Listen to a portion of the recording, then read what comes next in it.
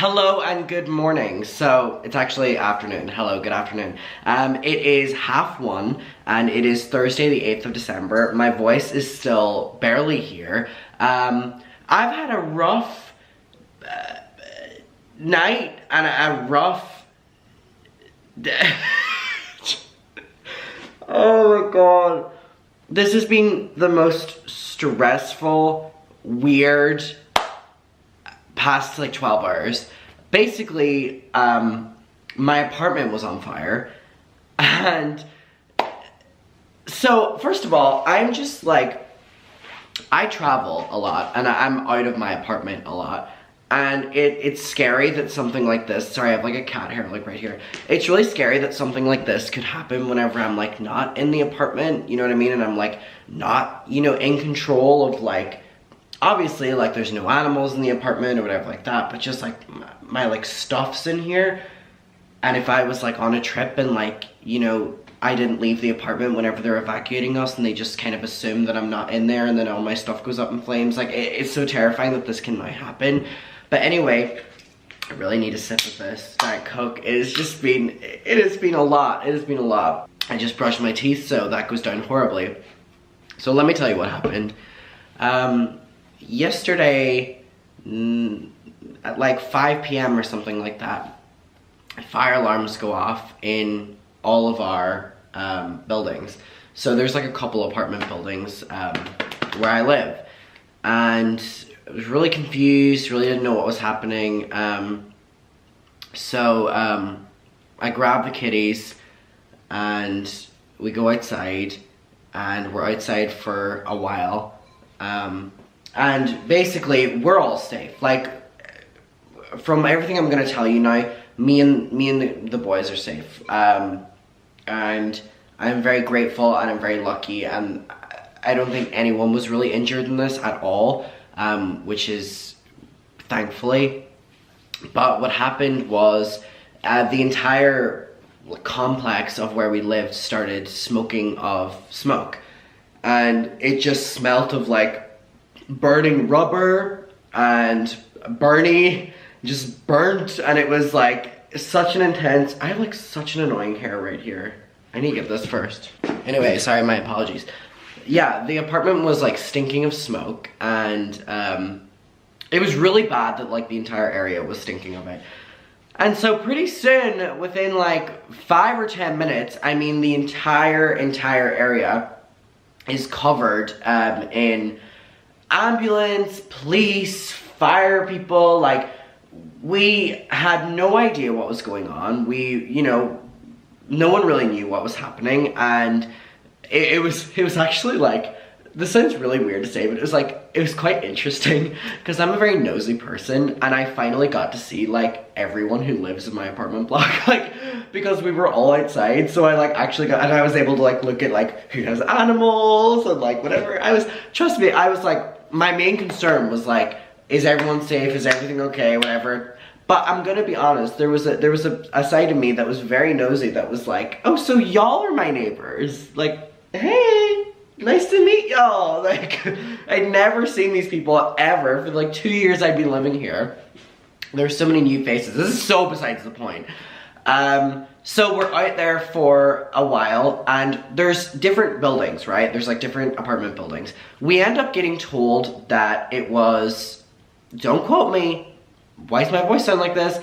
That it was a fire, something went wrong in the car park. Now, the way the apartments are situated, that's a bad thing for that to happen in general, but anyway, there's a couple apartment blocks and I'm in one of them. And then the car park is completely underneath and joins all of us. So when that went on fire, it basically went up all of the apartment blocks. It's like the worst place that could have gone on fire because it like connects everywhere. I'm not laughing because of it, I'm just laughing because like, it's just like, I just can't get a moment of fucking peace. Like, do you want to know where I was when this was happening? And the only reason I'm able to like make, you know, like find any sort of like laughter in this is because I know that no one was injured in this at all. No one was injured in this at all. is just that right before it, I sat down to film a YouTube video, and I'm gonna talk about Bobby Birds, and I was like, hi muckers, welcome back to today's video. Okay, we're gonna get into this video. And I was like 5 minutes into recording the video, and then the fucking fire alarms go off, and I hear like all this commotion. Now, normally fire alarms go off, and I'm gonna be honest, I'm like because they go off so often that like, you're like, all right, someone's like knocked it off. But this time it like, people were like talking, and that's whenever I was like, oh, like we actually need to leave, and I, you know, was hearing sirens outside, and I was like, oh shit. So, like, skip up the boys, and anyway, but I was sitting down filming, and I was like, this video is so good. I'm like 5 minutes. I'm like over the halfway point of like all of my points in this video, and I'm not gonna be able to use this video now because like I've like no idea like how to pick it up again. Like it's like the craziest ending. So if you would like to see that video, let me know. But it was just like, I'm not even like, there's no joy in this. There's no laughter in this to me. It's like, it has been the most delusional like 12 hours ever. And it was really, really, really scary. I'm gonna be honest. It was really scary. Especially whenever it's not just, you know, I have the responsibility of, you know, the boys. Luckily the girls are back in Ireland, but if I'm being honest for a second here, it was really scary. I do live alone. I have a lot of things in my apartment that I actually don't want to get destroyed in a fire. But most importantly, you know, have to make sure that the boys are safe. So this was a really scary thing, and I'm kind of finding humor in it to make myself feel better because I was really scared yesterday. Obviously everything's fine now, so like, whatever. But yeah, it was something in the car park, and we were all outside, and it was really bad. Like, we were not allowed anywhere near the property to like go in it again. And we actually were allowed in before the other properties, which was nice. But basically, when you're standing outside and you're like, don't know if you can get back into your building, and you have no idea like how bad the fire is, where the fire is, like blah blah blah blah. It's a really, really, really scary situation. So yeah, it was a really, really, really weird 5 p.m. until now, and I was gonna fly to Ireland yesterday night, and obviously once something like that happens, you're like, oh my god, what if it happens again? So then I didn't, you know, fly home yesterday, but I do need to fly home today, and it's like that fear is there now, where it's like that fear has never been there within me my entire duration of living in this apartment, which you know, it's always something that can happen, but it's never been there for me for some reason. I don't know why I've never considered it. So like yesterday like seeing everyone outside their apartment block, so many firefighters around, so many police around, just like, it really like opens your eyes to like, shit, like something can go wrong very easily, and it's like really scary. Do you want to come up, Tyler? Do you come up? Good boy. Oh, don't flash them. Don't flash them. Be a lady. Come on. So yeah, it was scary. And I mean, our apartment today, luckily our one isn't too bad, I'm going to be honest, but the other apartment blocks, so it's like one apartment block. I don't know if I'm explaining this. There's one apartment block, but we're all just separated by like 10 steps. So we're all into like one name or whatever. But one of the apartment blocks in particular is like really smoky still and like really sooty. I actually haven't even gone down to the car park. I have like no idea what it looks like. Should we go down and see? But then what if there's like nothing there, you know? Okay, let's actually go down and see the car park. Should I go down in my like fucking slippers like this? Let's do it. Okay, Tyler, I love you, but let's get down. Okay. Okay, we're gonna go down and see if there's anything. Again, we weren't really told anything, and I read online that it was a fire in the basement, but again, we really weren't told anything. I actually wonder if I've gotten an email from like my property managers. Like, I wonder if they've like explained what has happened. Feels like something they would let you know. Anyway, let's go down to the basement. Now again, I was only hearing that it was the basement from like my neighbors who I was able to meet for the first time. Hey besties. So it could have even not been from the car park. It could have been from something different, but I don't know. I mean, the car park is so huge. I really can't see anything. Like, there's soot all around the apartment complex that you would almost think that there would be some down at the car park. Now again, the car park is so huge, but I'm really not seeing anything. Okay, there's a lot of management and stuff down that side. There's like another walkway in the car park. Felt awkward walking over there. Okay, maybe that's where it is. Or maybe not, I don't know. Anyway, what a fun little walk this was. I've never shown you my basement before. Welcome. Oh my god, but look at the view today. It is so beautiful.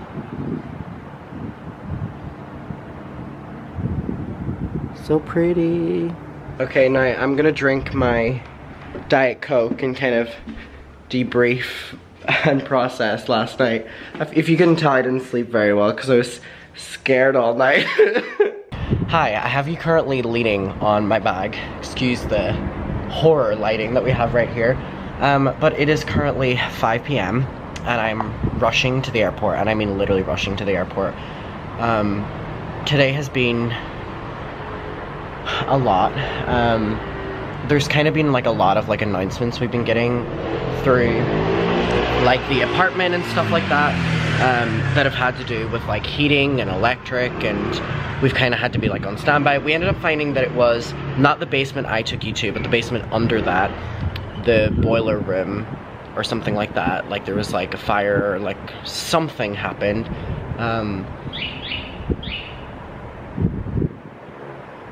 It was a cute little noise.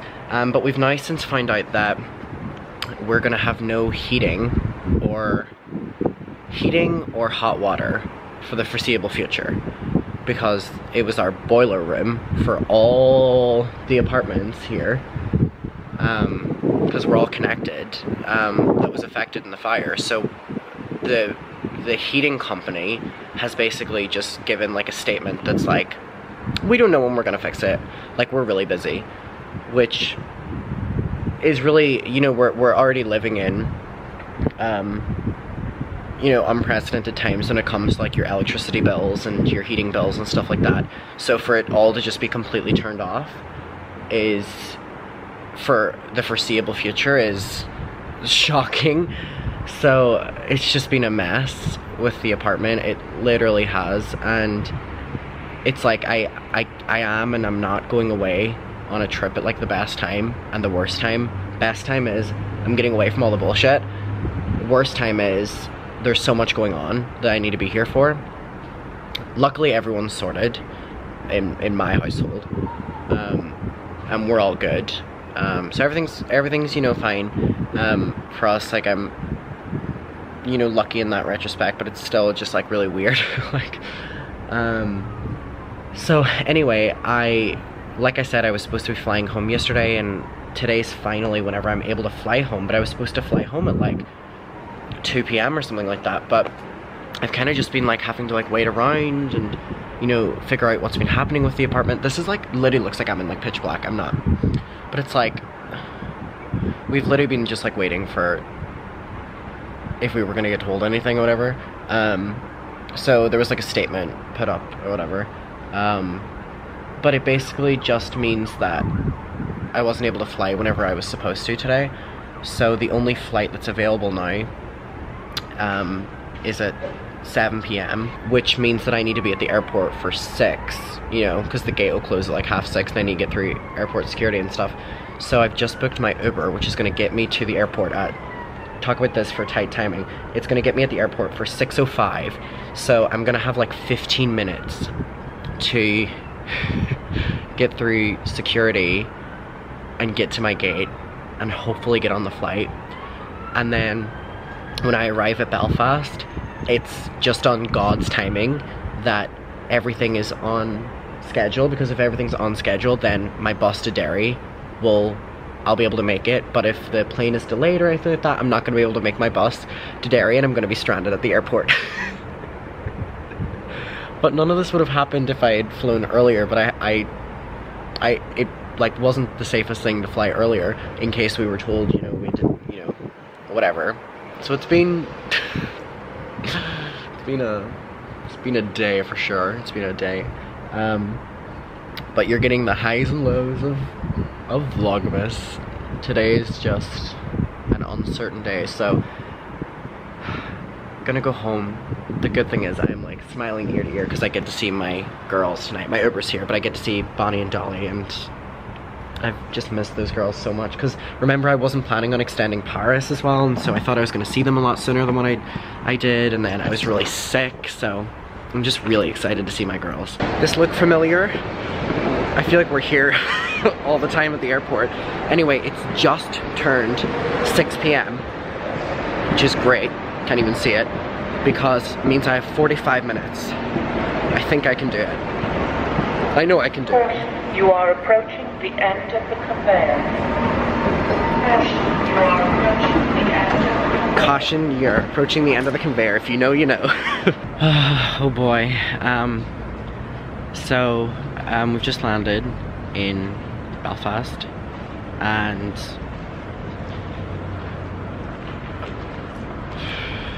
I'm like, oh.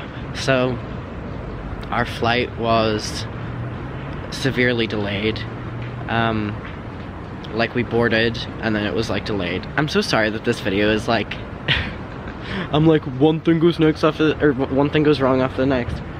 I'm sorry, but today's just like that. So we're sitting on like the tarmac for like 40 or 50 minutes, whatever, so I've like missed my bus. So I'm like hoping that another one comes, but I don't think I'm gonna get back to Derry until like 1 a.m. or something like that now.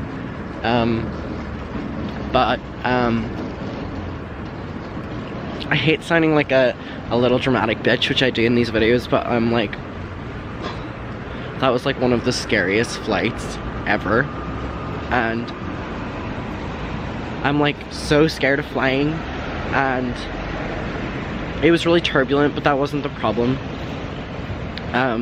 Like midway through the flight, there was like 4 or 5 or 6 seconds or something like that where the plane just like dropped, and normally when something like that happens, like I'm automatically thinking about like whatever, but everyone reacted on the flight because it was like really scary. It literally like it just like went down for like a couple seconds and then it like came back up again, but like whenever it went down I like dropped my phone immediately and I like grabbed the woman beside me. I like felt so bad, but it was like impulse, like I just like immediately grabbed her arm. Like I was like apologizing like profusely. I was like, I'm so sorry, I like impulse, like just like I don't, and she was like no, it's fine or whatever, and I felt so awkward and I felt so bad.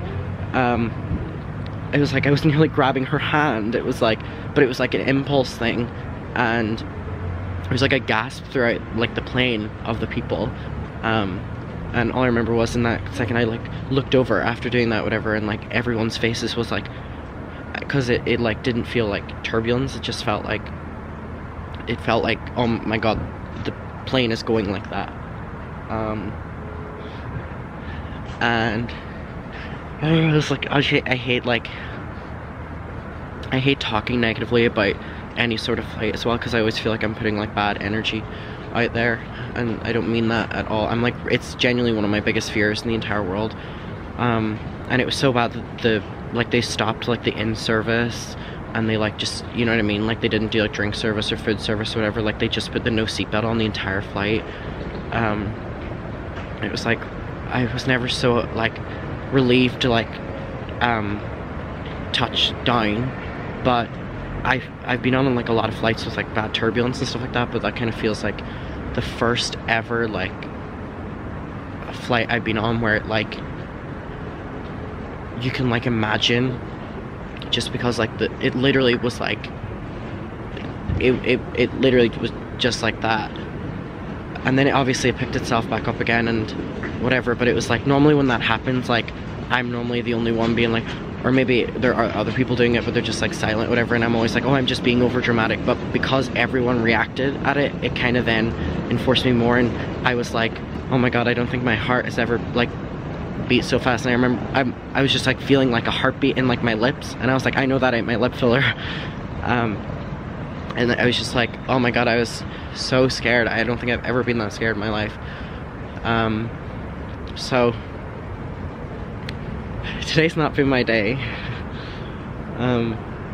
So I'm just like so grateful to be on the ground.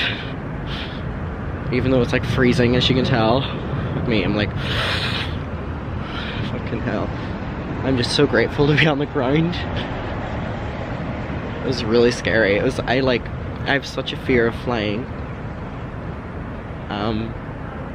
Anyway, landed. It was really scary. So, I'm just gonna like, wait until like the next bus to Derry. There's like, it's not like a direct, it's like not like a direct like company bus or whatever like that. It's like a private company, so you have to kind of wait for the next one. I think the next one's in like an hour and a half, so until then. It's been like an hour. I'm waiting for my bus. Look how haunting this is. This is normally filled with people. This keeps like playing a fucking song every like 5 minutes, and it's so haunting and so terrifying. But like every single gate is closed. I just want to go home. Okay, I have made it to Derry, and it is fucking freezing, and it is also snowing, and no taxi company is taking bookings. So we have a 30-minute walk in the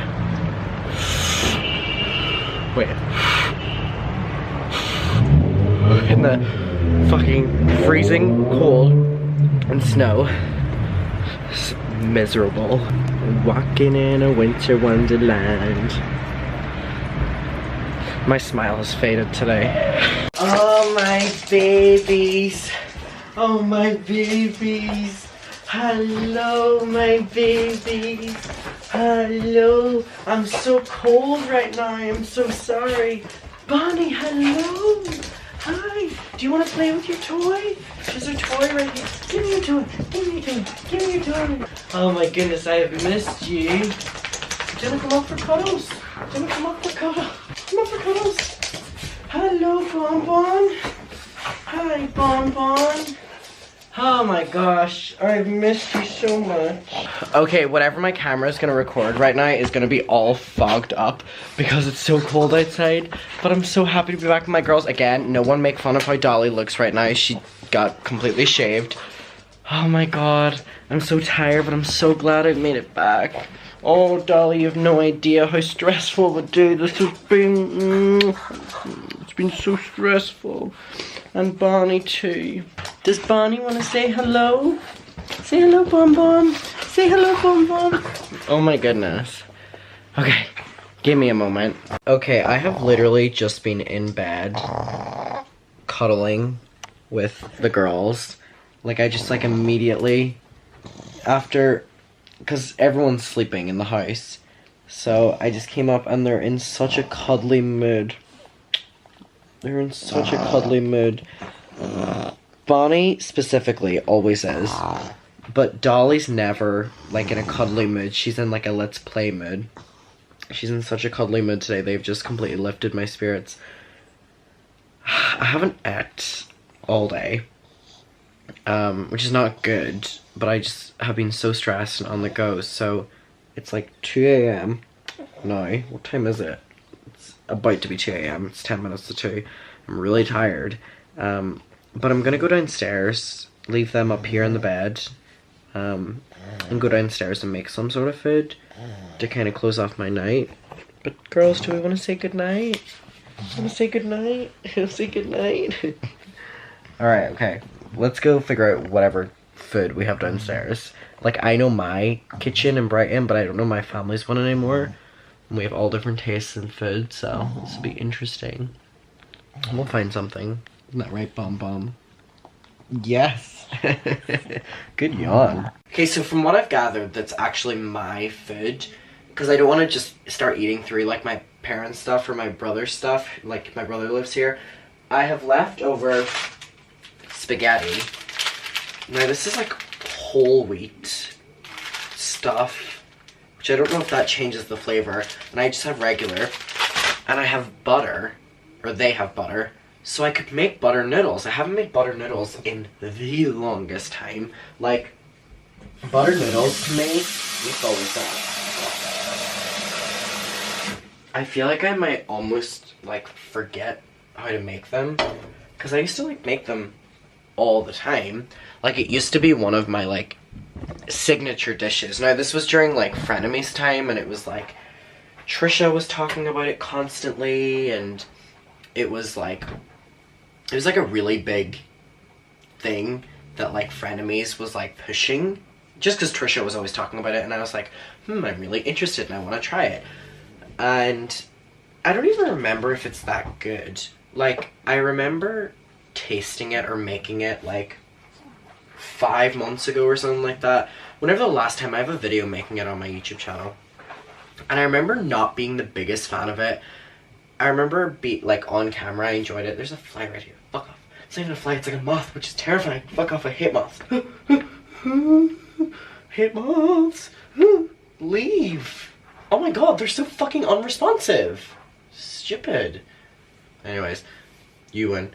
I remember I enjoyed it when I was eating it on camera, and then like I sat down to... Can you fuck off? You're like so tiny as well. I really want to kill you because you're really pissing me off now. Okay. Oh shit. You're faster than I thought. Okay, well, if you want to live, leave. You know what I mean? Like, there's no point being difficult about this. Why are you being so difficult? Okay, do you want to stay down there? Leave! Oh my god. Sorry, muckers. Oh my god, it just hit me. It hit me. I hit it and it like hit my leg. Okay, well, you had it one of two ways. You didn't have to fucking... Okay, anyway. So I remember making it, and we're just gonna like go back. And I was like, oh, this is not as good as what I remember it being. But I don't even know if it's like that nice of a dish. Is this on? Oh, do I have to press this? I swear to god, every time I come back to this house, my parents have like new equipment. Hello? Hello? Oh, it's heating up now. Oh, great. I was just... spent 3 minutes just doing nothing. Is it up to maximum? Yeah, it is. Alright, if you say so. But it was around that time where I had just moved. And I was on my own for the first time, and it really became like a lazy meal for me. And it's so funny because so many people say that, and it's like a lot of Americans say that butter noodles are like a dish that they make for dinner whenever, you know, they want comfort. And I remember being like, oh, that's sweet, like, you know, I have things like that from my childhood.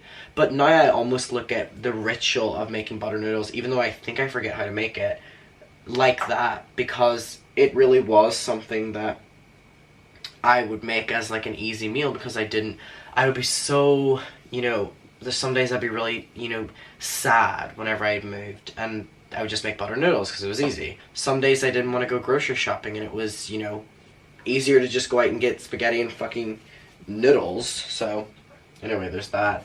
This is definitely on. Yeah, it is. I like hate cooking. It's like so fucking boring. But anyway, today was such a bad day. Like a really, really, really bad day. And I saw this thing once, and it was like, when you have a bad day, or someone you know is having a bad day, like, why do we automatically go, oh, your day's gonna get better? Or you know, like, maybe the day will look up. Like, that is quite a positive thing to say, but I saw it, and it was like, we need to also start saying, like, today wasn't a good day, but tomorrow's a new day. instead of being like, oh, the day can still get better from here. It's like, yeah, that's also a positive way of looking at it. But also, some days just aren't great. And today was that. There's just so much stress. I hadn't slept. And, you know, and it's like, I really hate coming on, especially vlogs, and complaining, because I really do look at this as like, spend my day with me. And I don't like having a day that's down. I don't, you know what I mean? But it was the reality of today. All things considered, I think I handled myself pretty well. But the plane thing just... I haven't even watched the clip yet, so I like can't even remember what I was saying. But I really was very terrified. And I'm not even... I know that people are going to make fun of me, and I completely get it. But I have such a fear of flying. Like, such a fear of flying that it's like... And because I do it often, it like never gets better. And I always ask people, like, what do you recommend? To like, it's starting to like bubble, so I'm like doing this. I actually forget what to do. I ask people like, you know, like, what's some things you can do to get over it? And everyone is always like, medication. And it's like, it's not that easy to just get medication. I'm grateful you're all like trying to help, but like, it's not as easy as going into like a pharmacy and being like, give me pills for like flying. They don't care over here. And there's like pros and cons to our oh, I need to put salt in the water. We're just gonna hold this. There's pros and cons to our healthcare system, and one of the pros is that it's free. Now, that does not mean... Where's the salt? Hello? Ugh, I hate not being in my own kitchen. It's so fucking frustrating.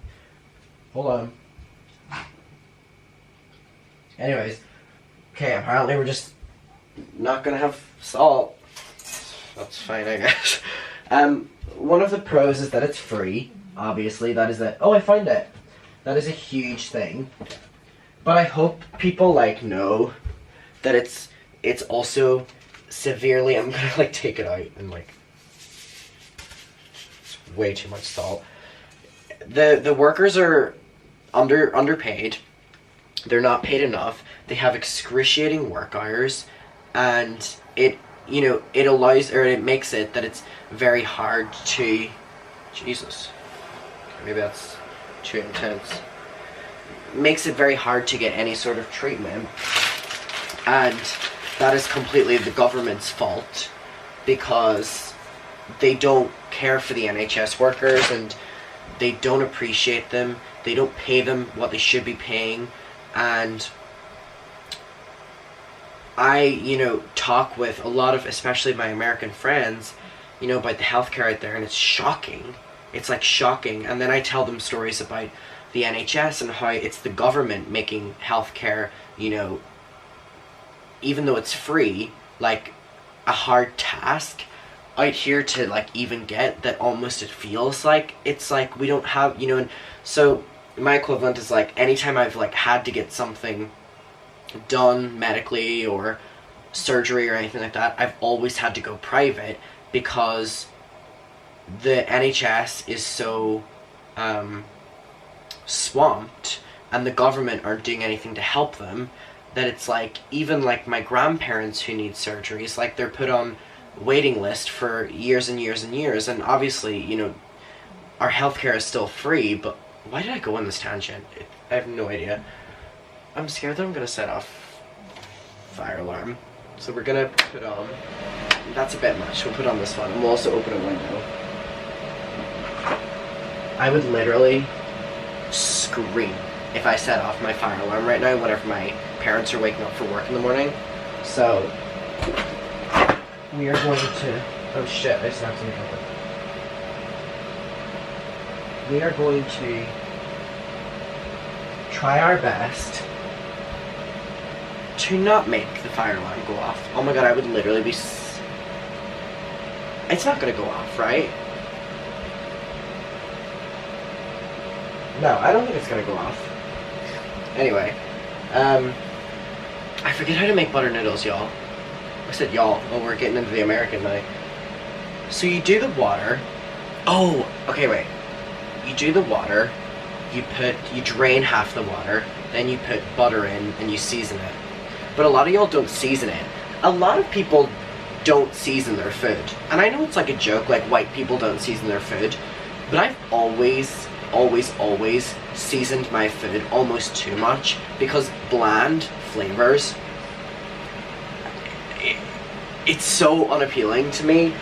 That's why I always like, at a bare minimum, my food needs to be drowned in black pepper. Anyways, in terms of the flight today, it was really scary, and I just, the fear is just not leaving, and it's getting worse every single flight.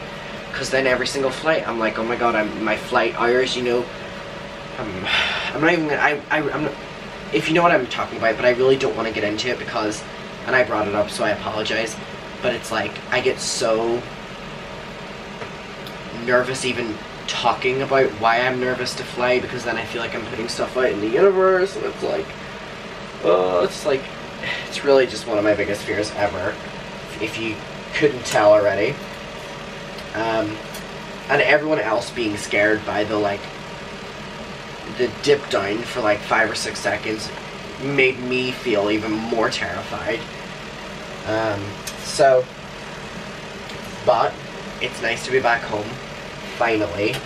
I have had a really interesting 2 weeks. So the Paris trip really came out of nowhere, but kind of not really. Because the dogs were getting looked after by my parents, it kind of made going on a trip easier. And once the dogs come back to Brighton with me in January, there's going to be no trips for a while because, can I turn this off now? Yeah, there's gonna be no trips for a while whenever the dogs come back in January because I do not have a dog sitter right now, and I'm very careful with my process of choosing one. Oh my god, there's so many tangents. Dolly was barking, my parents are sleeping, so I had to go up and be like, shut up. So anyway, yeah, so it was like a perfect time to the dogs were getting looked after, so I went, and then I just had such a great time that I extended it. But then that kind of backfired because the extension of the trip, I ended up getting really sick, and I'm still recovering from that sickness. But I mean, it was kind of good because it made it that I didn't come back to my family whenever I was really sick. It was mainly just that fucking stomach bug and stuff like that. I'm gonna put this back on again, so ambient music in the background. So yeah, so it's an interesting upcoming period. I mean, the New York trip is in 2 or 3 days. And I love going to New York so much. I love being in America. I love Americans. I love America. I really enjoy being there. And I'm so excited to be back again. And when was I there? My birthday? Last time I was in America was October. My gap between trips is getting so thin. But I just really love America. And I love so much about the culture. And I just feel that I fit in well in New York as well. And I know I have a very touristy experience of New York. But I mean, I meet up with a lot of my friends whenever I'm there. And I just love them all so much. And I always get to sometimes run into quite a lot of viewers whenever I'm there, because that's my New York is my demographic mainly. If we're talking statistically with percentages, New York, literally the city, the state, fills up over 50% of it. So there's always a high chance that I run into someone who, whether they don't watch my videos, they're aware of me and they want to stop for a conversation, and that's always nice. And I always like doing a muckers meetup. I always like meeting up with everyone. I don't think I'm gonna do it this trip, and the reason for it is I get too anxious. And that has nothing to do with any of the people that go, because I always have the most amazing time. And actually that last time I went and did it, and we all went for coffee after, we talked for like hours, that was my favorite birthday ever, and I had the most amazing time. But that entire New York trip leading up to my birthday and on my birthday, I was just anxious and panicking about it. Again, nothing to do with you, but everything to do with, I have no idea who's going to show up. I have no security for any of you. Like, say something would happen to me.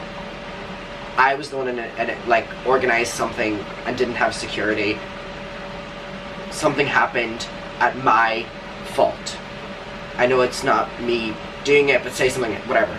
Something had happened to one of you who had came and I don't have security, and it's like there's more and more people come each time we do it, which is really exciting and really cool. But at a certain stage, I have to be clever about it, that like, if we're gonna do this, it needs to be, we have no idea who like could show up at these. A lot of people on the internet do not like me. A lot of people on the internet like me. Like, it just is not the safest or smartest thing to continue doing these the way I was doing them. So I don't think I'm gonna do it this trip. And I really do, like, oh my god, my best friend has came to every single one of them that I've done, and she can vouch for me that we always meet up before we do it. Like, we go for tea, we go for coffee, I'm like borderline crying every time before we go because I'm so scared. And it has nothing to do with meeting up with you, because 10 minutes in, I'm so relaxed. And I shouldn't be, because my guard should still be up. But my guard's never up whenever I do these things, and that's the problem, because that's not looking out for me, it's not looking out for yous, and it's not safe to continue doing these. But yeah, the last time, especially on my birthday, me and my friend went for tea right before it, and I was a mess. I was like, this is gonna be the time that like someone does something and like takes me out.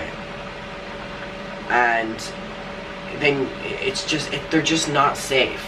Like, and again, like, I can't even preface it, like, I wasn't even gonna talk about this, but like, I can't preface it enough. It has nothing to do with people who go there because they watch my channel, but it has everything to do with the fact that none of us can vet who's gonna show up to these things. It's not safe. So, it's not happening this trip, and until I figure out a way to, like, make them very safe. I mean, the first time I fucking did it, we did it by the LAPD, or the NYPD, literally by the police station. That's how scared I was that something was, you know, that's how I felt most protected, even though NYPD don't do shit, but like, whatever. And then all the other times has been like around buildings that have a lot of security, because it's, you know, only been like 10 or 15 people. But, you know, whenever you start getting more and more people, I need to be the one that takes the initiative to be like, it's not safe to continue doing these. So we're not.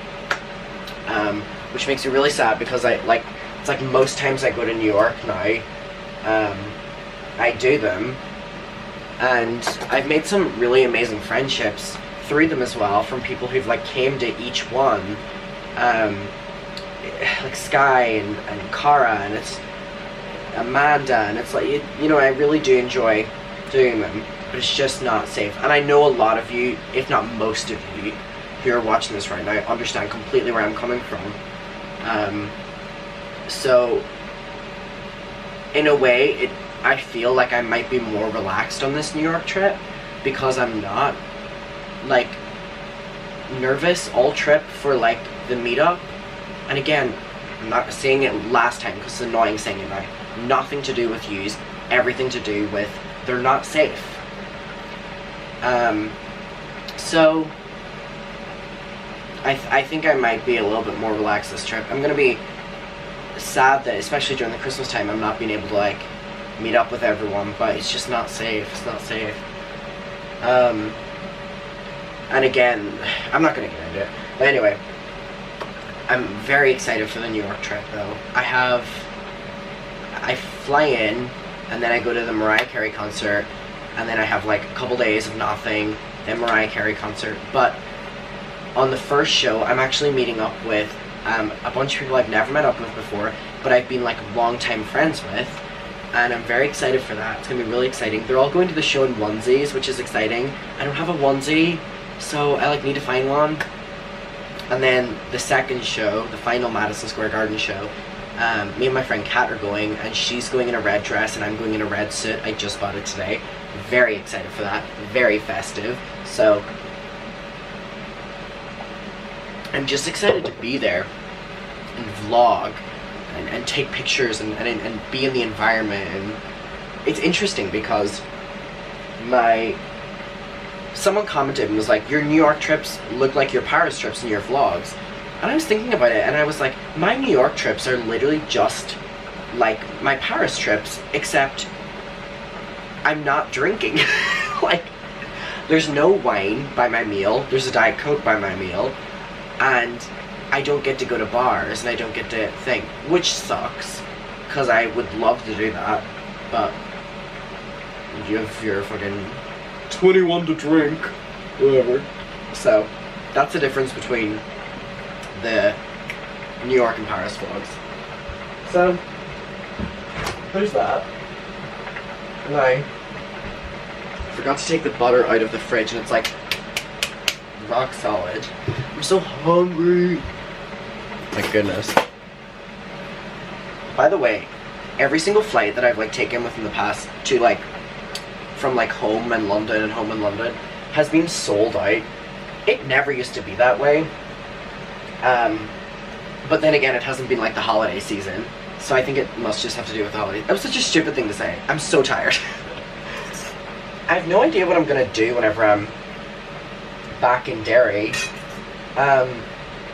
Like a couple of my friends want to meet up, but I'm so kind of just, I know that I have a hectic upcoming schedule that I'm kind of loving the idea of, like, whenever I was sitting with the dogs today in my bed like 5 minutes ago, I was kind of loving the idea of just tomorrow just like sitting in with the dogs all day, because I've guess we're just going with like a lump. Oh, I don't know how much water to drain, because I've just genuinely, like, I hate being away from the dogs, and that's why next year a really big thing of mine, a big goal, is to get the dogs their pet passports, so that whenever I go on trips, they can actually come with me, because I would love for the dogs to be able to, I would love to be able to like interrail around Europe with the girls. I think that would be so fun. I mean, when I tell you that those girls are literally my best friends, if you have a dog, dogs, cats, guinea pig, rabbit, whatever, and it's basically just you and them for a lot of the time, you know exactly what I'm talking about. The amount of times that I've just like spoken for hours to those girls. They don't speak English, but they know emotions. And I genuinely believe that about animals in every form. Okay, I don't know what seasonings my parents have. Again, they're a white couple, so they use very minimal. No shade, I know they're watching. I actually wonder if my mother watches this far. Oh, they have... Okay, I stand corrected. That's a good amount of seasoning. My mother's gonna be angry with me showing the, like, inside of here. Mom, I really don't care. That's a good amount of thing. I take it back. Actually, I would say that my parents are really good cooks. I was just trying to make a joke, because that's like, white people notoriously just don't like their seasoning. It's my Nana doesn't like seasoning, but I just think her stomach can't handle it. Why am I telling you that? Like, there's no need for me to tell you that. Okay, what do we have here? We have onion granules. Sure. Let's put some of that in there. Hello? Is anything even coming out? Hello? Oh, there we go. Onion granules. Sure. Garlic powder. Sure. I do love garlic powder. Oh Jesus, that was a lot. Oops. Smoked paprika? No. Just because I normally would, but it just doesn't go with the butter noodles. Let's be realistic here. Oh, I do kind of enjoy putting a little bit of crushed chilies in. I remember I did that. Oh, it's actually not a lot, but it's gonna overpower the flavor. But this is the most important, is the black pepper. This is really, really, oh. It's really important to it. Alright. Thank you, parent seasoning drawer. Alright. Let's mix this around. It's looking good. I just never know how much butter to put in. Because sometimes you make it with such little butter. Sometimes with, wait, too little, then too much. I really am starting to feel the tiredness. But I just like enjoy sitting here and like talking to you. I know I'm standing. Don't be cocky down below that I'm messing up on what I'm saying. I feel like I should put just a little bit more butter in. I feel like I've never used this much butter before. But I'm just like, give me the flavor today. I need it tonight. I didn't think I was still going to be standing here after that flight, so give it to me. So I'm going to let this melt down as well. Oh, all the water has evaporated, by the way. So it's literally just butter in here. Wait, did I? All the water, but there's only butter. Struggling. Okay, I'm going to give this like 30 more seconds, because it's really starting to dry up. I am going to try it on here with you, don't worry. And then we'll say our goodnight. Alright. Oh, it looks creamy. Yummy, yummy, yummy, yummy, yummy, yummy. Okay, I think it's done. And by that, I just mean I'm hungry. I want to eat it. So this is what it looks like. Mmm. Yummy. Nutritional. Oh my god, speaking of like eating spaghetti, in Paris I ordered a spaghetti carbonara and I started eating it and just with a fork, and they were like, no, no, no, what are you doing? Wait for the spoon. Then they handed me the spoon and I just put the spoon down and started just using the fork again. If you're quick, you can just do it with the fork. I don't have time to use multiple different devices. Fuck out of here. I mean, I appreciate, you know, the offer, but like, I'm not going to use them. Okay, wait.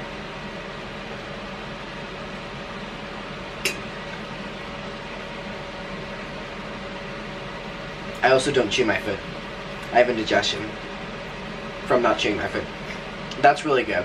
That's really good. You know, it leaves like a ring of butter around your lips. Alright, muckers. This is 2:23. Signing off. What a day. Tomorrow needs to be better because I can't do this again. Okay, I love you. Thank you for spending the day with me. Hello everyone. So it is currently Sunday the 11th of December and it is currently about to be 4 p.m. Oh shit, it's nearly 4 p.m. Oh no. Okay, wait, I need to get back to Brighton. Oh shit, I'm literally not gonna make it. Fuck. I need to get back to Brighton because I have a bunch of stuff to buy before I leave for New York tomorrow, but I'm literally not gonna make it in time because everywhere closed at 5 p.m. on a Sunday. Shit. Hold on, let me work this out. Anyway, what a hectic start to the vlog. Now, while I'm organizing, seeing what time I will arrive back in Brighton, you may think that I'm quite jolly right now, and surprisingly I am. And I'm not scared, I'm not anxious, I'm not whatever. I'm just grateful to be here because we had an emergency landing on our flight, and surprisingly I'm not like shook up about it. And ironically, it was like the worst one I've had yet. And I took pictures because if you remember, not that long ago, literally on my last flight, I had major anxiety because we went through an air pocket and they had to change the like pressure or something like that, or the altitude, so they had to like drive down a bit. The plane like went down like for like 6 seconds and then came back up, and I was like, oh my god, like this is it, we're going down. Okay, I can get back to my apartment before 5 p.m, literally 10 minutes before, and I could have 10 minutes to run in the shop. The workers are gonna hate me, I'm so sorry, but I literally got this earlier flight so that I could do some shopping, but because of the emergency landing, we had to fly around a couple times, and it was I will explain it in a second, hold on. Okay, I'm just gonna order this. It says I'm literally gonna get there with like 10 minutes to 5 p.m. but I'm gonna order it right to the shop. Okay, so car park 6. Okay, over here. Anyway, I'm gonna tell you about the flight in a bit whenever I'm back in my apartment. So I'm going back to my apartment and then we're going to New York tomorrow. But basically, I thought that none of you would believe me whenever I'm telling this story about an emergency landing and something going wrong with the flight, because I just made a big deal about something happening the last flight. So I took pictures of the emergency vehicles all around the apartment. I don't know why those people are shouting. All around the airplane when we landed, to kind of prove it to you, because I wouldn't even believe me at this rate. And I know that people are just waiting to say that I'm lying about everything, so I have proof this time. But anyway, I'm gonna get my Uber now. Okay, bye. Okay, update. I have had 8 Uber drivers cancel on me. They've heard my bad luck when it comes to traveling, and they don't want to be involved. Anyway, I'm not going to get back in time for the shops, so what I'm gonna have to do is wake up really early tomorrow and get all my shopping done at like 8 a.m. before I leave, which is no problem. I'm just happy to be alive. I'm just happy to be alive, if I tell you the truth. But hopefully now I'm gonna get back into my apartment and we leave for New York in the morning. Again, I'll tell you everything that happened with the plane. I may as well show you the photo for like a little teaser. The only reason I'm not getting into it properly is because I want to reach out the text that I was sending my mother in the moment. But basically, here we see as well, just like, oh, you can't even see this, hold on. Beep, let me press this. All like the emergency people that were surrounding our plane when we landed. I'm really not having great luck these days. Really not having great luck. But I had a really nice couple days in Ireland. I didn't vlog anything, and I really was just filming main channel videos. Because first of all, I was spending most of my time just with the animals and with the girls. I mean, we were literally just sleeping most of the weekend. It was like really cold as well. So we were all just like snuggled up in my bed and we were watching Christmas movies. And then I just wanted to spend my time with them. So thank you everyone for allowing me to take like a 2-day break from vlogging. Then number 2, this is gonna be a hectic upcoming period with New York vlogs every day, which I'm so excited for.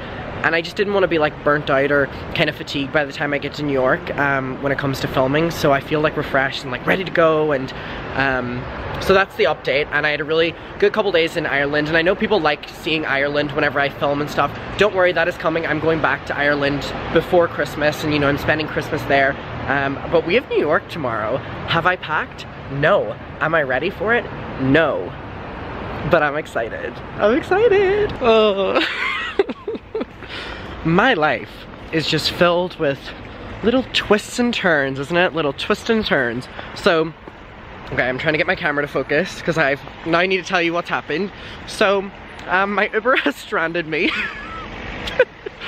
I'm a little bit away from Brighton. So as you can see, there's so many cars behind me and I'm now walking on the ice. So, it's like leftover snow and ice, whatever. So my Uber arrives. Finally, I get one. And I get in and he's driving for like 20 minutes or something like that. And I'm now like, I'm trying to cover so my mic doesn't get affected by the rain and snow. I'm now like 30 minutes or 40 minutes from my apartment. Wait, no, that's wrong. I'm 40 minutes from the station, the train station, and I'm about a long time away from my apartment.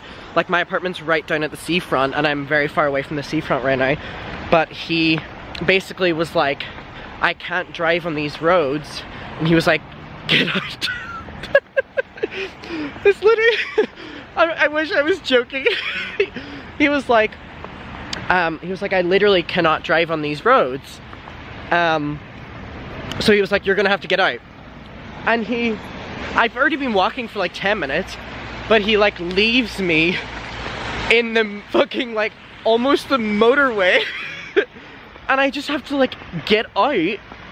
And I'm now finally found like the sidewalk, like main road part. And I'm just like, I completely get it. Like, you know, the roads are whatever. It just means that tomorrow's gonna be interesting because like, how am I gonna get to the airport?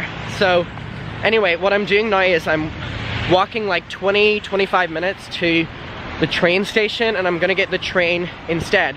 The reason I didn't get the train from the airport was because all of the trains were cancelled. So I'm hoping that like local trains from like Brighton to Brighton are still running, or I might just have to fucking walk home completely. And I'm trying not to slip because again, the roads have been like salted, so it's like not slippy, but the pavements haven't been. So yeah, this is a really successful day, you guys. Like really really successful. So thank God I wasn't rushing home to go to the shop, and I've changed my mind and I'm gonna go tomorrow, because at this stage I'm not gonna get in for quite some time. So anyway, this is me being positive. This is me being, it is so icy and so like snowy. Winter sucks. No, I love winter still. This is me, whoa, near slip. This is me being festive. This is me being festive. Christmas time is in the air. All I want for Christmas is to get home. Okay, I've made it to the train station, but literally look, there's snow everywhere. This is crazy. We have our trains, thankfully. I haven't made a snowball since I was like a literal child. So this is an exciting moment. Very exciting. Oh, the train just left without letting us on it. It's fucking rude. I have not seen snow in a very long time, so this is very exciting to me. With my feet, I'm trying to build a snowball that is very large.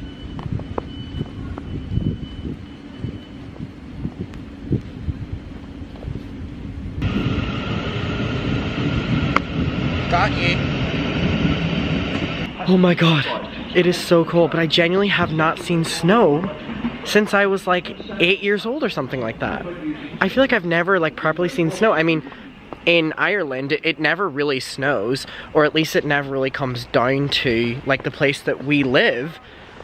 It will, you know, always just like, it will not lie and the rain will like wash it away. This is the first time I've seen like snow sitting on the ground in who knows how long.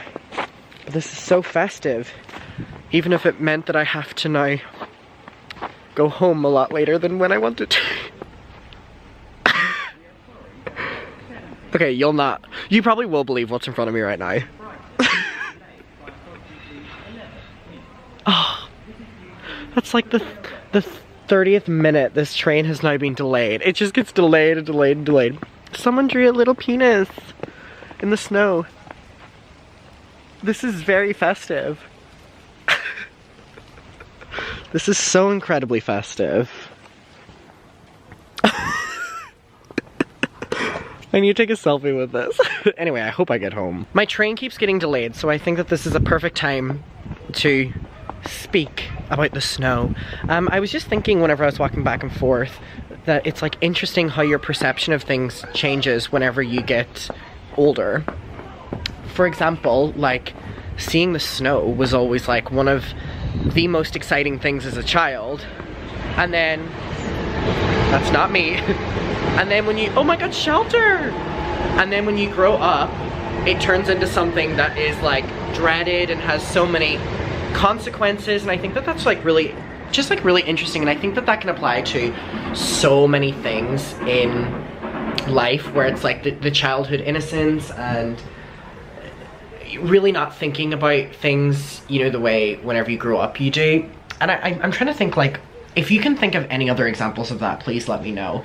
But also, I saw a couple of my friends last night, and we were talking about basically the fact that, like, for Thanksgiving or for Christmas or for any other holidays in which you have a spread of, whether it's food, whether it's desserts, whether it's even just like board games or whatever like that, like when you were younger, you kind of took it for granted that you kind of, you know, showed up on the day. This is not everyone's scenario, but you would show up on the day and, you know, oh, like the food was there, or, you know, the dessert, sorry, that was my phone, not yours.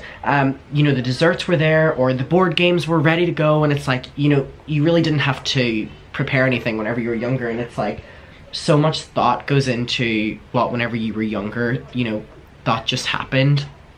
And I think that, I don't know if that made sense, but basically about the fact that whenever you're younger, like you're not in, well, for me, I was not necessarily in the kitchen making, you know, the Christmas dinner, and I kind of took for granted like how much work goes into that. And I would realize that now if I was to make my own Christmas dinner, like, wow, that's, you know, a lot of work. And that for me is kind of like, we as a family do our Christmas dinners, you know, ourselves. Now, like, my mom and dad do the cooking, but in years prior, it has been that my nana and granda used to do like the Christmas meal, and that every family would, you know, have like one thing that they did that kind of helped out my nana and granda because they're of a certain age, whatever. So our family would always do like the mashed potatoes, and like my cousins would do like something else, and then like my other cousins would do something else, and then my other cousins would do something else, like, and it was kind of like this collective thing or whatever. And I think that that's like, it's just so wild to imagine that like my nana and granda were doing so much every single year at Christmas time, and they handled it like a boss. Like I think, I don't know, there's so many things that go into holiday seasons, whatever holiday season that is throughout the year. And I think whenever you're younger, you take for granted, my hands are literally freezing up in the position of holding my camera, by the way. I think when you're younger, you take for granted like how much effort and work everyone around you, well, I know I did, because I wasn't thinking about, oh, they actually, you know, had to spend time making that, or, you know, it doesn't just magically, you know, they don't just buy it from the shop, and they had to put a lot of thought into, you know, what, you know, food was going to be there. And they always, you know, there's just so many things like that. And I think that that is a part of growing up, which is like realizing like, you know, not everything comes that easy and that you imagined as a child. And that's, you know, I don't even know if I'm making sense right now. I feel like the cold's getting to my head, so please bear with me. But anyway, yeah, whenever I'm sitting here waiting for my train that keeps getting delayed further, but I'm not bitter about it, I'm thinking about all the Christmas traditions that me and my family have that we're going to be doing this year as well. And I would love to know if you have any traditions when it comes to the holiday season, if you celebrate around this time of year, and if you don't, then that's no problem. But yeah, I would love to know like what's their like thing that they're looking forward to at the end of the year. Mine used to be like, what was Santa gonna get me, and, you know, presents and stuff like that. And I've always heard people whenever I was younger be like, oh, you'll grow out of that, and, you know, that's not what matters when you get older. And I was like, not caring about getting presents, like Santa not coming, like what do you mean? But it is true whenever you get older. Sorry, I'm like looking at the screens by the trains, I'm not ignoring you, I'm just like watching it get pushed back.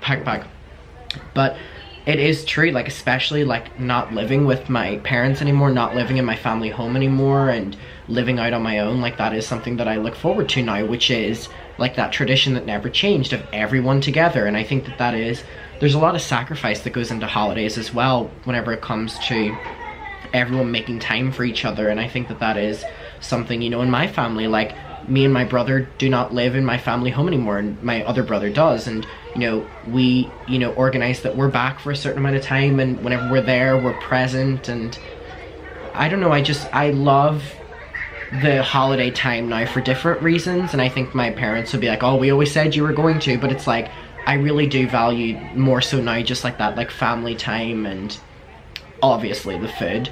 And for me, it's just not about getting presents or even like giving presents anymore. Like I prefer giving presents than getting presents now. Like I like, you know, putting thought into like what each person would like, whatever. But yeah, whenever you get older, like it really is just about like spending time with like loved ones, and especially like my nana and granda. Like I'm so grateful that I have another Christmas where my nana and granda on my mum's side are still here, and my granny and granda on my dad's side are still here. And that is a privilege that they're still here, and I never want to take that for granted. And so making, you know, more Christmas memories with them while I have them here, instead of, you know, just always focusing on like nostalgia or whatever, it's something I'm very grateful for. And I don't know why. I mean, yeah, it's the snow is like making me think of like old Christmas memories, and like driving into my nana's house whenever there was like the teeniest layer of snow. And that was probably the last time I ever saw snow, which was like 2010. And that was like the most exciting thing ever. It was like a winter Christmas, like a white Christmas.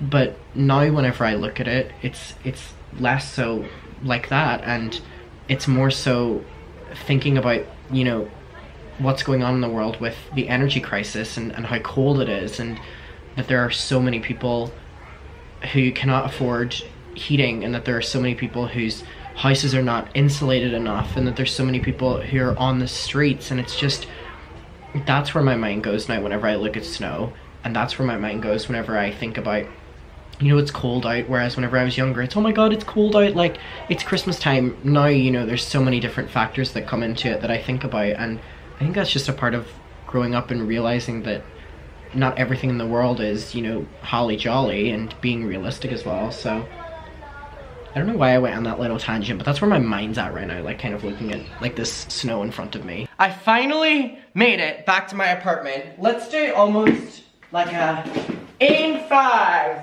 4, I don't know why I'm grabbing my ass. 3, 2, 1, 1.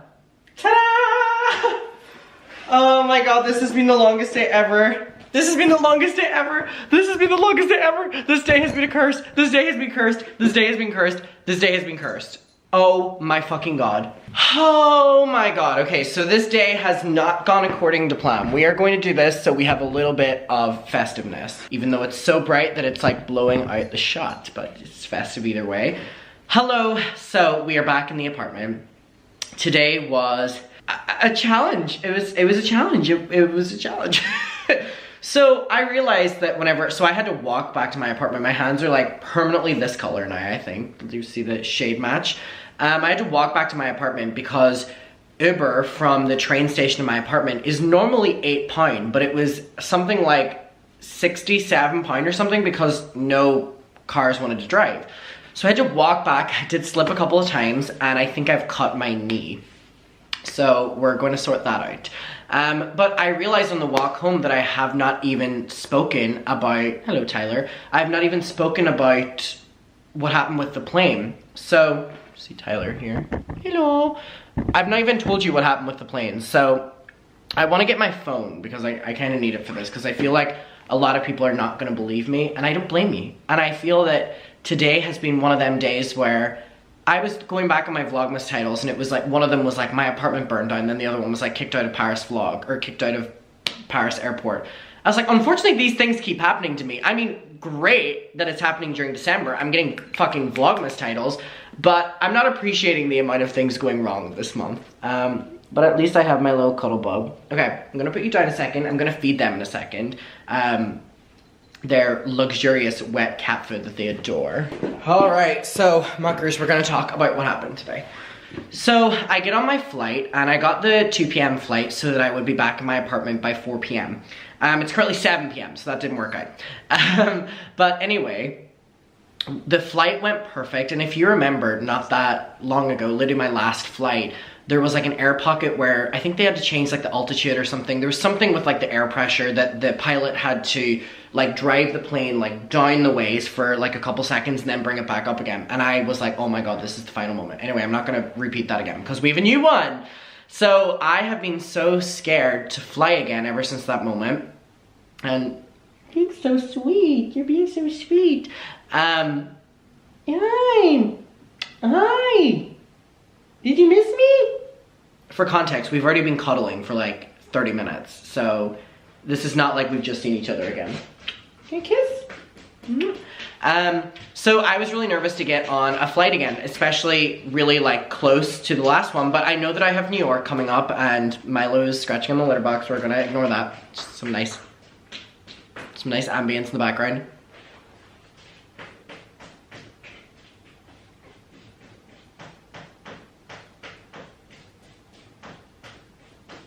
He's scratching nothing, by the way. He's just scratching the side of the litter box.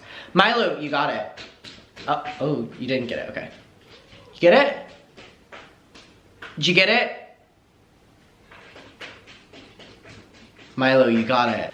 So I get on the flight today, and I kind of told myself, like, let's relax, like the worst, you know, like experience I've had on a flight has happened. So the plane ride is perfect. I've now figured out that if I get a drink, like a Coke, on the airplane and I'm like sipping at it, like drinking at it, that it kind of makes me less stressed for some reason. I can't really explain it, but I had that, and we're going down to land, and everything's going perfect. And you know, whenever you're looking out the window and you can see yourself getting closer and closer to the ground. So we were at the stage where I was kind of like, you know, sitting back and bracing myself, and I always kind of hold myself in position. So if it's really extreme, like I'm held back in my seat. So I'm like this, we're going down, we're going down, we're going down. You know, we had felt like the wheels of the plane go down, you know, whenever you like, dun, dun, dun, whatever. So we're going there, and it literally goes like this. It goes right down to the ground, and it goes like, we land. Oh no, we're going back up again. And it was such a shock, because you don't realize that whenever you're landing, you really do prepare yourself for landing. So it was like this, it was like, oh, and it was like and it went so quick again, because it had to, because if you slow down, my hands are so fucking red right now. If you slow down at all, so it went back up again, and everyone just like unanimously like gasped within the plane. Now I'm gonna say something. It took me a couple seconds to freak out. It took me a couple seconds to freak out. I didn't, because I could see the ground, I freaked out less and thing. And I was like, okay, the pilot knows what he's doing, blah, blah, blah. Like, why would he bring it up just to bring it, whatever. It was like, there has to be something wrong with the plane or whatever. So then the flight attendant's like, okay, like the pilot, like didn't want to do that landing, or rejected that landing or something like that. This is totally normal, don't worry about it. And I was like, oh, you're a flight attendant, you're gonna say that anyway. Like, one of the main things they're told is not to like freak people out. But I surprisingly wasn't that nervous. And then chitter chatter on the plane starts to freak me out even more, because we literally go up to like, not our peak altitude, like but we're above the clouds again. We go up and we turn, and we just are flying around in circles, and we were flying around for I don't know how long. And it was at that stage that I started to panic, because you could feel the tires going in and out and in and out. And so then people fucking started speaking on the plane that there was an issue with the tires, and that maybe one of the tires didn't come down, or that there was something. And then if that had, you know, if that was the case and the plane had came down without one of the tires, it would have, you know, at that speed, like caused like a kind of thing or whatever. So then that starts stressing me out, because I'm like, oh my god, if we go down to land again, which we have to do, what if the tire isn't there? What if the tires came off? What if the tires whatever? So I'm like freaking out, texting my mother. But I will say, I'm not gonna lie to you, I was less freaked out this time than the last time with the plane. And the reason for that was because I could see the ground. I don't know what it is, it's just that I'm so scared of like drops. I don't like roller coasters, I don't like whatever, that I felt more comfortable with the possibility of us not having a tire and causing whatever. So then we fly around again, and I'm like, oh my god, when are we gonna like how much fuel does the plane have? So then we go down to land again, and everything went perfect, like everything was fine, and I was just, again, grateful to be on the ground. But whenever we land, these like fire and like, it was like, what was it, like Gatwick Airport, like security vans and ambulance, like all these like flashy cars like drive over to the airplane. And our airplane actually like doesn't go up to, you know, like whenever it goes up, like parks in the terminal, and you get like the little like walkover so you can walk directly into the building, or even if you just get the stairs and walk into the building. No, like we had like then parked like far away from that all of these jeeps and cars are like coming up to the aircraft, and we have to get on like 3 different like of those long buses that, you know, drive you to the terminal. And we were like far away from the terminal.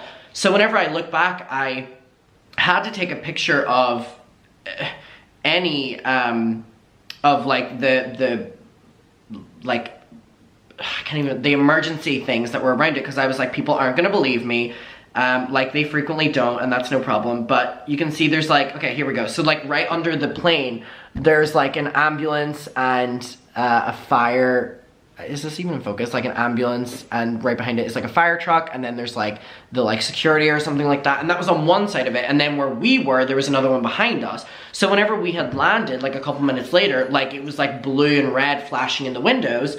And I'm gonna be honest, at that stage, I really wasn't freaking out. I wasn't freaking out because I was like, we're on the ground. I know there's still things that can happen, but I'm just less you know, freaked out in that. But it was still scary. And it was really weird. I mean, I didn't have like that much anxiety compared to the last time with it. I did freak out, but it lasted temporarily, and then whenever I was starting to think about like how are we gonna get down again if there's like a tire or whatever, and now we don't even know if it was an issue with the tire, but people were saying that. And then when we land, like we're a while away from the terminal, and like I've gotten that bus before that drives you to the terminal, but it's like 5 minutes maximum. Like this one was like whatever. It was interesting, and we still don't know like properly what has happened, but all we know is that when we landed, the aircraft was then like surrounded by all these, so I don't know if there was a problem with it. I don't know if there wasn't a problem with it. All I know is that I've missed his little meow. I'm surprised, by the way, that my Christmas tree is still I'm sorry, my Christmas tree this year is like the best Christmas tree I've ever done. Like this to me is like the best one I've ever done. And the reason I put my Christmas tree up so far in advance is because, and people always made fun of me, and even this year I put it up in like October. I normally put it up in September. It's because Milo's going crazy. In the apartment, I'm normally traveling or going back home during Christmas time, and I don't get to enjoy the Christmas tree. And so I'm enjoying it right now. So I think I'm probably gonna keep my Christmas tree up through January as well, because I'll be back in the apartment. But anyway, that is what happened with the plane again today. And tomorrow I'm flying to New York, and I'm going to be very calm about it. And it's gonna be a safe flight, and it's going to be great, and that's gonna be that. So yeah, and then whenever I arrive, my Uber driver tells me to get out because it's like snowy on the road and I'm in the middle of nowhere. And then I go to the train station, I get the train to Brighton, and then I have to walk home. It's been a day, folks. All right, let's feed the kitties some wet food because they absolutely love wet food. And I'm pretty sure whenever the cat sitters have them that they just feed them dry food. So they love whenever I'm here because I give them the good shit. Remember me a couple days ago? A bad day is just a bad day. It won't happen again. I lied. It happens all the time. Sorry, it's a little bit negative. Okay, so they're getting 4 sachets because they deserve it. Tyler, how am I supposed to make content if you're gonna block the camera? All right, we have number 1. Milo, come on up. I love this table for feeding them. Come on up. Okay, we have 1. Milo, come on, you're missing it. Okay, 2,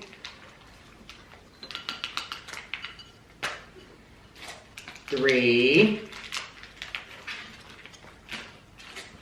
4. All right, boys, you're missing it. You're letting Tyler get all of it. And damn, he would eat the entire thing, by the way. Okay, ignore this huge pile of clothes on my bed and allegedly bear sticking out. I was reading through to see what clothes that I could possibly bring to New York, and that's what that is. So we are just gonna ignore that. But anyway, on my walk home, we did encounter a couple things. So I went to the Christmas market, first of all, and I got these Santa hats. I got one for me and one for my friend, Kat, who is coming to the second Mariah Carey show with me. Yes, because there's 2.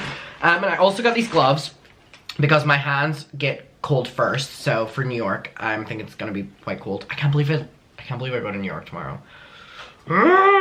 It's like exciting, but it's really nerve-wracking. It's like really nerve-wracking. Anyway, so these were the Santa hats. Got one for both of us. They're really like heavy and really well made. I would hope so because they were like £20 each or whatever like that. All right, let's see what it looks like on. Ooh, they're really soft inside. They're really soft inside. Okay, wait. I don't know how I would. Oh Jesus. Okay, wait. Okay, we can work with this. It's really heavy. Like, it's really heavy. This is quite cute. This is quite cute and festive. Okay, ow. We are going to go through the things that I bought. So, that being one thing. In the Christmas market, I went to this little stall that had these little, like, chocolate balls. And of course, one of them is completely smashed. But it was this nice lady. And they're like this, and I really want to try them. I have not ate today. I do have dinner that I'm gonna make. I did go into the supermarket and buy mac and cheese. nutritional. But I want to try these in the meantime. So this one is like the Ferrero Rocher one. I don't know like how to approach the bite. You know what I mean? Like, oh, it just cracks. Okay, okay. Not embarrassed at all. That's good. Oh wait. Oh, muckers, this is good. That's really good. That doesn't taste like a Ferrero Rocher. That tastes like orange. That's the orange one. That's not the Ferrero Rocher one. Oh, the orangey is definitely there. Very orangey. Wow, this is really good. This is the Ferrero Rocher one. All right. Right here. It's really squashed. Oh yeah. That's Ferrero Rocher. This one's really good. I prefer the orange one though. And this final one looks like a fucking disaster. This is just milk chocolate. Very good. Very fluffy. This orange one though, the best one. I did just eat the entire thing in one bite. Okay, I'm gonna speak to you after I eat my dinner and when we're going through the clothes that I ordered from New York because I saw they did arrive, so. Okay, so I have unpacked all of the clothes that I have bought from New York. They're just in the packaging, but what I'm gonna do is a little try-on haul. First of all, starting with the suit that I'm going to be wearing to the Mariah Carey concert because I'm hoping that this looks good. If this looks bad, that's like my main outfit ruin. So we're gonna try that one on first, that's what I meant to say. Okay, so here we have the trousers of the suit and the black top. Let me tell you something. I have definitely upsized the trousers that I'm wearing. I cannot breathe in these. I'm normally a waist 28. Maybe I'm not a waist 28 anymore because let me tell you something. You know the way you test like a dog's collar being too tight by putting your fingers in there? Well, the collar's too tight. I can still fit them on. However, we just gotta pray I am not bloated on the day of the concert. Otherwise, these are not closing. So anyway, I mean, great on the ass, for sure. Great on the ass. I have a mirror right here. Fabulous on the ass. But it's because they're so fucking tight. Anyway, so we have it with the top and then we have this suit. So again, I was going for like red suit, traditional. My friend Kat is hopefully going in a red dress. If she cancels last minute, I am just going to be severely overdressed for the show. But I thought, you know, to be festive, it's Christmas time, it's Mariah Carey. And I like it. Oh, I like it. I like it. I like it. I can't breathe, but I like it.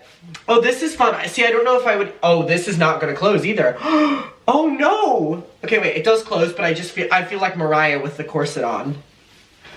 Oh, okay, I actually like it. I actually really like it. Okay, wait, I cannot breathe. Okay, wait. This is so festive. I've never worn a suit before. Well, I wore a suit once, and it was to New York, to the Lord's show, and it was a green one. Oh, this is festive. So this is my main outfit. And then with the Santa hat, where is the Santa hat? So this is like the final look. Now, I am gonna wear the Santa hat. You know, it kind of ruins the vibe of the suit, but it makes it just that bit more festive. And I'm gonna be front fucking row, not moving outside of this comfort zone. Why am I doing Gangnam Style? I'm not gonna be moving outside of this comfort zone because the suit will pop. But I like it. I like it a lot. What do we think? For the Mariah show, this is for show 2. I have no outfit for show 1. I'm thinking of just getting a Christmas jumper.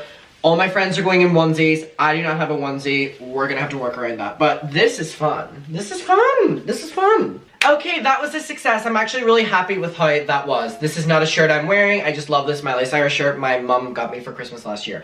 Okay, I now have these trousers on, which is the trousers that I normally wear in Derry. They are a little bit more dressy than my denim Levi 501s, I think it's called, or something like that. So these are probably what I'm gonna wear whenever I'm feeling like dressy and stuff. But what we're gonna do now is a speed run of all of the kind of hoodies or shirts or whatever that I have bought, and we are just gonna see if we like them or we don't. If we like them, we're gonna pack them. If we don't, we're just gonna keep them here and we'll wear them in Brighton. So, first of all, we have this one. I'm actually really happy with how that suit turned out. It is quite large, or it's quite small on me actually, but it's fun. Okay, so we have this Christmas jumper, which is really interesting. kickers. I have no idea. But anyway, this is the front of it, and then we have the back of it. Everyone always asks me, I wish I had a fucking sponsorship with them. Everyone always asks me, just because I buy so many clothes from them anyway, it would be like the most genuine sponsorship ever. People ask where I get my hoodies from. I normally get my hoodies from Urban Outfitters or ASOS. All of this is from ASOS. However, they're not paying me to say that, so who knows where it's from. Okay, this is a small. This is size small, and this is the problem with ASOS. This is not a small. This is a little dress on me. Like, I feel like a little fucking princess. But it's fun. It's oversized. I like it. This one, what do we think?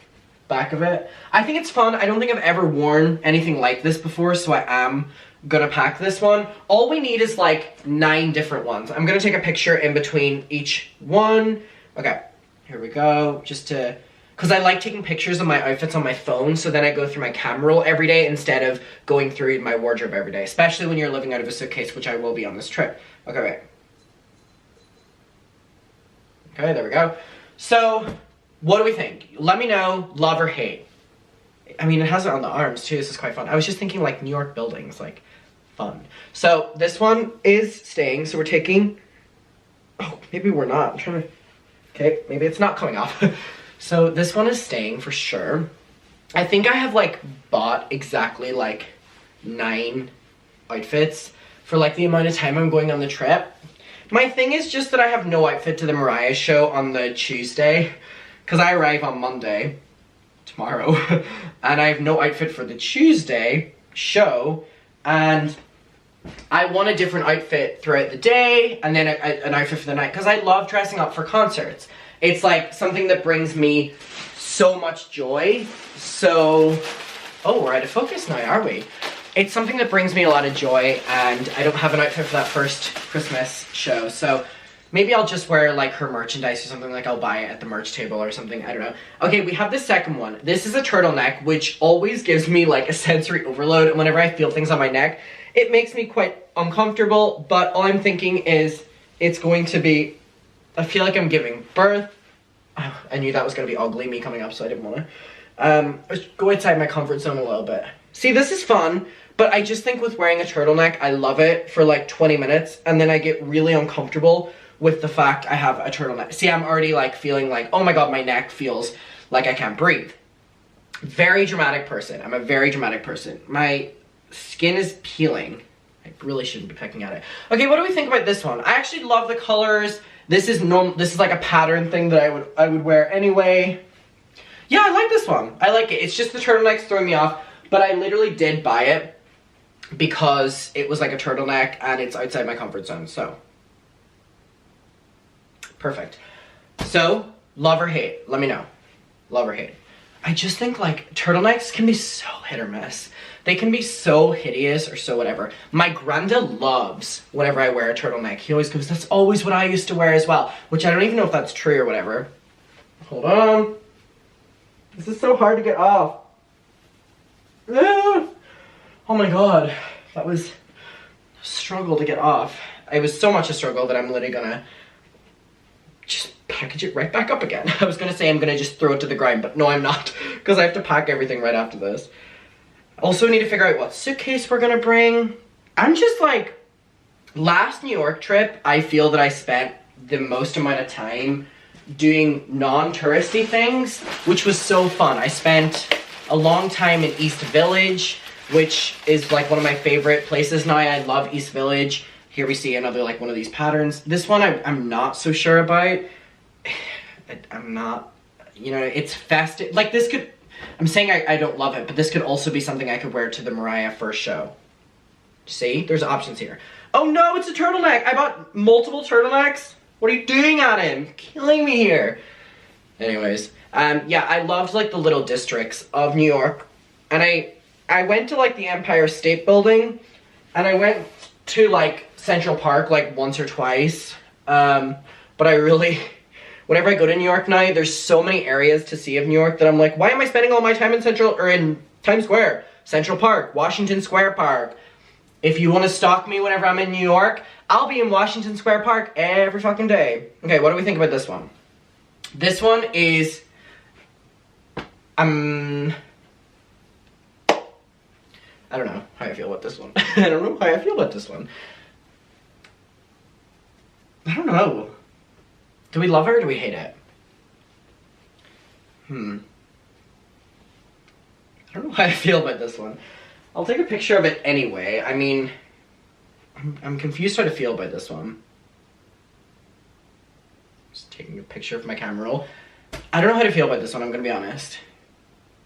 I feel like I've worn something so similar to this before, but like not similar at all. Let me know your opinion. I mean, the back's the exact same. I don't know. This turtleneck feels a lot better than the last one for some fucking reason. So that's something to note as well. Do you like wearing turtlenecks or do you not? I just feel like it's not even about the design of them. Like, oh, it's ugly or whatever, because I actually kind of like them, but I'm just like, they're so uncomfortable. But because it's winter, maybe that's, you know, what I should be wearing. Because, damn, I was so cold in Paris.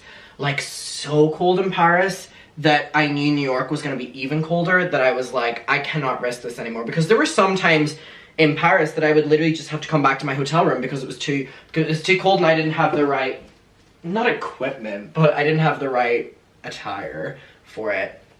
Alright, okay. We have another little fun design. If you want to buy me clothes, like, this is, I'm not telling you to buy me clothes. Do not. But I'm saying, like, as, like, I'm just trying to make, like, a joke. If you want to buy me clothes, anything with, like, a hideous pattern on it, I will wear it. I just love it. So here we have this one. It's kind of like zebra print. Zebra. I've never said zebra in my life. I don't know why I just started now.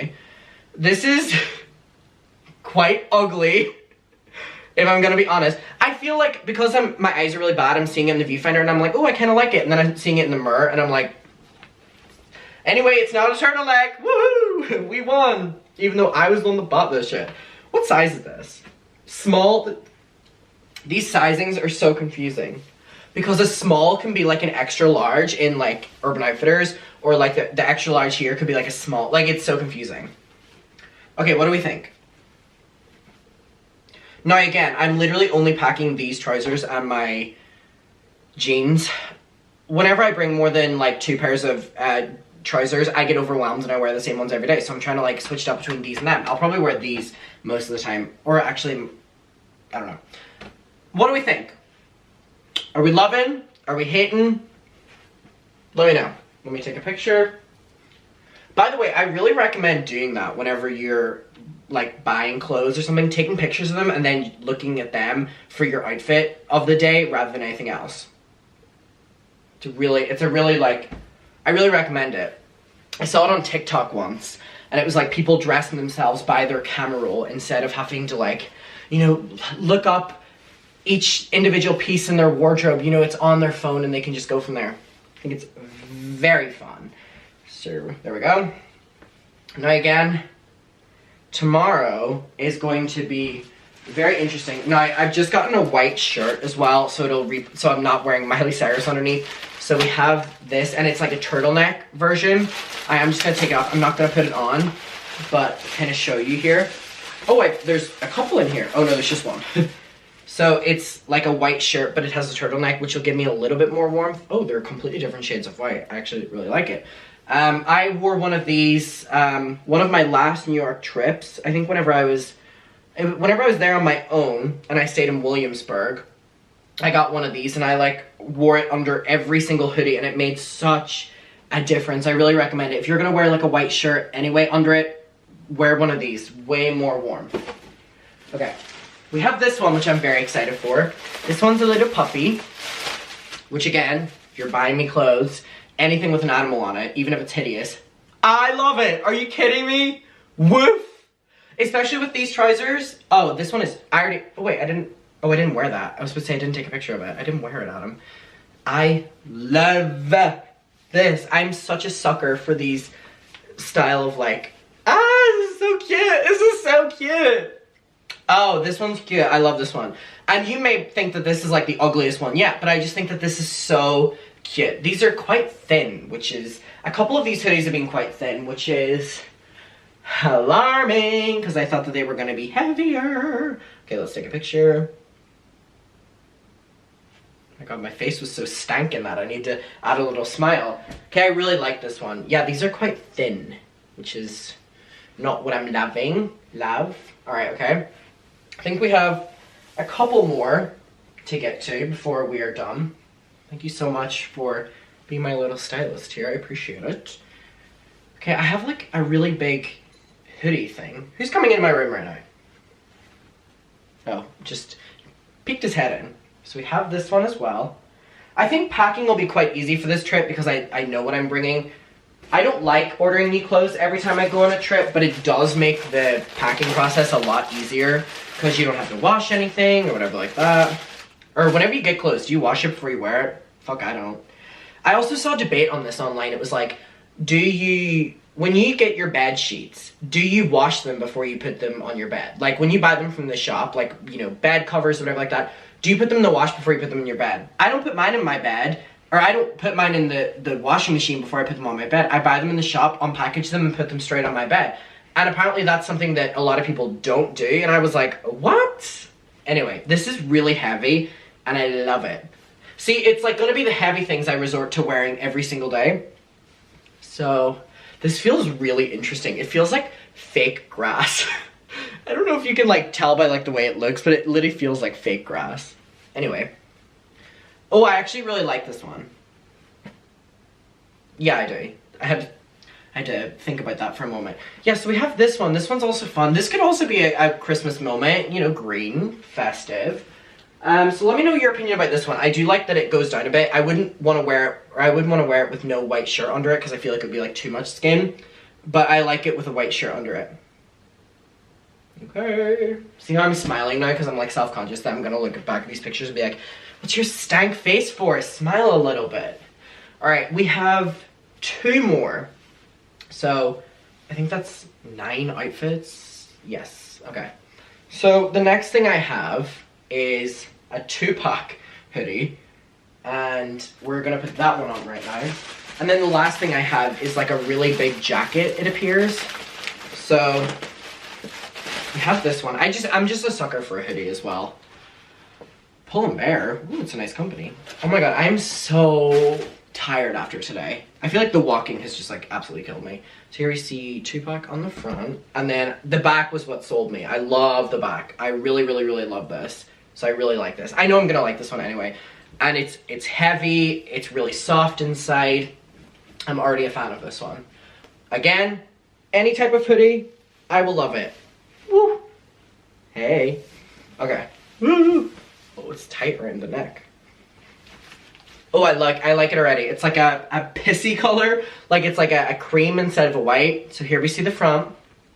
And then we see the back. What do we think? I like it.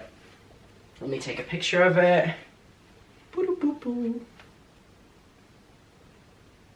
How am I going to take a picture of the back? It's going to be complicated. Somehow I managed. Yep. 2-pack's face is very warped, but we managed. Okay, the last thing now. Oh, this is gonna be difficult to take off. Hold on. Oh my god. Jesus Christ. Holy fuck. Oh, I feel like I'm breathing for the first time. That was intense to take off. Oh my god, I feel like I'm like seeing fucking wavy. Genuinely felt like I was being birthed. Okay, this is the last thing. So this is like the biggest daddy of it all. Now, is it a jacket? Is it a hoodie? No one knows. Ooh, this is really, really, really heavy. This is really heavy. Oh my god, I love it already.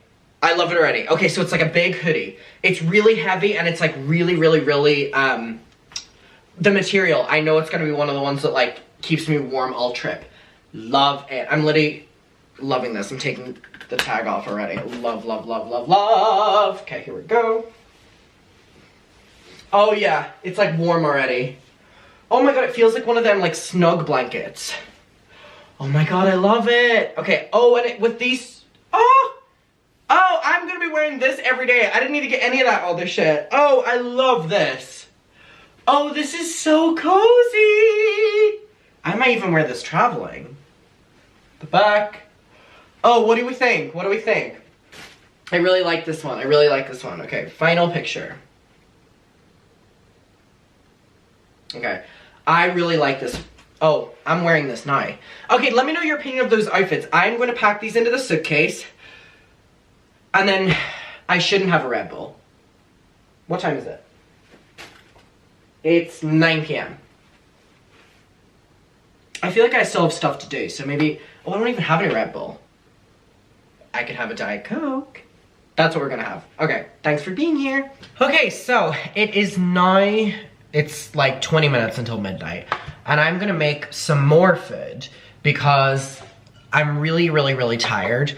And I kind of want just like a little pick-me-up because I still have things to do. So my flight obviously departs tomorrow. And with all the new like things happening with the roads and trains getting delayed and stuff like that, I have to leave way earlier than I want to for the flight because I'm going to Heathrow Airport, which is... Brighton is here, London is here, Heathrow Airport's way over there. So, it's gonna take a while to get there. I feel like my fridge just talked to me. It made a really silly noise. Anyway, I have two options. I have macaroni. Why don't we fucking have both? No, I can't. Those trousers barely fit me. No, we're not doing both. We're doing one for breakfast tomorrow at like 9 a.m. No, I have to leave by 9 at like 6 a.m. Just inhaled air. Okay, I don't know what I want. Macaroni and cheese or spaghetti carbonara. I'm gonna go with the spaghetti no. I feel like I have spaghetti carbonara all the time. I'm gonna have the mac and cheese. So, yeah, I'm gonna have to leave really early and I have like a lot of things to do before then. Which is no problem, but I just gotta get them done. I'm looking for my fork I was using. I literally just brought out a fork before I started recording and I've lost it. Did one of the kitties take it by any chance? They're still eating their way through all the food, by the way. Oh, I find it. Just need to pop the holes in the mac and cheese. Mmm, so scrumptious. So I'm so excited for tomorrow. I'm not even, normally I dread travel days, but I feel that like I'm so comfortable not traveling, let me tell you that after today, but I'm so comfortable with the fact that the dogs are back home in Ireland and they're getting looked after by my parents. And one of my main concerns whenever I'm on a trip is that I get really, really, really kind of scared how my dogs are doing, how they're getting on, but I know that they're so safe now. So that's kind of like, I feel like I can enjoy it. And I thank my parents for that. I feel like I can really like, with this trip. And even tonight, like I was on a phone call with like a couple different people that I'm meeting up with whenever I'm in New York, and we were, you know, organizing plans, and like a couple of those things is like going for dinner or going for whatever, and it you know, I'm really excited, and it's just like the end of the year, and it's like, I think it's just so crazy to me because, and I'm sure you can relate to this too, we are at the end of the year now, and it just like doesn't make sense like how we're here already. And so whenever I come back from this trip, it's like going to be the end of the year, basically, because it's gonna be, let me do my microwave, Christmas time. Like I get back Christmas week. And that to me is like insane because I'm like, how long am I on this trip for? But like we're near that time as it is. And it just is like, I just can't believe we're at the end of the year already. I feel that a lot of us have that kind of sentiment. Oh my god, now I'm sitting back down here and Tyler's on the litter box, whereas it was Milo earlier, except Tyler does this, and then he's done. You know what I mean? Like, we are at the end of the year now, and it's just like, how did that fly in? Like, I genuinely remember January, hi baby. I genuinely remember January as not that long ago, and I feel like I say that every year, but I remember exactly what I was doing for New Year's Eve, and to imagine that that is, you know, a year away is crazy. And it's like, we're starting a new year. It's like 2023. Like, what the fuck is 2023? Like, I just feel that with every like 2020, it gets crazy. And then my mind automatically goes to, oh my god, it's been 2 years since COVID. Like, it's not even been 2 years since COVID. It's been 2 years of COVID. 2020, 2021, 2022. Like, that's crazy. And then I'm also like, oh my god, I will have been in Brighton 2 years, like just like a personal thing, but then also with COVID with like all of us, and it's like, it's so crazy how you lose track of time, and it's like, and I feel that I put a lot of pressure on myself. I know a lot of people put a lot of pressure on themselves when it comes to the end of the year and New Year's resolutions, and I feel that that stuff is also stupid. New Year's resolutions, it's just putting unnecessary pressure on a very stressful time anyway, coming off of Christmas. We've spent a lot of money, a lot of us have social fatigue, a lot of us have year fatigue. Like, people are finally taking a break from work for the first time in a year, and it's like, I feel like there's so much pressure around that time of year anyway for all of us, and it's like, I know that whenever, like, I really struggle in January every single year consistently. And I will say that surprisingly, my seasonal depression, which I've been speaking about, like I get every single year, it hasn't been that strong this year. And I'm so thankful for that, because that has not been normal. Like, and I'm talking about like October to December is normally my roughest mental patch. I feel that I've had so much going on that I've been so distracted, and I feel that I'm doing okay. But, and it's like, I can never celebrate that, because I'm like, oh my god, the impending doom of January. Like, January scary, you know what I mean? January is like a hangover in a month. So I'd love to know your opinion of like the end of year frights and start of the new year frights. But then at the same time, we're only now getting to the good festive period, and I hope you all know that you're loved, and if you don't feel that you have a community around you, you have one here, and I really mean that. And I know that everyone's family situation, friend situation, whoever they're with situation, if you're on your own at this time of year is hard, and just know that you have, if anything, a community here. And I'm just sending my absolute love to everyone who's watching this, because as we approach the end of the year and the start of the year, it's the hardest time for many of us. And I'm trying not to let that take away from, you know, we're finally at this festive period. I'm a very Christmassy person, I'm a festive person, but I feel that this year there's been so many things going on in the world that has, you know, distracted, and it's not as festive as what it is. And you know, there's so many, how can you be festive when this is going on and whatever, and you almost feel guilty for it. And there's so many, you know, things, and it's, I don't know, I'm very excited to eat my food. No, I'm very excited to just have fun with all of you in New York, and just film and do stupid shit, and just do whatever. Like, Paris was like a perfect example of just like me bringing on my camera and spending time and wherever my thoughts go, and then reading what you have to say about it. Like, it's genuinely incredibly fun.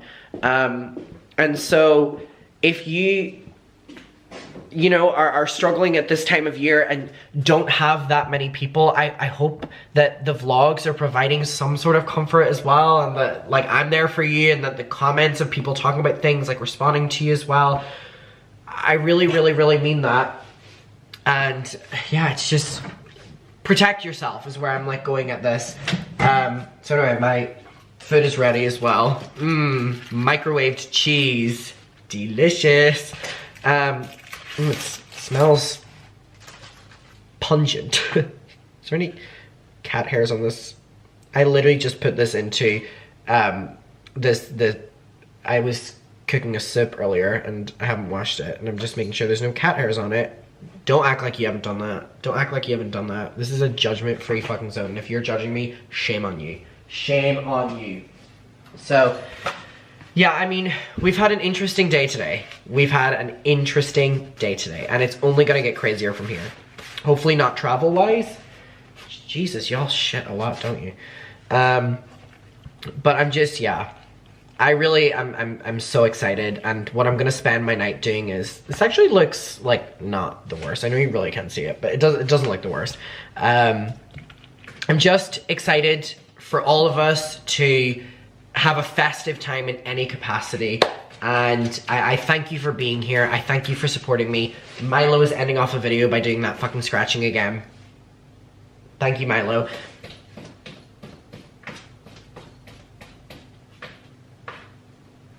Thank you, Milo. Oh, he's going for seconds. Fabulous. So yeah, I'm gonna spend my night packing and cleaning up the apartment, and I will see you tomorrow, and we're gonna be going to New York. I'm speaking incredibly loud now because Milo is being incredibly loud. Milo, you are being incredibly loud, sir. Thank you very much. All right, okay, I love you, and I will see you tomorrow when we go to New York. I also apologize, this has been probably an obnoxiously long vlog, but I'm sorry if I'm vlogging my entire day. How can it not be like an hour and like 1 minute or something like that? You know what I mean? Hi muckers, welcome back to the 12th of December. I was trying to think what day it is. That is the 12th of December. Let's look at the view in Brighton one last time before this trip. Here we go. Again, please do not be fooled because it is absolutely freezing today. It's really bright though.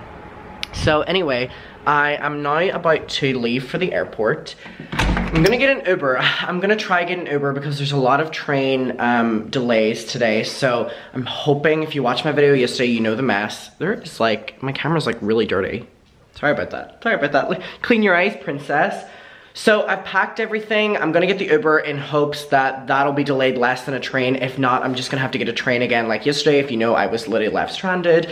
So yeah, I have absolutely everything packed in my suitcase and I have absolutely everything in my hand luggage. Please do not ask me, Adam, do you have blank? Do you have blank? Because that's whenever I start stressing out and then I'm go through everything again and then I'm way more delayed. I also put purple shampoo in my hair last night and let it sit for like 30 minutes, which I really don't think you're supposed to do. And it's like turned my hair gray, which I love because I loved when my hair was gray and also my hair was starting to get really, really, really orangey. So I'm absolutely loving that I was able to change my hair color overnight.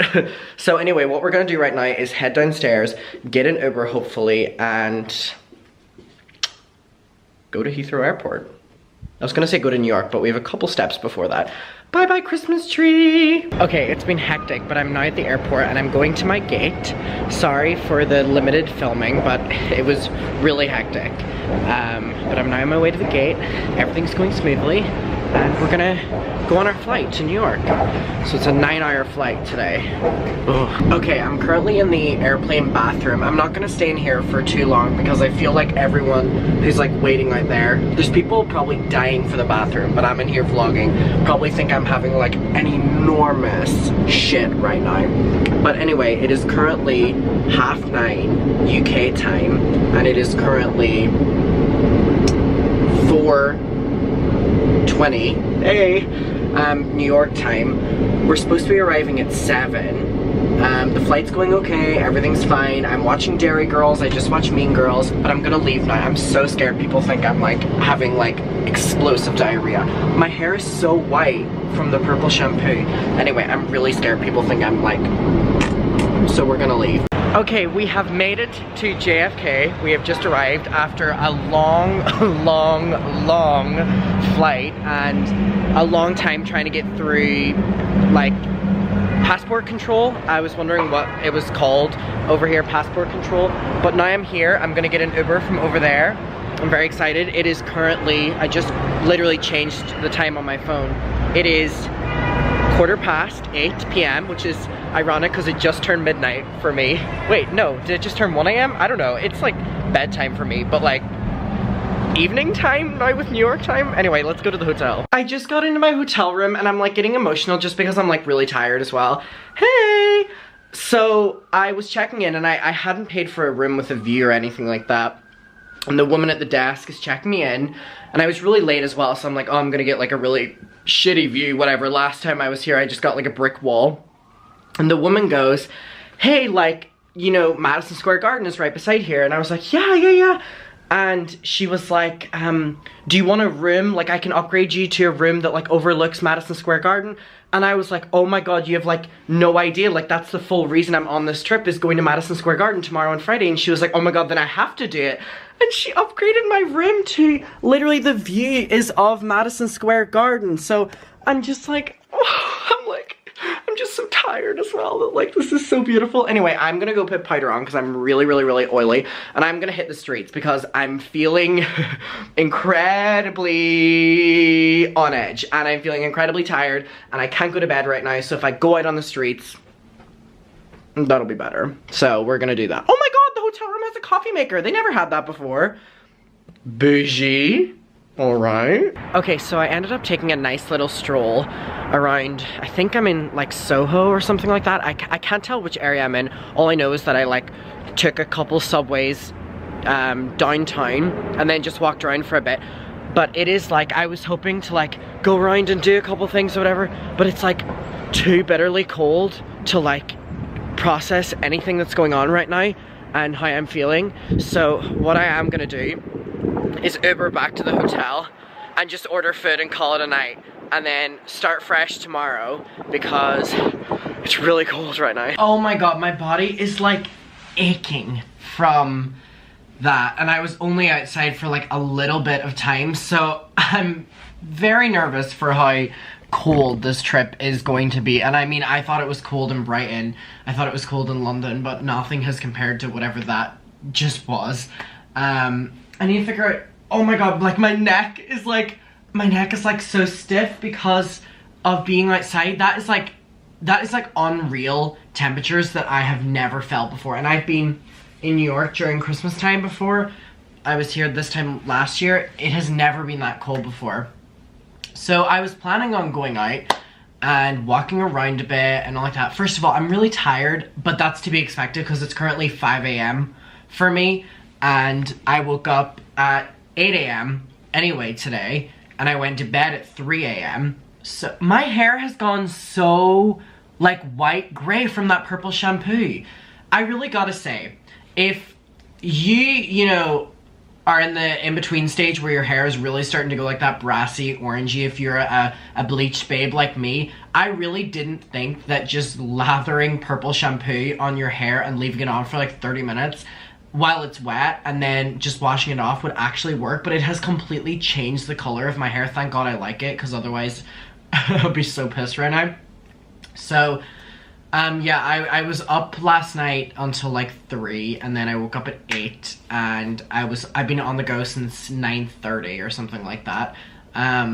So it's currently like 5 a.m. for me now, and I was on little sleep anyway, but I was planning on like walking around for a bit and kind of just taking in the city ambience, but I went straight from the hotel to out, and you can see by my hand color, and I didn't put any other coat or anything on. And so it was really unbearable, so I didn't stay out for that long at all. So at least I'll know for tomorrow and the next day, and the next day and the next day to, you know, be properly equipped for it. But I've made an oopsie. I didn't pack what I was supposed to pack. I mean, I brought my essential clothes that I had just bought. If you watched yesterday's video, there's the city ambience. Hope everyone's okay though. I didn't bring my Levi jeans, which are the only things I fucking wear. If you see me, I'm wearing my Levi jeans. The same fucking ones. I have 2 pairs of them, and I wear one to death, I wash them, I wear the other one, wash them, wear the... oh my god, my neck from the cold is like actually... oh my goodness. And I didn't bring them! I meant to pack them today, but I was in such a rush and I didn't pack them, and I also didn't pack my gloves that I just bought yesterday for this trip.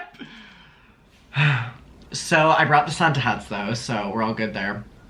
So, and I also didn't bring a lot of my like shampoo and stuff like that, so I need to go to like Sephora or CVS or something like that in the morning. So yeah, I have not even looked in my suitcase yet. Where is it? It's behind me here. Oh, it's right there. I haven't even looked in my suitcase yet to like figure out like what I do and don't have and what I did and didn't bring. I was like, oh my god, I'm gonna crack the system by packing at like 2 a.m. and then whenever I wake up I have little to do. However, I didn't realize that I was like really tired packing and doing, you know, 100 things at the same time. That apparently I just didn't do a good job of packing. Well, I'm just excited to be back with Gatorade, let me tell you that. So, because today hasn't been that eventful of a video, I'm gonna be doing something that I hate watching and that I hate filming. However, I don't want to cross this video over into tomorrow, and I also just want to sit down and talk to you before I go to bed. It's almost midnight. I'm hoping to go to bed at like 12:30, and then I'll wake up, you know, at a decent time and have a good night's rest. And I normally don't get jet lagged, but tomorrow's gonna be a crazy day. Tomorrow is Mariah Carey. I'm literally looking at Madison Square Garden right now, and I'm like, oh my god, how easy is that, by the way? That like 2-minute walk maximum back from the concert to the hotel. Normally it's such a struggle getting to and from, you know, arenas. So I got Mr. Beast. I got Mr. Beast burger, which is something that I do whenever I'm in America because it is so fucking good. Now, I do not care for Mr. Beast. Sorry, I really don't. I also got more water. I just love Gatorade, so I'm just gonna be drinking that shit. I love the Mr. Beast food that they have out here. It is so good. And I think my mom can attest for that as well. And I don't even like ever see him really promoting this. So I like don't know where this is really like coming from or whatever like that. But I got the Mr. Beast burger right here. And then, oh wait, this is the Mr. Beast burger, the bigger one. And then I got 2 of the crinkle fries. And I think one of them is like their, seasoned one, and then one of them is just not their seasoned one. So if you're watching this right now, pull up a drink, pull up a snack, eat this with dinner or something like that, and let's talk. So okay, these are the seasoned ones. The food looks bad. Oh, yay, seasoned over my white bedding. They're good. The seasoning is like a little bit spicy, and then the regular ones, they're really good. Now again, mukbangs are not for everyone. They're not for me. But this is what we have to deal with today. So the flight went well. I'm really happy about that. Things haven't been going well. It's my countdown app telling me that Mariah Carey #1 show is today. I love seeing Uber drivers' selfies that they take. You know, whenever like it's like your new Uber ride is being completed and it's like a selfie from the driver. Like, I love it. So I haven't been having good luck when it comes to traveling in any capacity recently. But today was a good day. So hallelujah. I've been talking about whenever it goes wrong. Oh, they're actually quite spicy. Today it went good. No problem on the flight. I didn't stress out. I don't think there was ever a moment on the flight that I panicked more than like regular, you know what I mean? Like there was a couple of points, but like nothing more than regular. I'm so happy about that. Now I had a glass of red wine before my flight because a lot of you were commenting on my video being like, Adam, go in and get a glass of wine before your flight, but only a glass of wine, like do not get drunk, but you know, have a glass of wine, it will calm your nerves. And I was like, I'm all in or all nothing. I'm like, 1 glass of wine, like I'm gonna drink the bottle. It's just like, my mind automatically goes to like, I'm going to the club. So I had 1 glass of wine at Heathrow Airport, and it just worked wonders. And like an hour into the flight, it started to wear off, and I started to become very aware of the fact I was going to be sitting in my seat for like 8 or 9 hours. But then they came around and gave us our dinner, which was like chicken and potato or something like that, and they offered a glass of wine with it. So I ended up having actually 3 glasses of wine. Because the flight was so long, they ended up doing it twice. So I had 3 glasses of wine, and I didn't get drunk, but I definitely was relaxed, I would say, and it was so nice to be relaxed on a flight. And also, I have booked a window seat, which I think I need to stop doing. I think that's one of my downfalls. I think window seats are my enemy. I used to think they were my BFF. I think they're my enemy. I want to take a bite into this burger, and then I'm going to tell you why.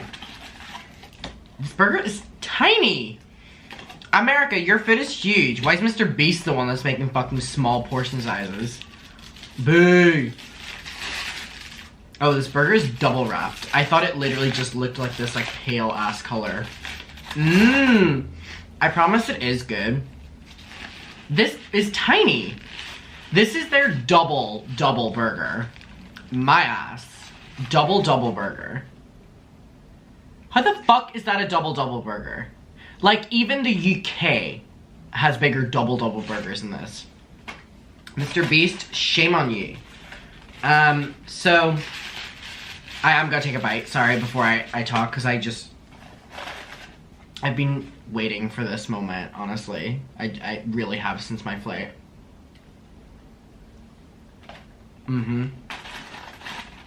It's really good. Let me tell you about the window seat. My theory has always been, if I can look out the window, I'm aware that we're safe. Some bullshit like that. That does not work. Today, I get on the flight and I was excited because on TikTok they said that if you choose the left-hand side of the plane when you're flying into JFK, you'll get a view of the city. So I paid a little bit extra to like choose my seat. I was on the left side. And I go to sit down and there's, you know, the 3 seats, whatever, and there's this old couple. Like, looked around the same age as my Nana and Grandad, but like a bit older, so like I would assume both of them were in their mid-80s.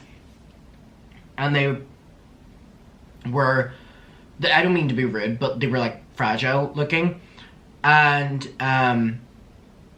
they were both sitting on, not the window seat, but the 2 other ones.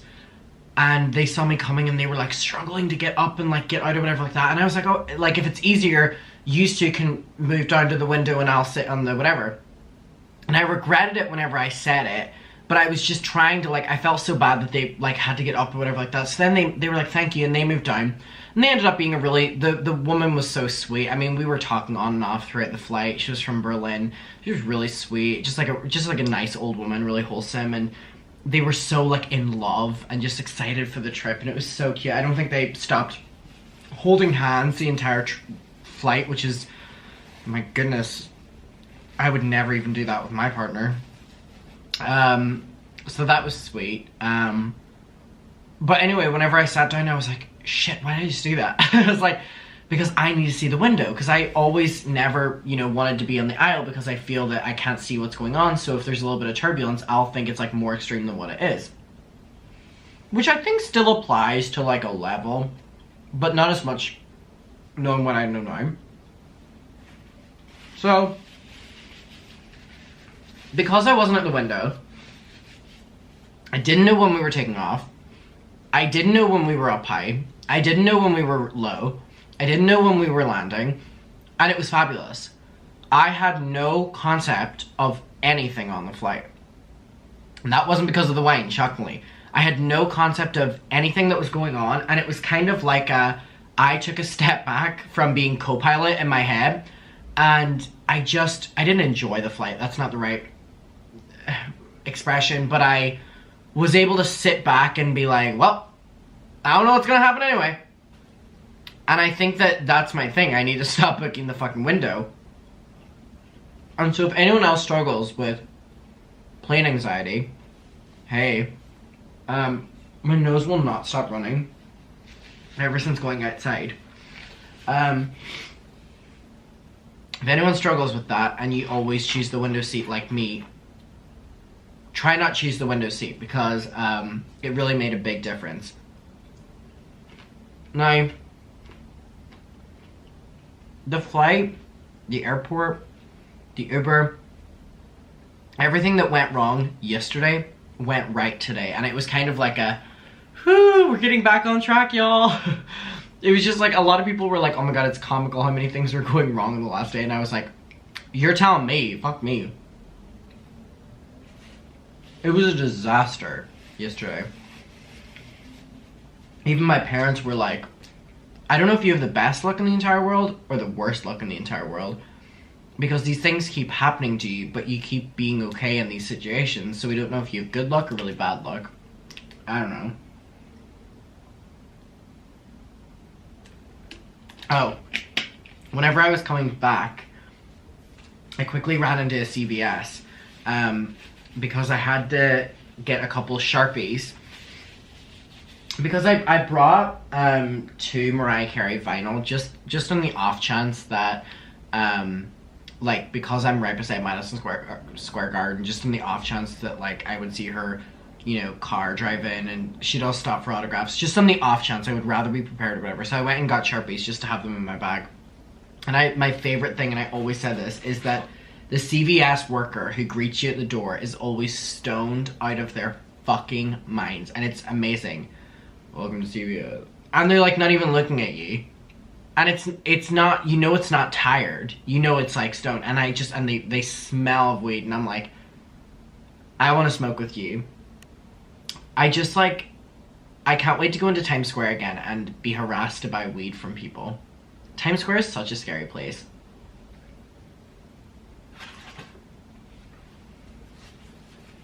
And it's like such a culture shock. Because it's so like weird to like approach people in London, and it's so weird to approach people in Brighton. It's really not that weird to approach people in Ireland, but because I've been so accustomed to like the UK way of living, being in New York where like random strangers will just come up to you in the street can be so threatening, because you're so like, this isn't supposed to happen, but it is like quite normal here. If you walk in, you know, certain places, who knows, someone might come up trying to sell you weed, someone might come up trying to film a TikTok with you. Like, there's just so many twists and turns of the city.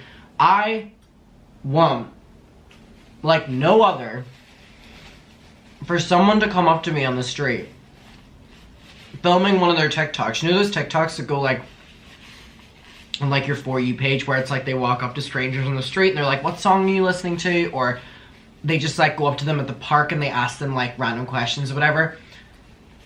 Why have I never experienced that? I feel like I've like walked enough in my lifetime within the past couple of years, traveling in different places, never once been asked. I'm really interested, if anyone here's watching this video who's been involved in one of them, or you've had someone come up to you and try film you be in their video, let me know how that experience has went down. I remember a couple years ago,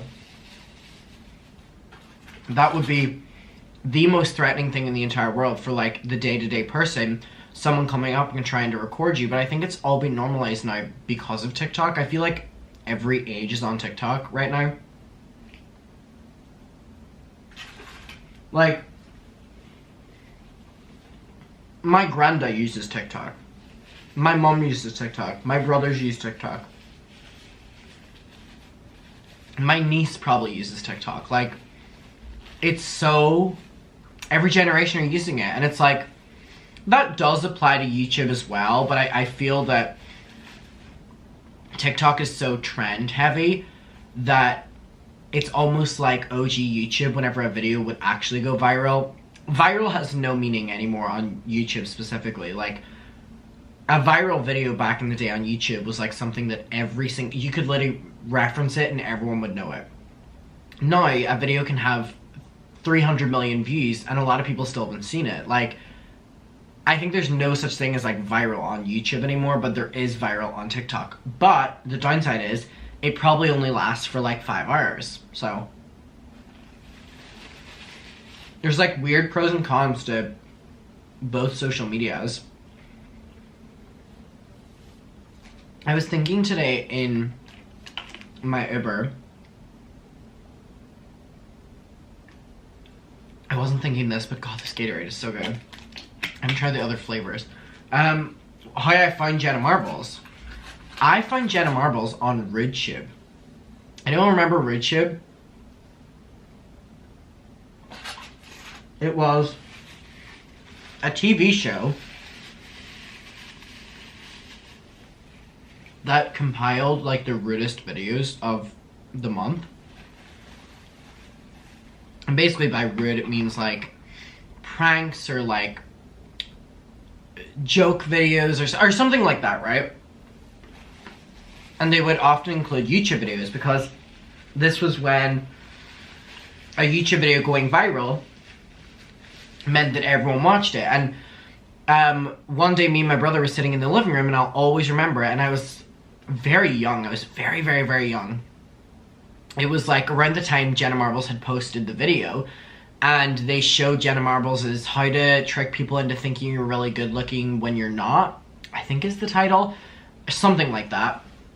And it played that entire video, and I was obsessed with that video. Even my brother found it funny, which he like never agreed with my taste, especially back then. Now he would, but we just like hated each other when we were younger because we were brothers.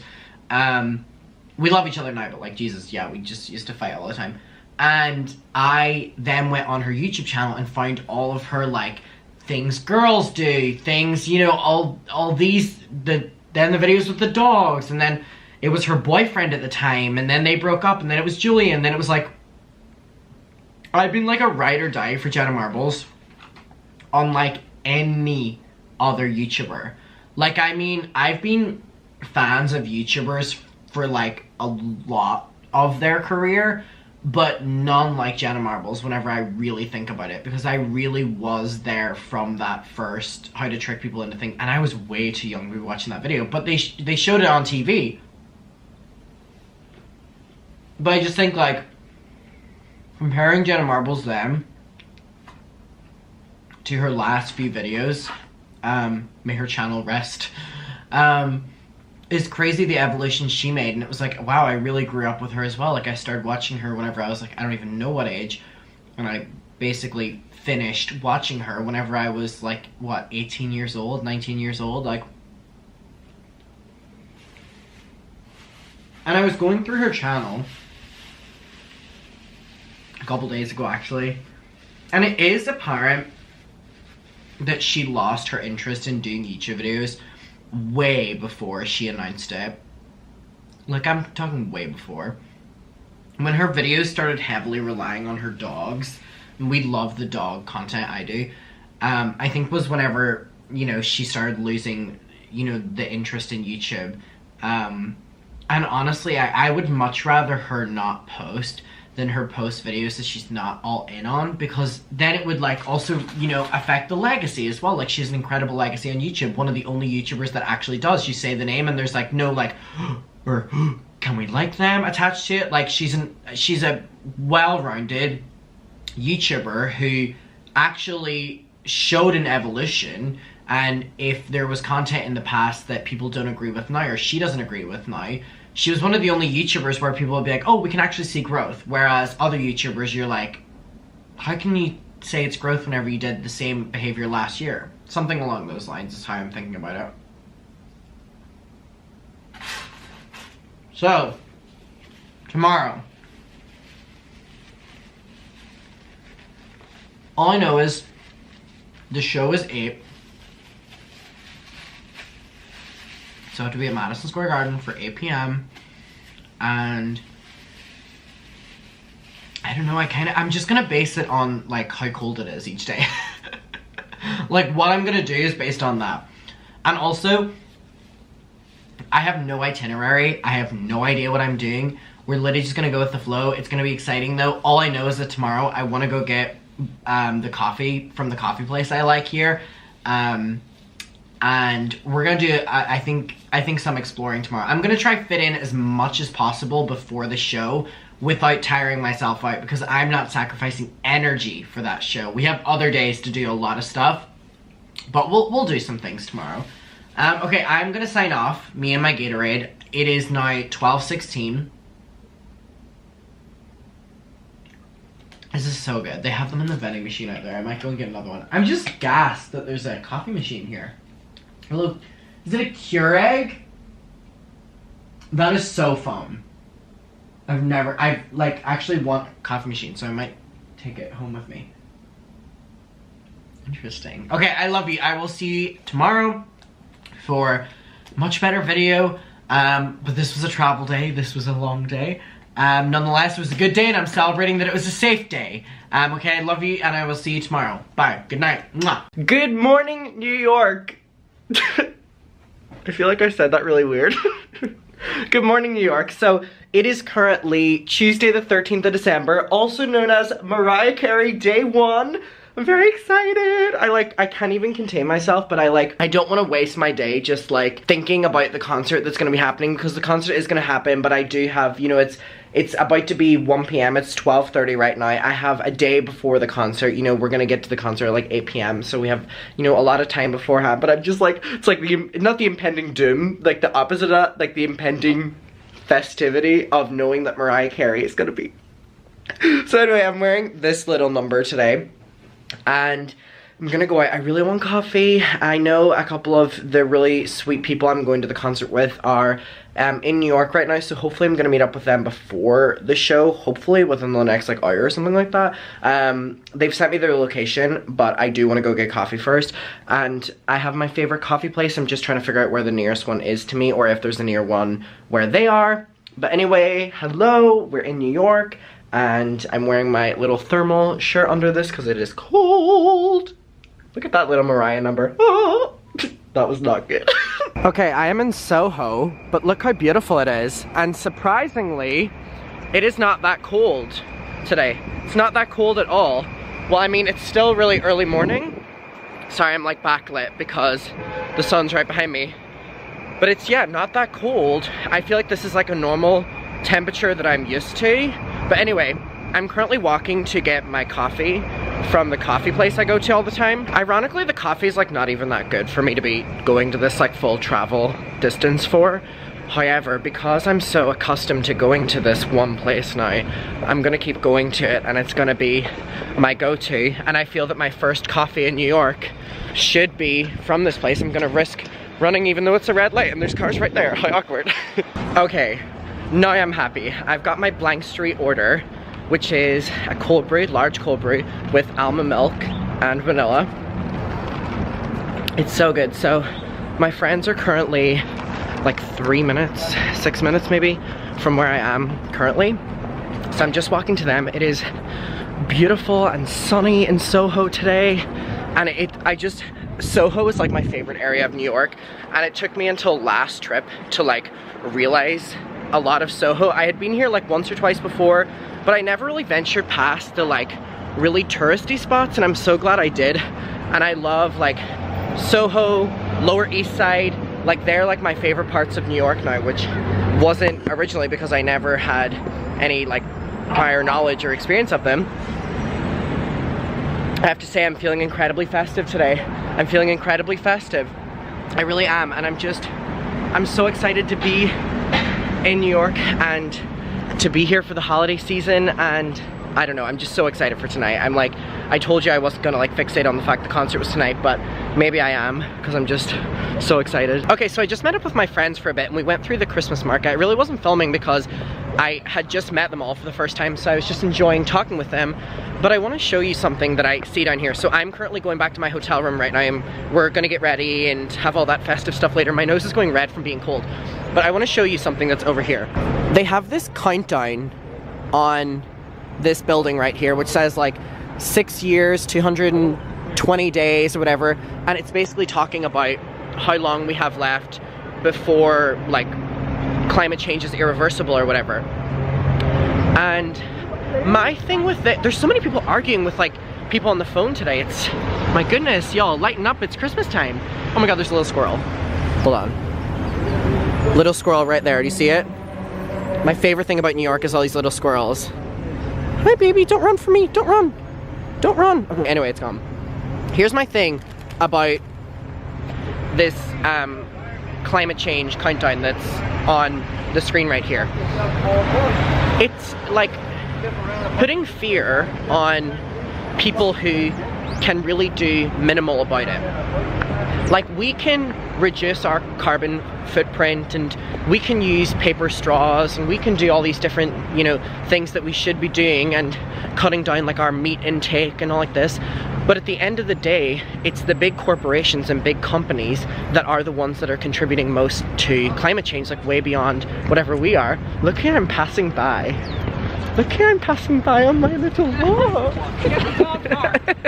That was my friends. You know, it's the corporations who are doing most damage to the earth, and that's stuff that we cannot change, and that's stuff that it's like it's putting the fear on us. And you know, it should be a fear, and it is a really scary thing about climate change. And you know, I wish there was things that people like me and you could do that's, you know, more impactful. But it's like, we use our paper straws and we cut down on our carbon footprint and all like this, and it's like, just for then a celebrity to use like a private jet, or just for companies to burn unnecessary, you know, fuel and stuff like that. And it just like, it's like reaching the wrong audience.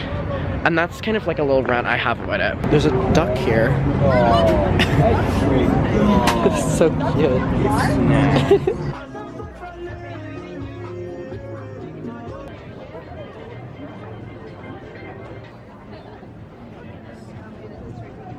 Oh my god, have I had an insane past couple hours. So it is currently the next day, and I'm gonna merge these two vlogs because yesterday I was not able to film that much because I wasn't allowed my camera in Madison Square Garden, which was where I was for most of the day. And number two, I was honestly just, I couldn't believe that I was seeing Mariah Carey at Madison Square Garden, that I was just so present and so in the moment. So let me tell you about it now. So it is currently the next day. It is Wednesday the 14th of December, and it is currently 3 p.m. and I have just woken up. And the reason for that is because I was up until 4 a.m. in -4 degrees. And today I'm a little bit sick and I had to sleep it off. But basically the concert was incredible. I can't believe I saw Mariah Carey at Madison Square Garden. I can't believe it's not over. Like, I see it again on Friday. I'm gonna show you a couple videos. Again, I can't really play many with audio just because of copyright, but so she starts the concert by descending from the fucking rip. Look at my view, by the way. She literally descends in this little snowflake, and it was just so camp. And okay, so I'm gonna show you kind of my view, right? Now, if I show any audio in this, my channel will get striked. Thank you so much, Mariah Carey's team. But I was literally 3rd row at Madison Square fucking Garden for Mariah Carey. And it was just the most magical, festive, incredible night of genuinely my entire life. And so here we have like so many different beautiful moments. I just couldn't believe that I was there, that I was so close, that I was seeing Mariah Carey in December. And it was just, there's like my actual view. It was unfucking believable. And here we have, during All I Want for Christmas Is You. And so I heard All I Want for Christmas, it says, you, baby. She sounded a lot better than me.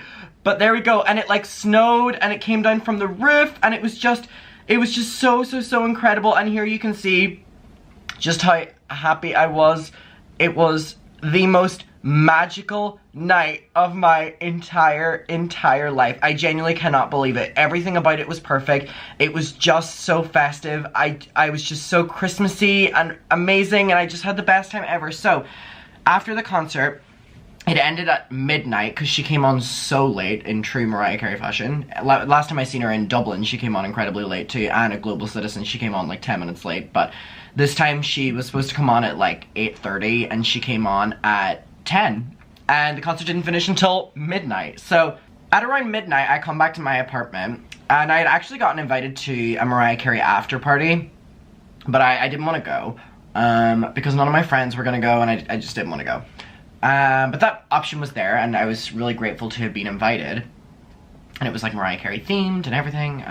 But anyway, one of my friends texts me and goes, hey, the paparazzi are outside Mariah's right now. I think Mariah's gonna come out.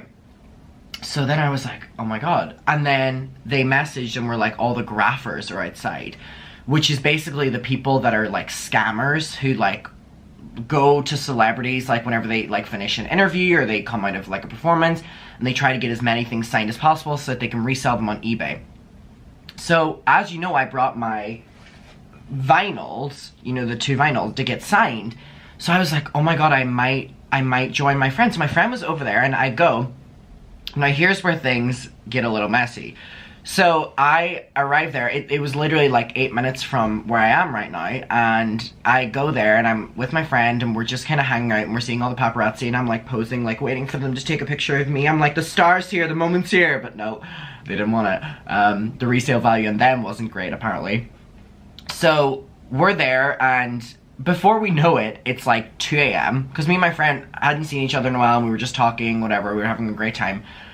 And then I was like, all right, I'm gonna head home now. Like, she hasn't came out, and I just don't think it's worth it. And I'm starting to get really, really, really cold. And my friend was like, no. And then I was about to leave. At this stage, it was like 2:33 or something like that. And when I tell you that like 30 people just arrive, 30 people arrive running like fans, wearing the Santa hat, wearing the whatever, and we're like, what's going on? And the fans are like, she's on her way, she's on her way, she's on her way. And then I was like, okay, well, I can't leave now.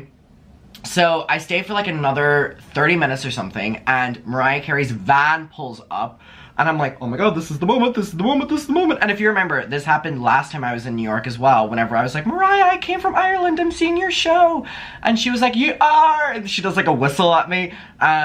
So that was the last time I'd experienced that, and she doesn't take photos because she doesn't like the lighting of outside, and, you know, she kind of likes being in control of how she looks and stuff, and that I completely get it. So I knew this time to bring something to sign because that was, you know where I'm going with this. That's, you know, what is easier for her to do or whatever, and she enjoys doing that. So, she comes out of the van and immediately goes into the building, and I have a video to show you right here. So here we have it. This video is at 4 a.m, 3:45, something like that. So there we see the paparazzi flashes, and there we see Miss Mariah going in with her beautiful boyfriend Brian in the background, who is so beyond gorgeous, by the way. And so she immediately walks in, and her assistant comes over to us and goes, can I take a couple things off you? So she was taking, like, if people had posters or whatever. But the thing was, all these graphers, who are people that, you know, get signed and resell, were basically trying to get as many things in as possible so that they could sell them on eBay. So they're now pushing past me and my friend, who've been there for so long, and all these fans. They're pushing past, and they have like this, one of them had 5 pop vinyl of Mariah. Another had like A4 printed out photos of her just on paper, whatever, like that. They're literally throwing it at Mariah's assistant. So much so that she drops everything because they're literally throwing it. And then the other security's like, hey, stop. If you do this, nobody's gonna get anything signed. And it was like, I was like, stop fucking ruining it for the rest of us. So anyway, they give everything back to everyone, and then the assistant is like picking what she wants now because they've kind of like overdone it, and she's like pissed off at everyone, which as you would be. So she picks up like 10 things, 15 things or something like that, and she wasn't picking mine. Like, she had her back to me, and I was like, no. I didn't say anything, but I was just kind of standing there, and I was like, hey bestie, hey BFF.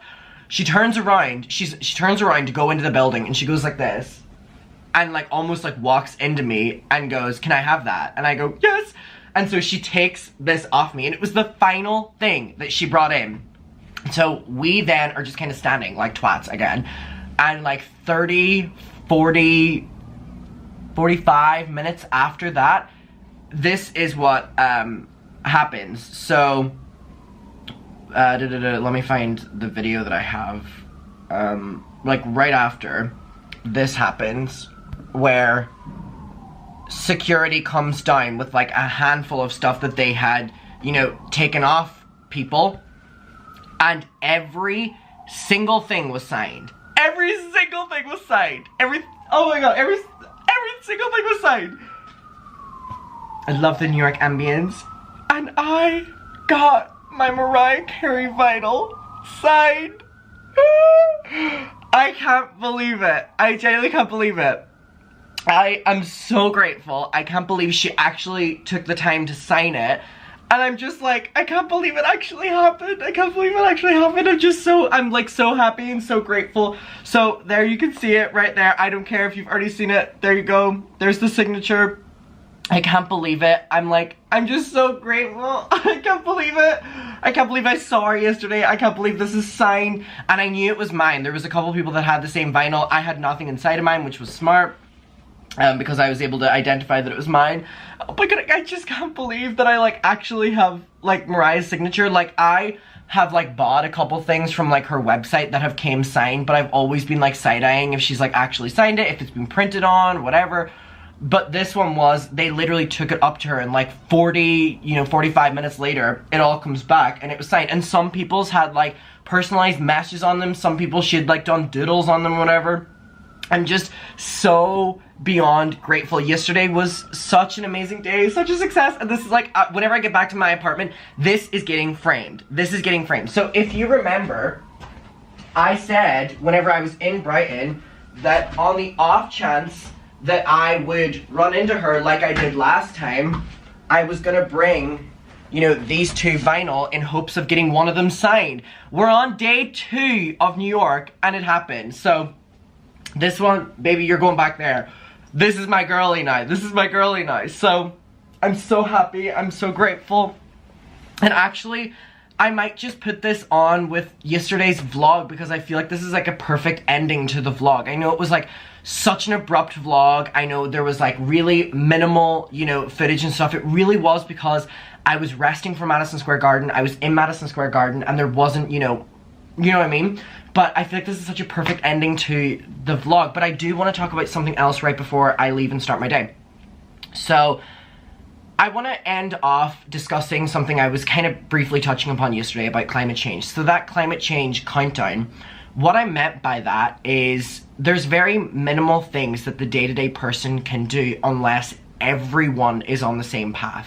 You know, if I cut down on my carbon footprint, which I should be doing, you know, it unfortunately makes such a little difference whenever a celebrity can get on a private jet, or when a company can burn unnecessary, you know, stuff, or, you know, the pollution of cars isn't going down, or airplanes, or, you know, like, that we're not in control of, or, you know, boat fume, or the unnecessary waste in the ocean, or there's so many things that go into it that are so beyond what me and you are capable of. And I feel that this message is putting so much fear on the day-to-day people who want to make a difference, but unfortunately will never be able to make, they can make a difference, but they can not be able to make as big a difference as what these global companies should be doing. So it's like, why isn't that countdown in the White House? Why isn't that countdown in the United Nations? Why isn't that countdown in the President's Office of Ireland? Why isn't that in the cabinet in the UK? Why isn't that in all these different places in the world? Because they're the people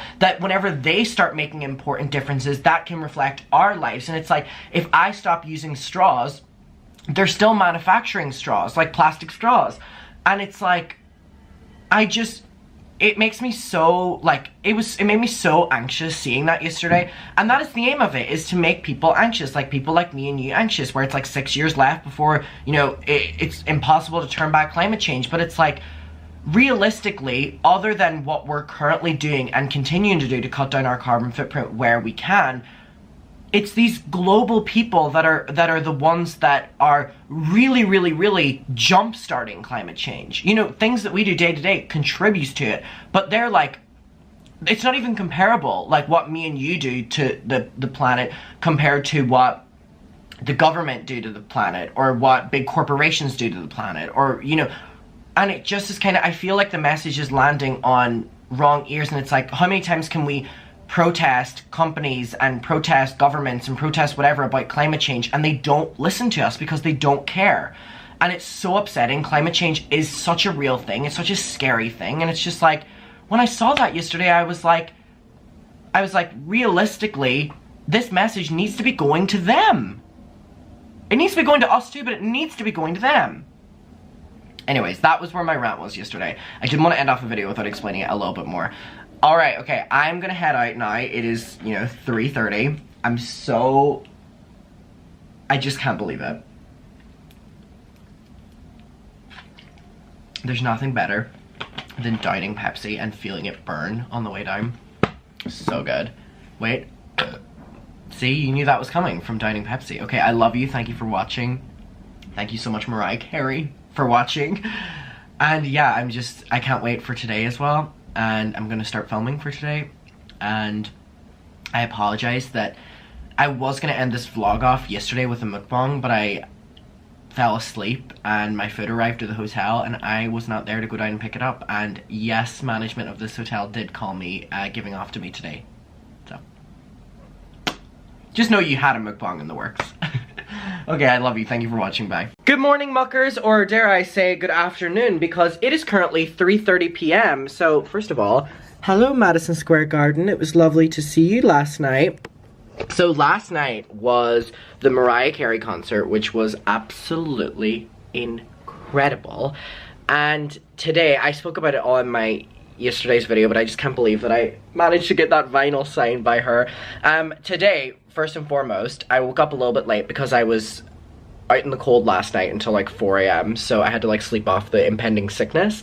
But I'm going to dinner tonight at like 6:30 in like this like winter igloo kind of thing. My friend set it up. I'm gonna meet up with 2 of my friends, which I'm very excited for.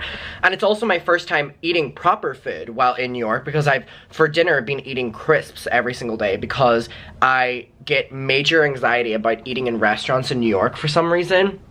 I don't get that anywhere else in the world, but just in New York. So I've just been like coming back to my hotel and either ordering food or like eating crisps. It's just not good. So I'm excited to actually eat food at a restaurant tonight. But first and foremost, I'm gonna go to Chip City and Blank Street Coffee in Lower East Side, in Greenwich, which is, or is it, no, it's Greenwich, not Greenwich. My mom makes fun of me for saying that all the time. I always fuck that up. In Greenwich, not Greenwich. Sorry, Mom. And sorry to everyone else who just cringed at me saying that. I feel like my eyes look weirdly, incredibly blue today. Am I being delusional, or? Well, if I'm opening my eyes like this, then yeah. So let's go there right now, get our little cookie, get our little coffee, and start the day and pretend that it's 9 a.m. and not 3:30. I don't know why I'm doing the BBL face. Okay, so it is very, very, very cold in New York today. Oh, it's actually not the nicest view. I wonder if it's a little bit better. So I'm right beside Chip City and right beside Blank Street Coffee. I'm very excited. I'm very much so looking forward to this. Now, one thing I do need to say is the subway system this time I've been in New York has been absolutely fucking disgusting. So the first time I got on the subway this trip, there was literal like human explosion diarrhea on the path, like walking down the stairs. It was on like the bottom 2 stairs. I will never be able to get the image out of my head. And then today there was like vomit over the entire stairs, that like everyone was like going single file line up the left hand side, but it looked like it had like raw meat or something. Sorry, this is like TMI, but the subway has been just really, really, really bleak recently. But anyway, I've came to 14th Street because that's where I need to go to get my stuff, and oh my god, it was like so claustrophobic in the subway today. There was like not even a single like bit of distance between the next person to you, and whenever that happens, because I go to London a lot, I'm just like so nervous that someone's gonna steal my shit. So I'm like holding on to my pockets, holding on to my bag, and I'm like, no one is taking my stuff.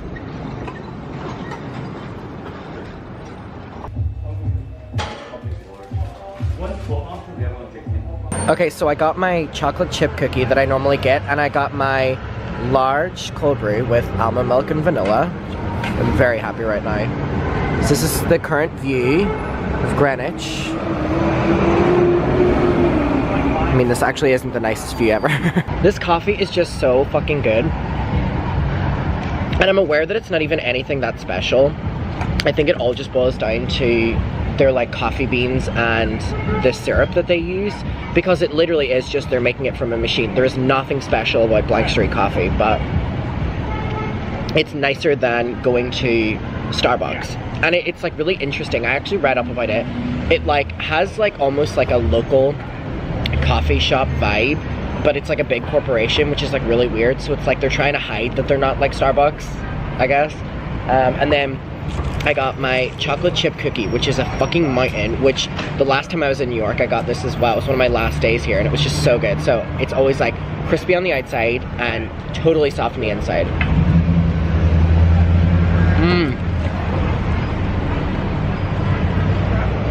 There's nothing like it. And then washing it down with this. That was just delightful.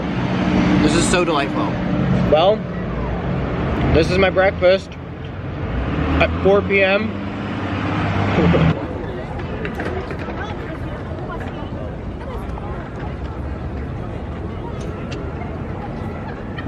Okay, I'm currently in Washington Square Park and it is so dark right now, but I just want to talk for a second. So I think it's really interesting that, so it is currently about to be like 5 p.m, okay? And the sun has set and it is starting to get, you know, like quite dark outside. And normally this time in Derry in Ireland, it would be completely quiet outside. Like no one would be outside. Maybe there would be like a little bit of an interval period before people went to, you know, like the club, or maybe they went to like a party or something like that. And then in Brighton, it's kind of like the exact same thing. Like once it kind of hits 5 p.m. and it's dark outside, no one's really in shops anymore. No one's really in, you know, it kind of is like the end of the day or whatever. Except here, and this is like one of the smaller parks as well. Like Washington Square Park is one of the smaller parks. It starts getting more lively the darker it gets in New York, which is like one of my favorite things about it, because I've always been someone who thrives at nighttime. I've always been someone who loves nighttime.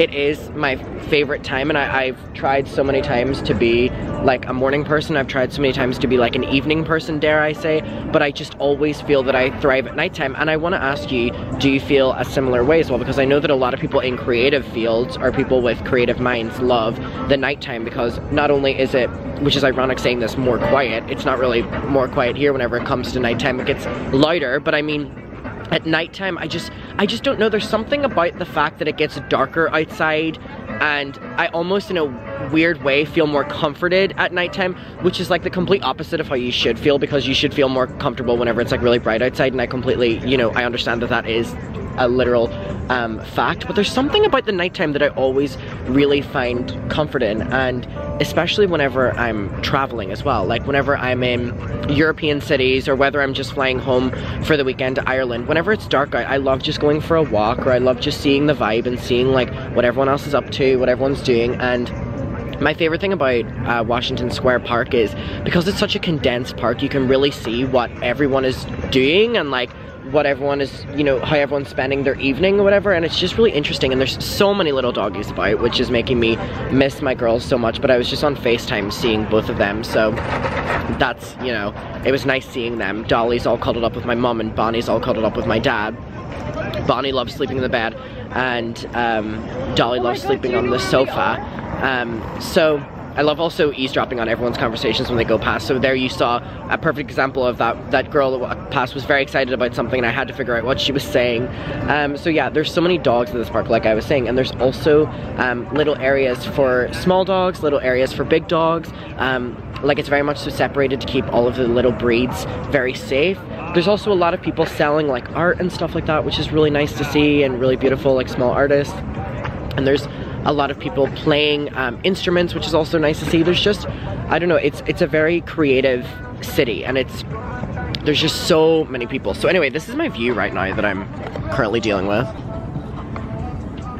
So as you can see, it is quite dark outside, but there are, you know, so many lights about, and there's a lot of people. Okay, so I'm currently out to dinner, and we're at a place called Veranda, which has like an outdoor heating area. I love these. I came here last time with my friend Kat and my mum, and it was amazing. It was like a little igloo. Anyway, but I'm gonna keep you updated as the food comes, because it's like an array of things. So we'll talk when we get the food, but anyway, it's super cozy and super festive here. Okay, so I got this like grilled chicken. It comes with this like salad here. I got these like Parmesan fries, we have this mash, and then we have this, whatever the fuck this is, but it looks really good. They're also playing Mariah Carey. This is very festive. Mimi, see you on Friday. So I'm gonna eat this and I'll let you know how it is after it. Okay, bye. Okay, and then for dessert, I got this chocolate fondue, which looks super silly. So this looks super cute, super amazing. Okay, wait, I'm gonna try the first bite with you. Just this. I'm not that hungry anymore, but like, beep. It's like shit stain. So good. Hi muckers, welcome to the next day. So today is Thursday, so tomorrow again is Mariah Carey Day. It's the final Mariah Carey show, or if I want to look at it in a more positive way, the second Mariah Carey show I get to go to on this trip.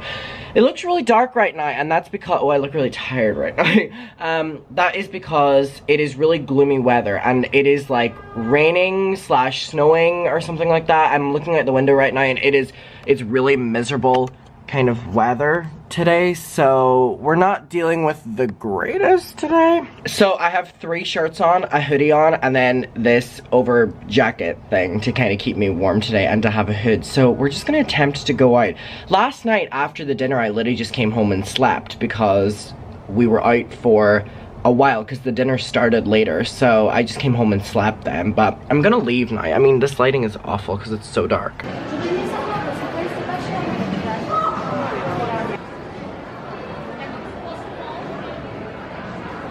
Oh my god, shout out Jean. So I'm currently like along with my day doing little things in New York, and I haven't been able to film because if you can't tell, I'm absolutely drenched. I actually was wearing a big jacket, but I just came out because it stopped raining. So I was gonna come out and film doing all my silly little things, and then it started raining even more. But basically, I am currently going to Barnes & Nobles. I'll explain everything in a bit, but I was on the subway and I was standing because there wasn't really any seats, and then this terrifying sounds, and this woman who's like similar age to my nana and granddad like moves over a little bit and it's like, come sit, like if you want to sit. And I was like, okay, so I sat down, and she was just so full of chat and conversation, and it was, her name is Jean, so shout out Jean. I ended up staying on an extra 4 stops than what I was supposed to because I wasn't paying attention because I was just enjoying talking to her so much. She's on her way currently to the opera. We were just... What is going on? I have no idea what's going on. Is there like an emergency or something? There's like flashing lights. Anyways, this story's more important. Famous last words.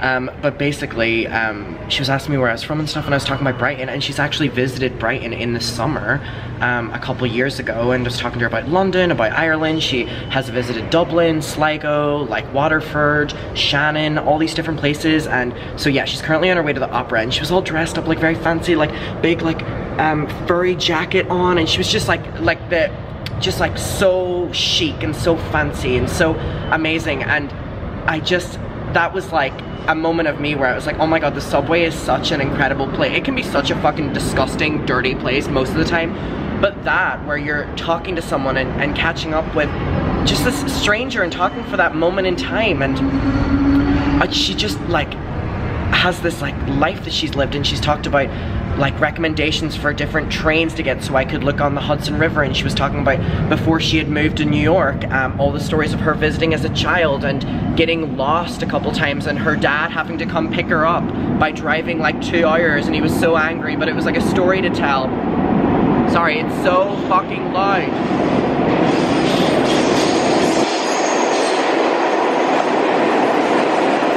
The subway's kind of scary. It's terrifying. So, I have to shout. I'm now trying to figure out how to get... Please! Shut up! I'm now trying to figure out how to get to this Barnes & Nobles. Because I, stayed on way... Oh wow, I'm like up at Central Park. I was supposed to get off at like Times Square or something. Oh my god, the train that I have to get is literally called... Wait, let me show you this. It's called Brighton Beach. Literally Brighton Beach. Brighton for its beaches. Anyway. I keep hearing noises. I'm terrified of the subway. Okay, there's one in 4 minutes. Let's go to actually where we need to go.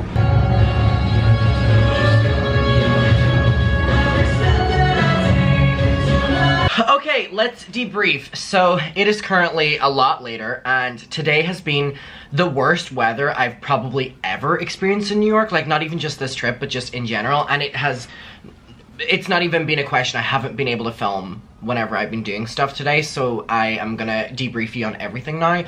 I mean, it was pouring down. So I started my day by going and getting a coffee, and the main reason for that was because, number one, duh, coffee. And then number 2, I was able to sit inside somewhere, which was really important. Then number 2, I went into Macy's, and I did a lot of like window shopping at Macy's, and I kind of have a clip of like inside Macy's or whatever. It was so beautiful from outside. It's really annoying because I went to a couple shops today, like shopping for my family, but I can't show any of that because my family watch my videos. Well, mainly the people I bought for don't watch my videos, but just in the off chance. But I did then go to Barnes & Nobles, and then I went to Target. So I'm gonna give you a little haul and kind of talk about where I'm at right now. So, we have the Mariah Carey concert tomorrow. So that is Friday, today is Thursday, and, sorry, there's no water available apparently in any of the vending machines, so I'm just dealing with Pepsi. If you've watched all of Vlogmas, you'll know what I mixed with Pepsi. Comment it down below and they'll know that you're a real one. So, the concert's tomorrow, and if you're aware, after the show on Tuesday? What day is it? Oh my god, the show was 2 days ago. Jesus. After the show, I ended up getting my vinyl signed by Mariah, and I told the full story, so we're not really gonna get into it again. But, after the show on Friday, I wasn't gonna do the same thing, like I wasn't gonna try to get anything signed, but hear me out. Because I'm so grateful that I already got my vinyl signed, and I'm like good to go. Like, I'm just so grateful that Mariah took the time to sign it. So like, I'm not like trying to be like, oh my god, I'm greedy, I want more. Hear me out. So my best friend in the entire world, Imogen, is the biggest Mariah Carey fan ever. Like, she and I, like, we will just listen to Mariah Carey on loop. We will just watch Mariah Carey's movie Glitter. We will just drink wine and watch her entire concerts. Like, that was one thing we really bonded over, and she was my first friend in Brighton, and without her, I would know nobody in Brighton, and I really do value her a lot, and obviously she's not here with me in New York. So tomorrow after the concert, I'm going to try and get Imogen an autograph. And I'm also gonna bring something for me as well. I mean, duh, sorry, but like, I'm nice, but I'm not that nice. Kidding. But yeah, my aim tomorrow is, I'm so happy and so just gassed that I got my vinyl signed. So tomorrow I'm just gonna try my best to see if I can get something signed for Imogen, and then, because I kind of know what to do now, and I know that, like, I know the routine of it, and I kind of talked about the graphers, and they're such a nightmare, and I'm like dreading it at the same time, but I'm just kind of like, I'm so like motivated to like kind of get something signed for Imogen. So as you're aware, I brought 2 vinyl to New York, hoping to get one of them signed. Now, I'm not going to bring a vinyl tomorrow to get signed. What I am gonna do is, I went to Barnes & Nobles, like I said, and I got 2 copies of Mariah's new book, which is like a children's book. It is The Christmas Princess. So I bought 2 copies, one for Imogen and one for me. Now, tomorrow, I'm only gonna bring one of these for Imogen, in hopes that, because on Tuesday, someone brought this book and she had signed inside of it. So, I just can't believe she takes the time to do that. Like, whenever her assistant took it in, it was like an hour later or something like that the stuff came out, and I just can't believe that she took the time to do it. So I'm gonna try again tomorrow. I mean, it could not happen, it could happen, whatever. I just, like, I love Imogen so much that I just, like, her reaction would just be worth waiting in the cold until, like, 4 a.m. again. So, and if not, Imogen, you know, gets the book that's, like, not even available in, like, the UK, so, or maybe it is, but I've struggled to get it. So either way, she's getting this book. And then I got this book for me. I'm not gonna get this one signed, but I just kind of want it for, the apartment, just to sit around. Like, it's really, really, really cute. And I actually haven't looked through it at all. I shouldn't be looking through Imogen's copy, but it's just like a children's illustrated book, and it's really cute, about Christmas and little Mariah. So I'm gonna bring this for Imogen. Now, the reason I'm not bringing 2 of these, like, because obviously the main goal is to get something signed for Imogen, but obviously I'm gonna try get something signed for me as well. If they're only gonna take one thing off me, I'm gonna give Imogen's thing. I'm happy with, just so grateful to get my vinyl signed, but there was a couple people there last time that had like 2 or 3 or 4 or 5 or 6, and it was like really pushing it, like I said. So I'm gonna bring something for me, and if it doesn't get taken off, like they want one thing, Imogen's one is the one that is going. I would rather wait in the cold for her to get something than whatever I've already, you know what I mean? So for me, I didn't want to bring 2 of the books as well, because that's what the graphers do. The graphers get one fucking thing and buy like 10 of them and try to get all 10 of them signed to sell on eBay. And I didn't want her assistant or her to think I was gonna sell this online. So I picked up a softback copy of her autobiography, which I don't even have this copy of it. I have the hardback book, and this one is the one that has her as a child on it. This entire trip is about Mariah Carey. So I am gonna bring this for me in hopes to get signed. But again, the biggest priority is hoping I can get something signed for Imogen. And then if if I'm so lucky that I would be able to even get that signed for Imogen, if I'm able to, you know, be like, hey BFF, don't do that, do this. So that's what I'm gonna do. And then also, whenever I was in Barnes & Nobles, they had the Mariah Carey magazine. Okay, I'm not bringing this, like, we're not pushing it. But just because I love this magazine, she looks absolutely stunning and beautiful, and this is just gonna be in my apartment. I'm trying to find the photo shoot of her. Hello, where is it? Oh, here it is. And just so beautiful. So this is just for me in the apartment. And then they also had the Rolling Stones Selena Gomez, which, like, none of these are, like, available to get in, like, fucking Brighton. Like, they're so hard to get, so that was great. Also, I could have met Selena Gomez last night, which is so crazy. Me and my friends were in the Soho House restaurant after we went to the little outdoor igloo thing. We're at Soho House because one of our other friends was there, and then we find out that Selena Gomez was at Soho House last night doing My Mind and Me documentary premiere screening, or not premiere screening, but like a screening with a Q&A. But I think we were there like an hour after she got there, or like she left like an hour after we left, or something like that, something crazy. So anyway, okay, and then here's the plan. So I got this little notebook. I don't need this notebook, but what I'm gonna do is I'm gonna write a little letter to Mariah. I'm not gonna push it. I'm not gonna write something that's like boom, boom, boom, and she like opens it and she goes, whatever. Like, I'm gonna keep it short and sweet, but I am gonna kind of open up about the fact, like, what her songs have done for me, what her albums have done for me, like, what she has symbolized for me, and all that kind of stuff, and that I've been in New York, you know, 3 times this year, 2 times this year, directly for her, and just how much of a fan I am. So, and then I'm gonna put that inside of, like, the front page here.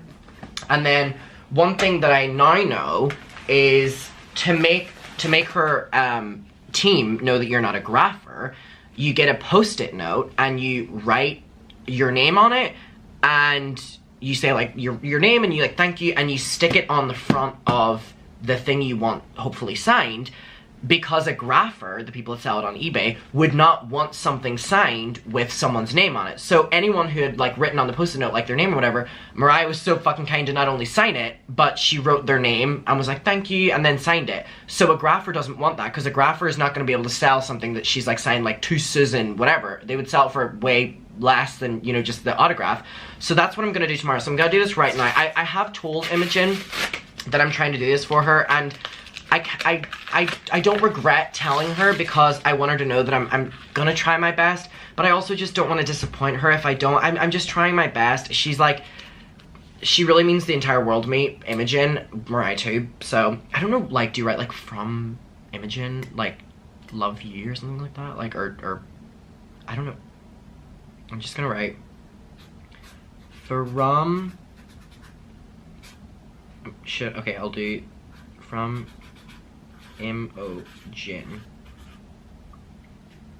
and I'm gonna write love you Mimi.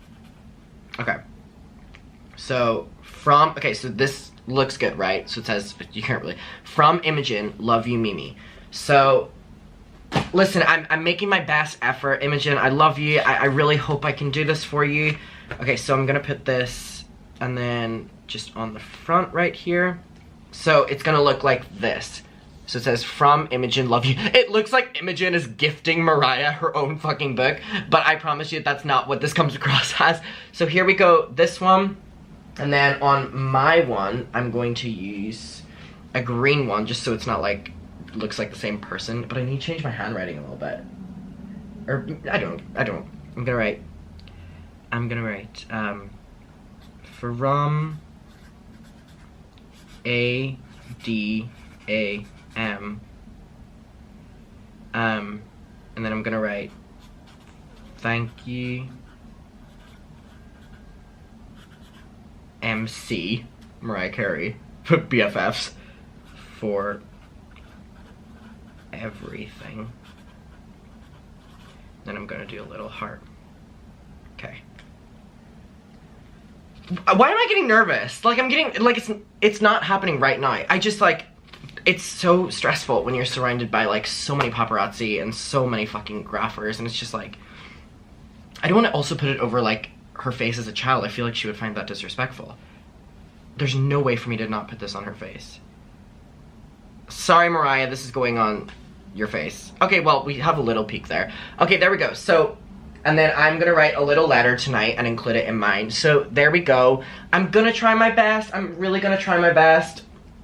And I'm gonna catch up with you in a second because I want to show you the haul I got from Target. But that was my Barnes & Nobles thing. Oh my god, I'm like getting like weirdly nervous. It's so stressful. It's so stressful. And I mean, it's like really just, I'm also dreading it. Like you're just in like the -4 degrees until like 4 a.m. Anyways, I love my friend enough that I'm willing to give it a shot. I'm willing to give it a shot. Okay, I'll catch up with you in a bit. Okay, so I'm back. I'm like weirdly really stressed out now. I feel that if I was just doing it for myself, I wouldn't really, oh my Pepsi's over there. I really wouldn't be that stressed out about it. But because I really want like nothing more than to like make Imogen's dreams come true, it's like kind of put like pressure on me, and I shouldn't have told her. But I wanted to tell her because I wanted her to know that like I'm willing to like give it my best. I don't know. I'm like weirdly stressed out about it now. Oh, that's like stressing me out. Anyways, here's my Target haul. So this is what I eat when I come to America, by the way. I was gonna go out for dinner, but I need to film main channel videos because I've done no main channel work since I've gotten here, and that's not good.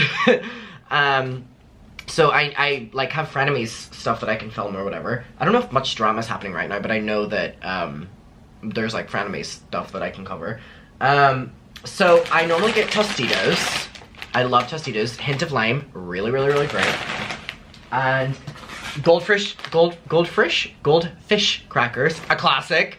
Not the extra cheese ones though, because they're too sickening for me. I prefer just these ones. Okay, I got mild salsa for my hint of lime Tostitos. These are the snacks I get every single time. However, we've mixed it up a bit because I've gotten these everything bagel crackers and this, which I've seen on TikTok, and it just sounds so fucking revolting. Easy cheese. To the like Americans that watch this, do you realize how fucking disgusting this is as a concept? Like squeezy cheese that's just in a bottle that doesn't expire for like a year and a half. Is that not alarming to any of you? Now, I bought it, so it's still alarming to me, but I bought it because I wanted to try it. So we're gonna try it right now. I just feel like it's gonna be fucking awful, but we're in America. Let's try it. I just love everything bagel seasoning. I need to get a bagel! I have not gotten a single fucking bagel since being in New York. I know I'm like scared to go into restaurants and stuff like that on my own, but holy fuck, I haven't got a fucking bagel yet? Oh, we're doing that tomorrow. Hold me to my fucking word. Tomorrow, we're getting coffee and bagel in Soho. I'm actually disappointed in myself. I want to try these on their own. Very good. Okay, let's try this fucking disgusting concept cheese. Man, I just love Target. I don't think y'all realize if you have a Target, how the fuck do you use this?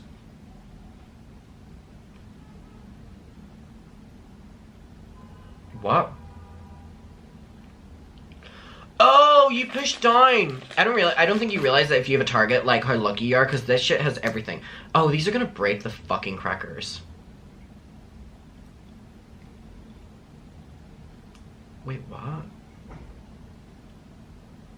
Huh? What? How do you work this?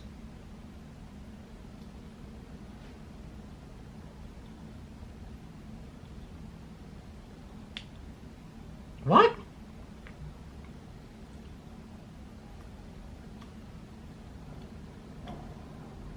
No need to refrigerate. Well, that's really weird as well. How the fuck do you use this?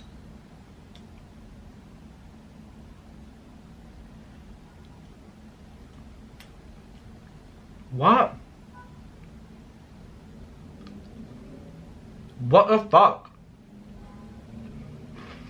Directions: hold applicator tip close to food, press tip firmly. How much more fucking firm can you get?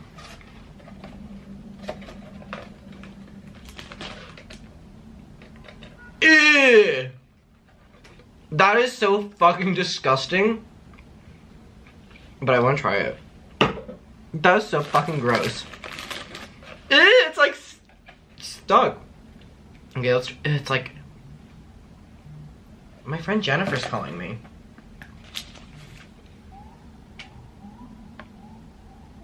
Hi. Hey. Oh, hello, dude. Oh, perfect. Well, I'll let you know tomorrow, okay? Alright, good to see you. Bye-bye. Been holding this for a while. Let me try this. It's probably even more disgusting now.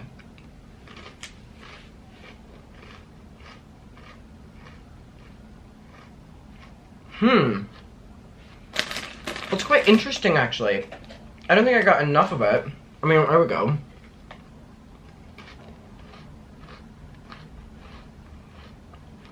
I don't hate it.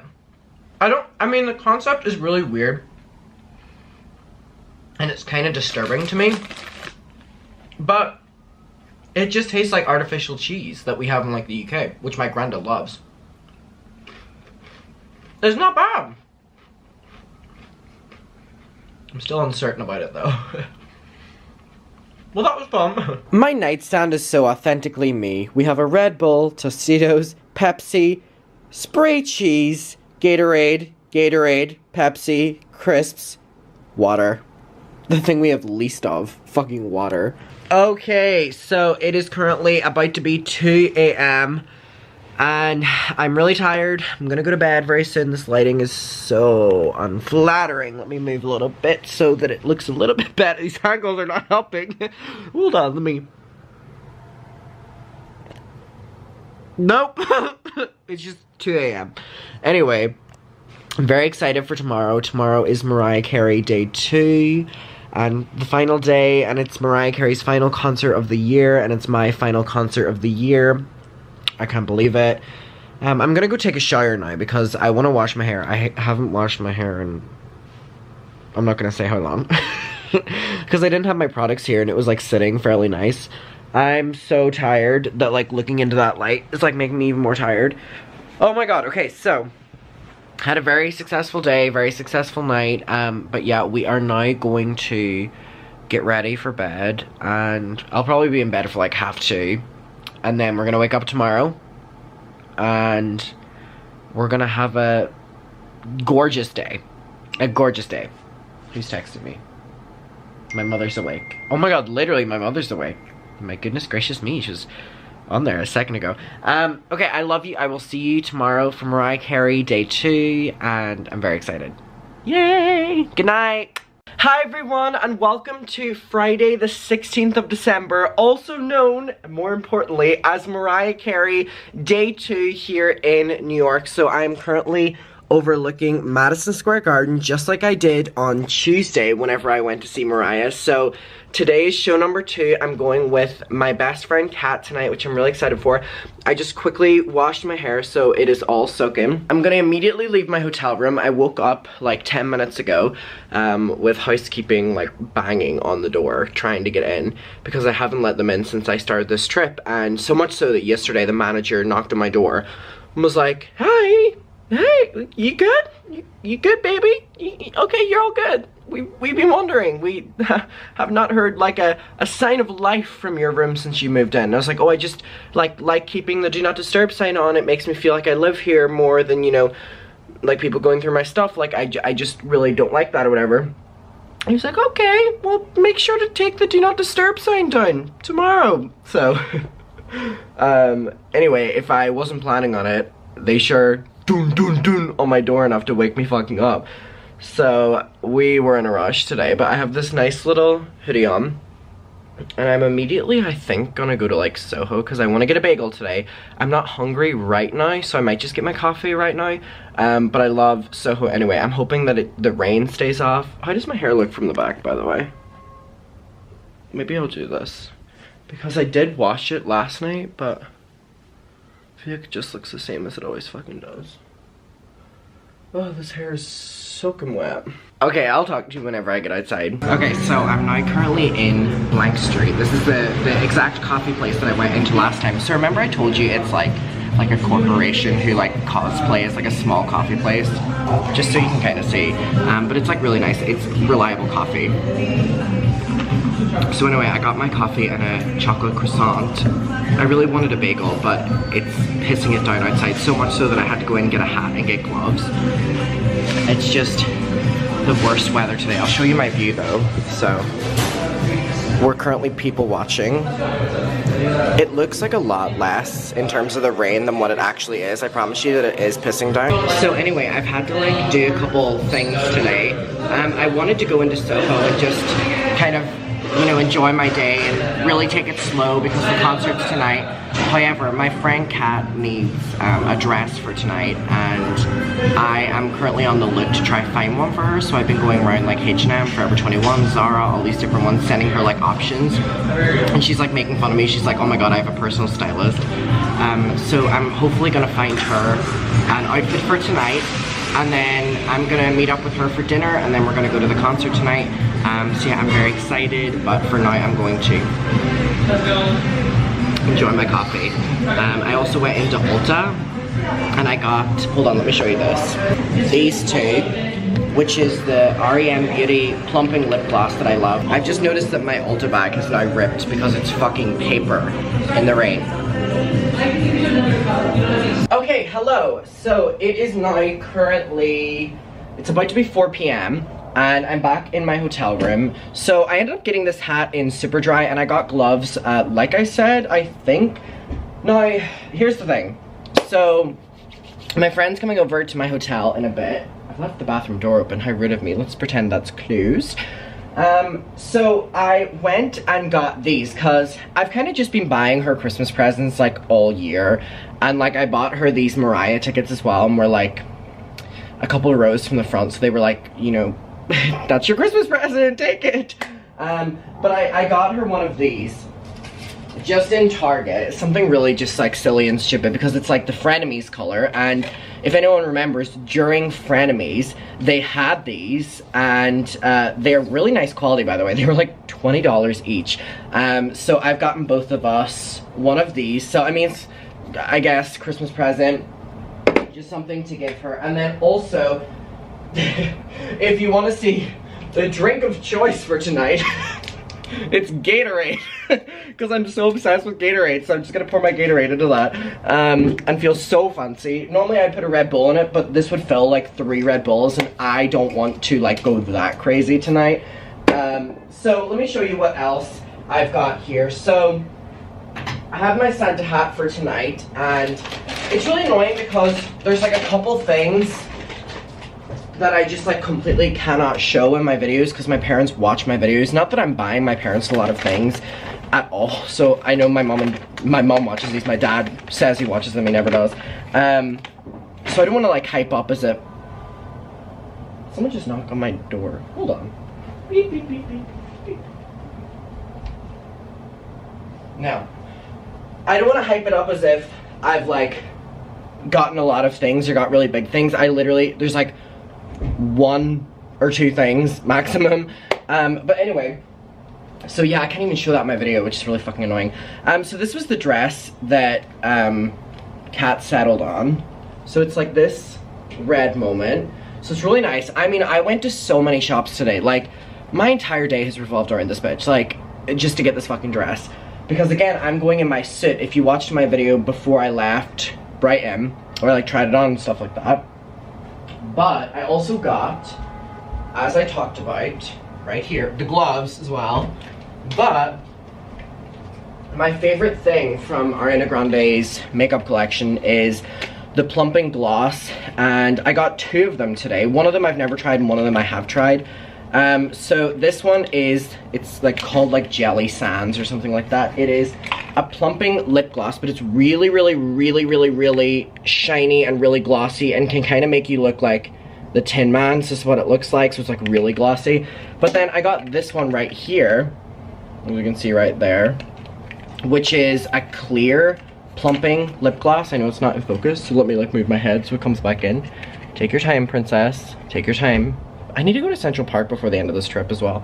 It's just been like really bad weather the past 2 days that I couldn't be fucked. So there's this clear one, which was way too expensive for the packaging being this fucking boring. As you can see right here, I'm trying to like actually show it. There we go. So I really want to try this one because I've never tried this one before. I do love a plumping lip gloss, especially since I got these lips done, baby. I'm like so obsessed with like my lips now ever since I got them done. Like I want them to be moisturized. I want them, whenever they weren't done, I really couldn't have given a shit. Let me try this.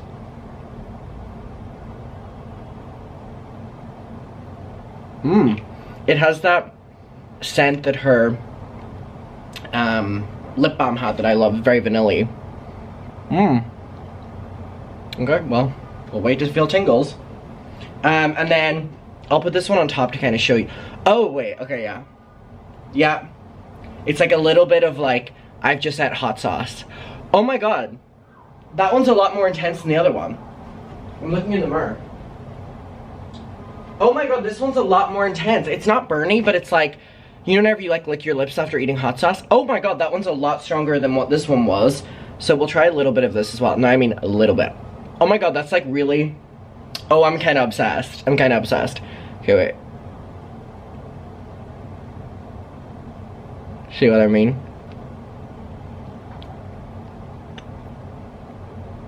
Like really glossy. Did I even... Wait. Sorry, this is really intimate. My lips are gonna be on fire after this. But anyway, I did want to ask your guys' opinion on... Oh my god, these are really like... really intense now. I'm like the fucking Tin Man.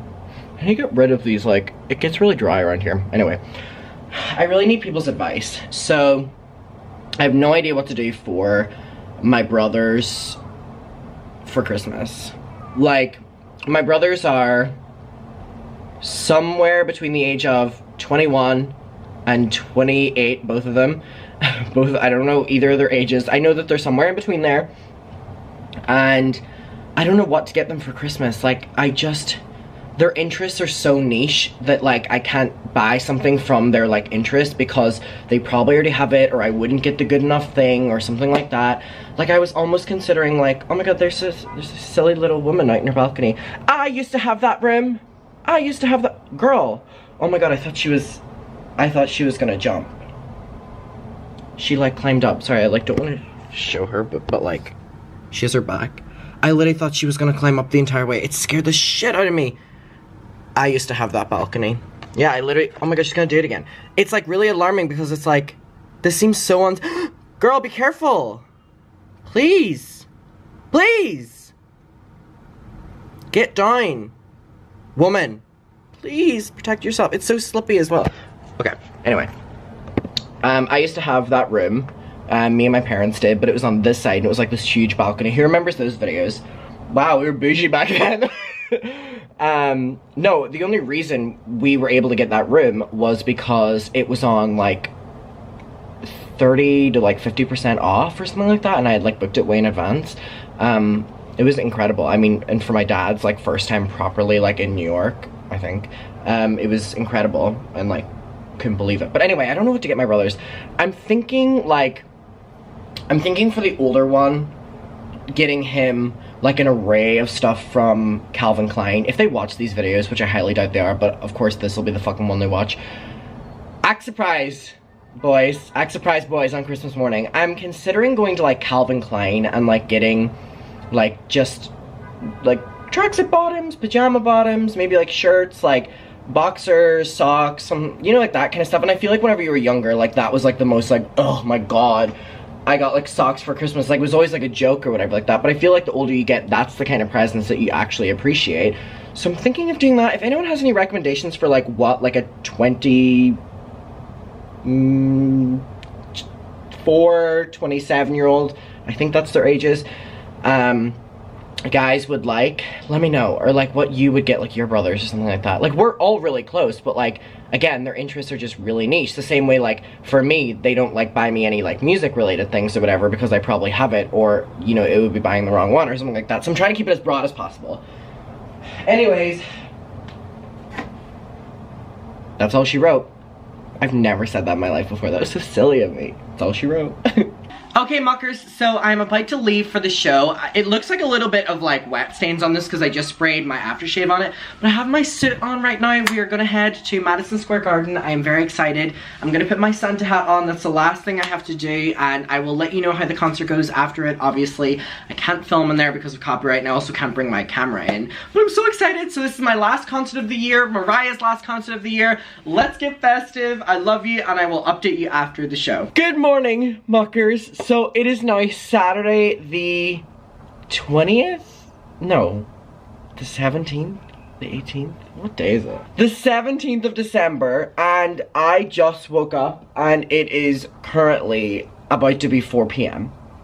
Now, the reason for that was because I was out last night until 7 a.m. I wasn't partying.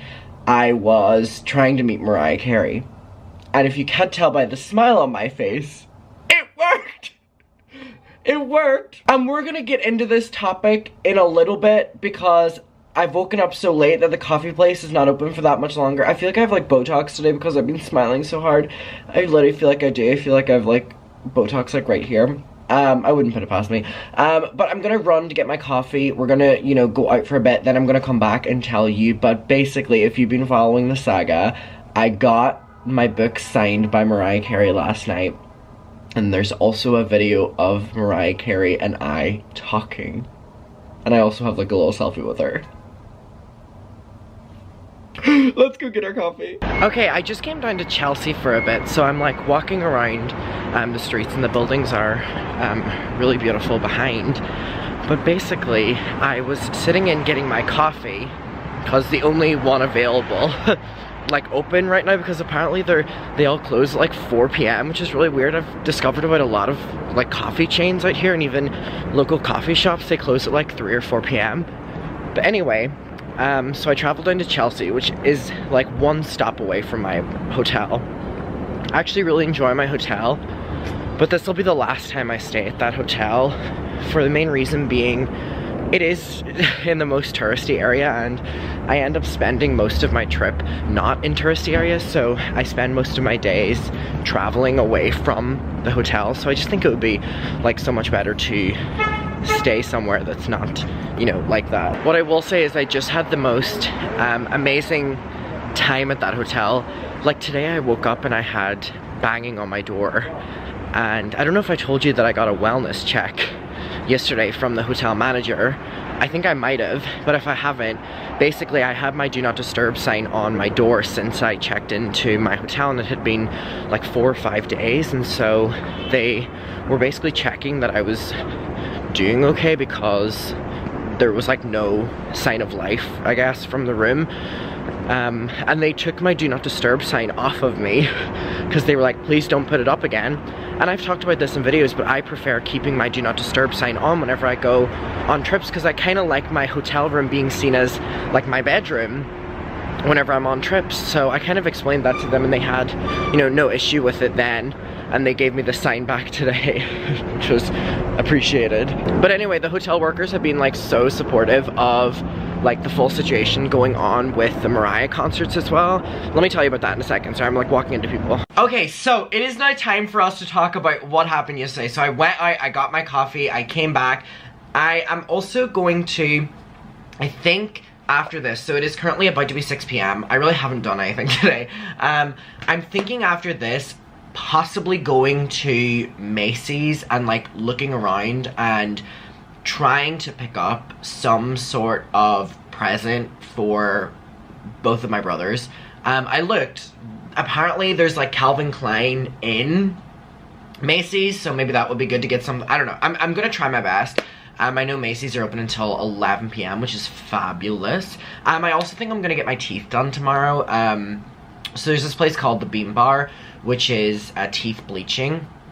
And I think I'm going to get my teeth bleached tomorrow again. I got it done in September, so a couple months ago.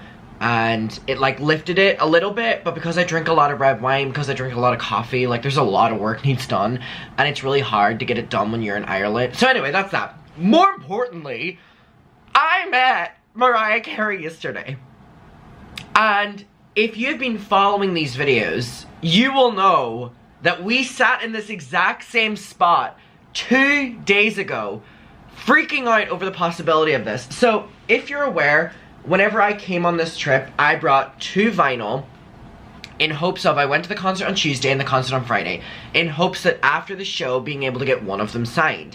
Now, I ended up giving my friend this one to possibly get signed, Gia. She didn't get it signed, so she just gave it back to me. And I ended up getting the Butterfly vinyl signed, as you can see right here. So I got this signed on Tuesday night at like 3 a.m. or something like that. And I was freaking out. So anyway, I wasn't gonna go again and try get anything signed or whatever. But something within me last minute was like, you know what, like, my entire trip has revolved around Mariah. I may as well give it one more try. It was just, it's really, really, really cold to stay out in like -4 degrees until like possibly like it could be until like 5 a.m. to like meet her possibly or whatever. But my friend from back home, Imogen, is a huge Mariah Carey fan, and we bonded over Mariah. She was my first friend in Brighton. She's the reason I have friends in Brighton. She introduced me to all of my like long-term friends in Brighton, and without her I would be lost. And I'm so grateful for her, and again, we just will like go around each other's house and watch Mariah. And so I was like, if I can't get anything signed for me, I'm gonna go for Imogen. So I immediately rush after the concert to come back. First of all, the concert was incredible. I will show you a couple videos. Our view was amazing. So it was me and my friend Kat went yesterday, and here was our view. It was absolutely incredible. Wait, let me pull up a video here. So this was our view yesterday. It was just so good. Again, it's like copyright, but oh wait, I don't know why it's not. Hold on. So you can see she was doing Fantasy here, and it was just like the most amazing concert ever.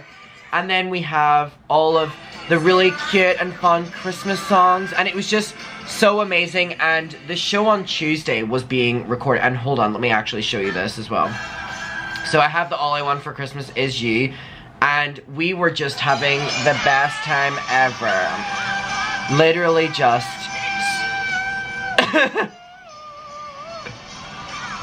just the best time ever. So anyway, and I got this picture after the show, which I love, where I threw all of snow on top of me, and it was just so amazing. So anyway, after the concert, and here is me and Kat, by the way, you can see the Empire State Building behind us, and you can see this photo is really cute. The girl who was taking our photo was like, look behind you, like at the Empire State Building, it'll be a cute picture, and I'm glad we did. So immediately after the show, I rush in an Uber, and I try to get, or I rushed over here, sorry, and I gather myself up, and I put my hoodie on, I put my gloves on. I was like preparing for war, you know what I mean, like standing out in the cold. So then I'm waiting, and I kind of talked about like graphers, who are people that get signatures to sell them on eBay, and paparazzi. I had, you know, it was really interesting seeing them on Tuesday. What I will say is, yesterday, I ended up befriending a couple of the graphers and a couple of the paparazzi, because what else was I gonna fucking do? I was standing out in the fucking freezing cold, and I was so bored, and I thought Mariah had already, you know, like left, so like we'd already missed her. So I was just trying to get some sort of entertainment. So I was talking to all of them, and they have a very interesting, really weird life. Like, they literally just follow around every single celebrity, but they have like certain celebrities that are their favorites that they like follow the most or something like that to get these signatures. And I looked online, and these bastards really do sell the signed vinyl and stuff that they get from Mariah for like $500, $600 on eBay. It's like a full-time job for them. And it like on Tuesday, her team came out and were like, she's gonna sign a couple things, like we're gonna take them up. Are you eBay? Are you eBay? Like, that's who they were. Are you eBay? Are you eBay? And you know, obviously they're all lying to get their stuff up, and then there's paparazzi there. I was talking to a couple of paparazzi about like what they do. Again, it's like not something I support, but it was just like I wanted to pass the time talking to people, and their lives were very fucking fascinating, if anything. Oh, by the way, I got this really gorgeous granola in CVS, and it's like a dark chocolate one. It's really, really, really good. I'm almost considering bringing back a couple of these, and I know that my brothers and my dad, and I think also my mom would really enjoy these. Mom, if you're watching this, let me know if you want one of these brought back home. They have like a bunch of different flavors. Well, I mean, can you just buy these back in Ireland? Is that useless, me bringing these back? Because they're quite heavy. And then I got this almond butter one as well. It's delicious. And I saw Mariah, so spoiler, whenever she came out of the party bus, I saw her always holding this brand of water. So from Mean Girls, I saw Regina George wear hooped earrings, so I wore hooped earrings. Oh my god. I saw Mariah Carey drink Essentia water, so I drank Essentia water. And I mean, it is good, it just tastes like water, but keeps you hydrated or some bullshit. So festive. So anyway, the kids arrive. The kids arrive way before Mariah, her children, and everyone was kind of just like being really respectful and like kind of staying away from the kids, as we should. They're like 11 or whatever. But Mariah's daughter, Ro, like almost comes over to give like autographs or whatever, and security is like, let's go inside or whatever. And everyone was being really quiet, and I just go, you guys were amazing tonight, because they were both in the show, and they were really sweet back. They were like, thank you so much. So anyway, they go in, and about 30-40 minutes after that, the party bus pulls up, and it is blasting All I Want for Christmas Is You. The doors open. And, oh, what was really interesting was on Tuesday, the party bus pulls up and security were really strict to us, telling us we had to be a certain amount of distance away from her car. Like, I'll even pull up the video, but here's the thing. On Tuesday, I will say that Mariah's performance was not her best. There was a lot of nerves because the show was being recorded. The show yesterday also was recorded, and she was on top game, sounded phenomenal, looked so confident, looked beautiful, and it really did feel like a completely different show than Tuesday. So she was obviously, you know, felt some sort of way after the show on Tuesday, and she felt a completely different way after the show yesterday. So I think that had a lot to do with Tuesday. So again, I have this video for context. On Tuesday, outside of, you know, whenever she comes out, and this was how it went. So she comes out, we're very, very, very far away from her. We weren't allowed anywhere near her, and she just walks right in. And we weren't allowed anywhere near her. Like, it was before she came out, she was in the party bus for like 30 minutes before they let her out. We had to be way back there. There was security holding us back, and then she goes in, and her assistant comes out and goes, MC wants to take a couple things up to sign, and that was what happened on Tuesday, and that's how I got this one. And then Friday, yesterday, I was expecting to do the same thing. The party bus pulls up, I go to start walking back the way, and security don't push us back, don't tell us to go back, don't care that we're right beside the bus, and the door's open and she just walks out. And I'm so confused. And then it gets even more weird. She gets out of the party bus and immediately just starts hugging fans. And then is talking to everyone, like, completely different than Tuesday. Like, she just was in, like, the best mood ever. And I mean, I can show the video of, I was genuinely in awe. I was not expecting it at all. It was so different and so incredible. So, like, for example, here's my video. So, the door opens, and normally we were not even this close to it, and we'd be told, and she would just walk right in or whatever. So, you see her come out, there we go. And immediately, she starts talking to the crowd and just starts hugging the fans. And she, like, goes down the line, hugging the fans and talking to the fans. And she was like, it was so different than thing. It was like, it really caught me off guard. So then I was like, oh my god, I'm, like, right beside the door. So by the time she gets to me, like, she's just gonna go in. That's fine or whatever. And so she comes over, and the girl beside me, Cara, was one of the girls I was talking with, not one of the graphers, but just a fan, who's been a fan of Mariah and been going to all these things since 1998. Lovely, lovely girl. And Mariah comes over and goes, Cara! And like gives her the biggest hug ever, and it was so sweet because I had like been rooting for Cara as well. So whenever she finishes hugging Cara, I go, Mariah, I came from Ireland to see you, like, I love you so much, whatever. Just expecting her, you know, to, like, hear it but not really say anything. She responds and reaches out her arm to me. And I feel like no one would believe me if I didn't have a fucking video of this. So, let me show you. I, like, can't believe it. I cannot believe it. So, this is gonna go really, really, really quick, okay? So, let me...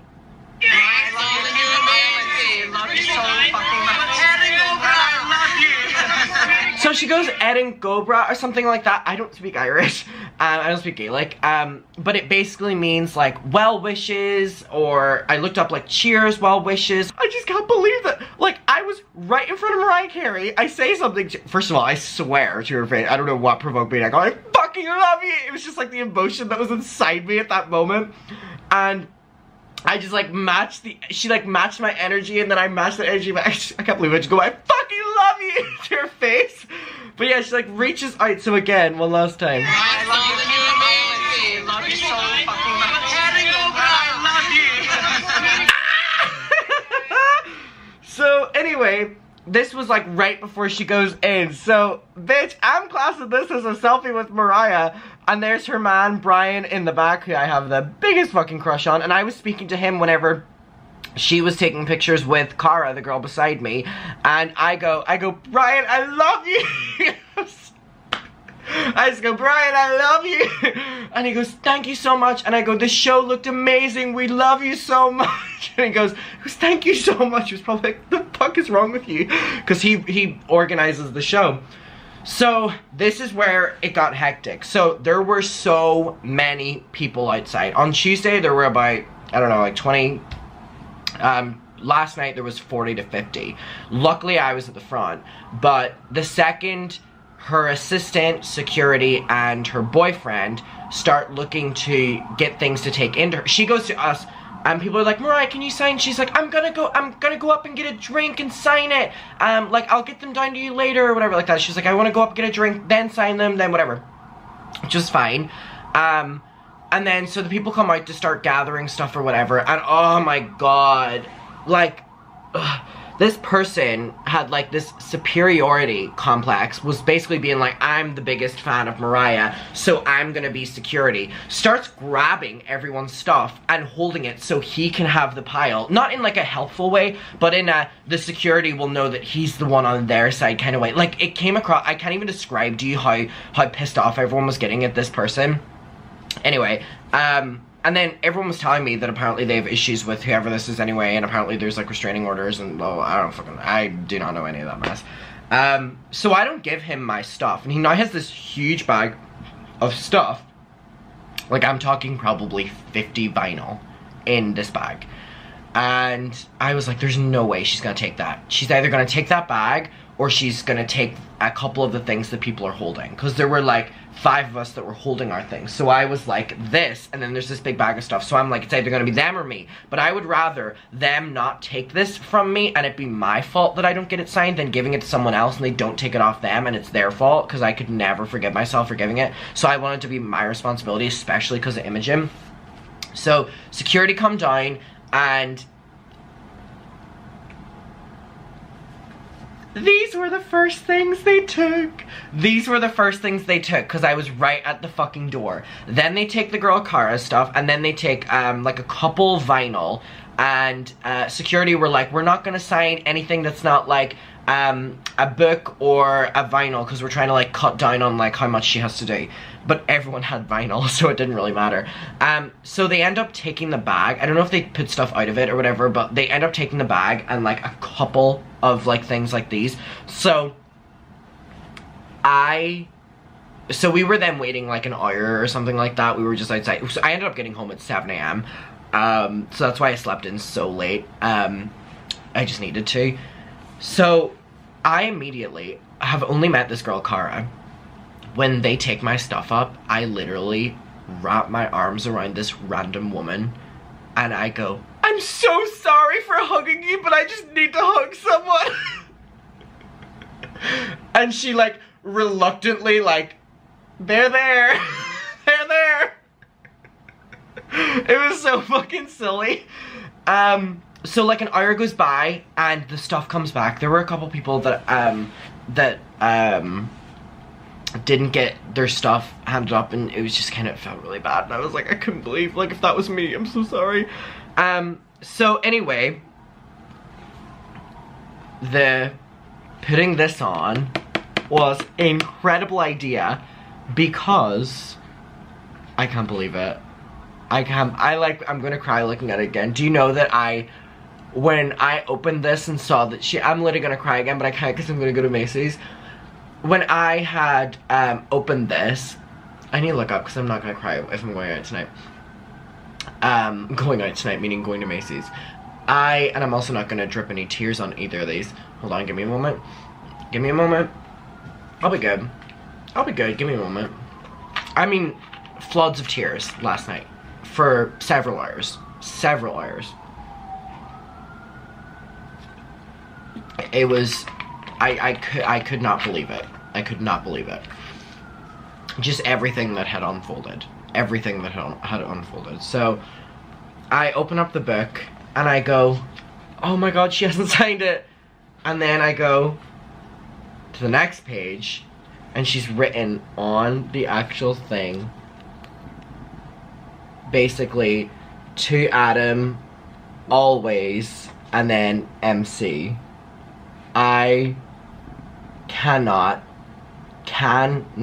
believe it. And I mean floods of tears. Floods of tears.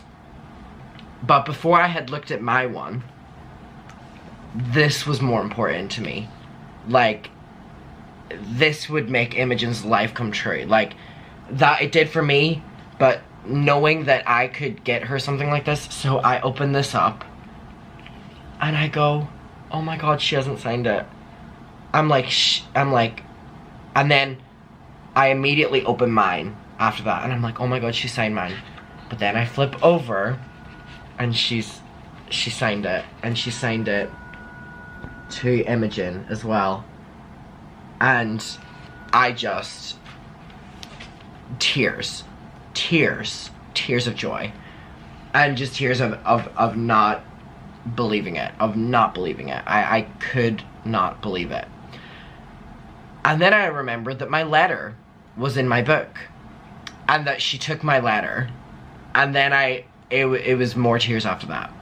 My like 3-page letter she took. Even if that went up to her apartment and immediately went in the trash, she got it, and I didn't pour my heart into a letter that I then had to bring back to my hotel and like dump. I just couldn't believe it. So it was just the most, like, the single most incredible day of my life yesterday. Truly 100%. I couldn't believe it. And the only reason I didn't film whenever I came in last night was because I was so in a state. Like, I was in a really bad state. I'm bad in a good way, but I just didn't want to, I didn't feel comfortable filming it, because I mean, I was crying. And I was just kind of having the moment. I literally just sat up in bed like this. I couldn't believe it. Like, watching that video on loop. Should we watch it one more time? Absolutely. Absolutely. I love you so fucking much. See that? And I love you at the end. That was literally just, I did not know what I was saying. I did not plan on saying anything. It was like a moment of like, here we go. Well, there we go. That was the 2 Mariah Carey concerts. That was the 2 reasons I came. Literally the reason I came on this trip. And both nights, I got things signed. I can't believe it. Well, I love you, Mariah, and I love you, Muckers. But I do think I'm gonna go to Macy's for a bit to try find something for my brothers. Ooh. Oof, I need to find something. I'm so late with my Christmas shopping. I'll do my best. I'm also trying to find something for my, like, father. I've, like... Oh. Someone's washing their hands. I found one thing for my father so far. But I want to get him, like, something else, too. I'm gonna work on it. I'll let you know. Okay, please ignore the hat hair. My hair has literally been in a hat for so long. I did something silly.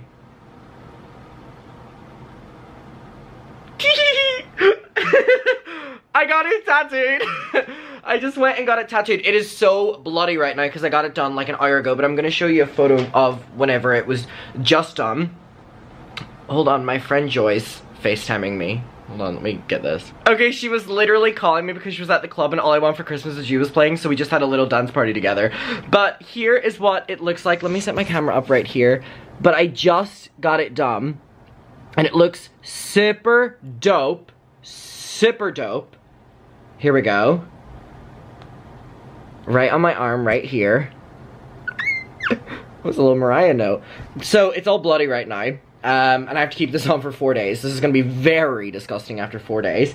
But I'm so excited. I went into this little, like, walk-in place called Infinity Tattoo. The guy was super sweet. And he was, like, so happy that I wanted to get it done, obviously, because I was paying him. But he was like, Mariah Carey, wow. He was, like, trying to be interested. But the thing about this is I have a tweet from 2019 right here. I'll let you read it. Okay. So it says, Dear Mariah and her team, I've been given the incredible opportunity to see Mimi in Dublin next month. I won tickets. So grateful. It's my dream to have Mariah sign my arm so that I could have a tattoo of it on my arm. It would be my first tattoo. Mariah is my biggest inspiration. And that was 2019. And now 2022, that dream has become a reality. Let's ignore that it's very bloody. But that dream has become a reality. This trip has just been insane. So anyway, that's what I've been doing. I also went to Macy's. And I got something for my father. I didn't find anything for my brothers, but I got something for my father. So, we're making progress, I guess. Even though I already, you know, had something for him. I have nothing for my brothers, but we're trying. Good morning, everyone. So, it is currently Sunday, the 18th of December, and this is my second last day. This is my last day in the hotel. I check out tomorrow morning at, like, 10 a.m. or 11 or something like that. Please, again, ignore the hair. It's really... I haven't washed it, so I've just, like, wet the, like, front part and, like, put, like, product on it. It clearly shows that I haven't washed it. But, yeah, this is the last morning in the hotel properly, because this time tomorrow I will have been checked out. And it's also not the morning right now, as you're aware. It's me. It's currently 3:20. And I just kind of had a really good night last night, and I had a really good night's sleep is what I meant, sorry. But basically, before we really start the video, because we have some plans today, Mariah Carey has just posted this video on her social medias.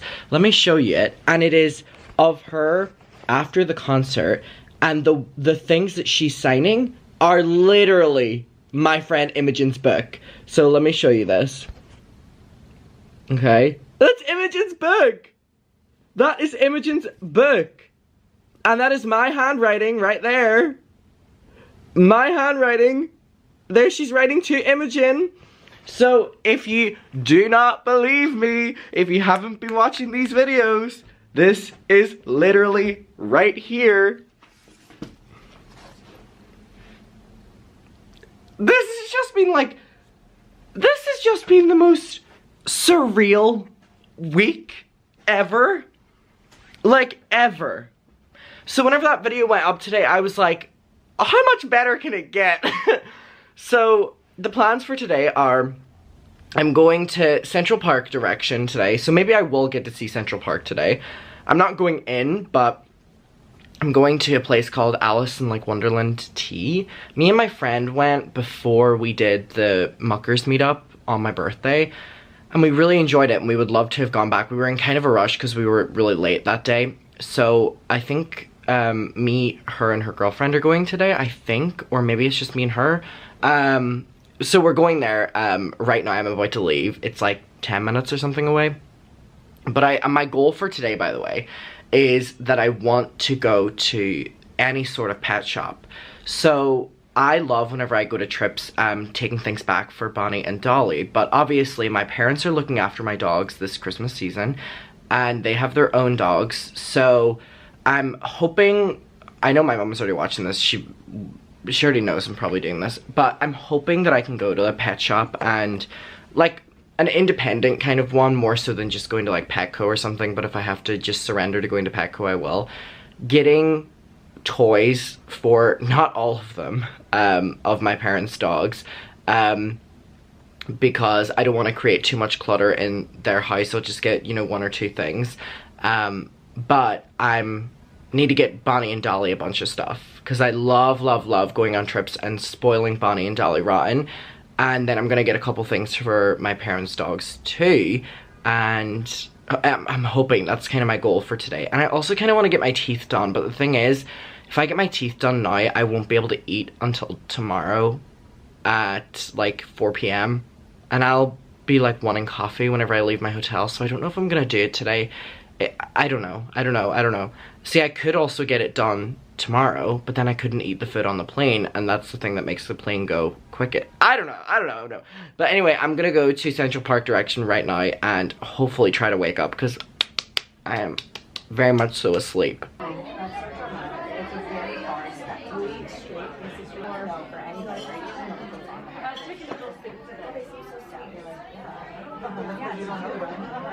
Okay, it is really cold, but we just finished up at the tea place, and it was so nice to see my friends again. That's actually the last time I'm gonna see both of them until probably, I don't know, like July time, whenever we all go to LA.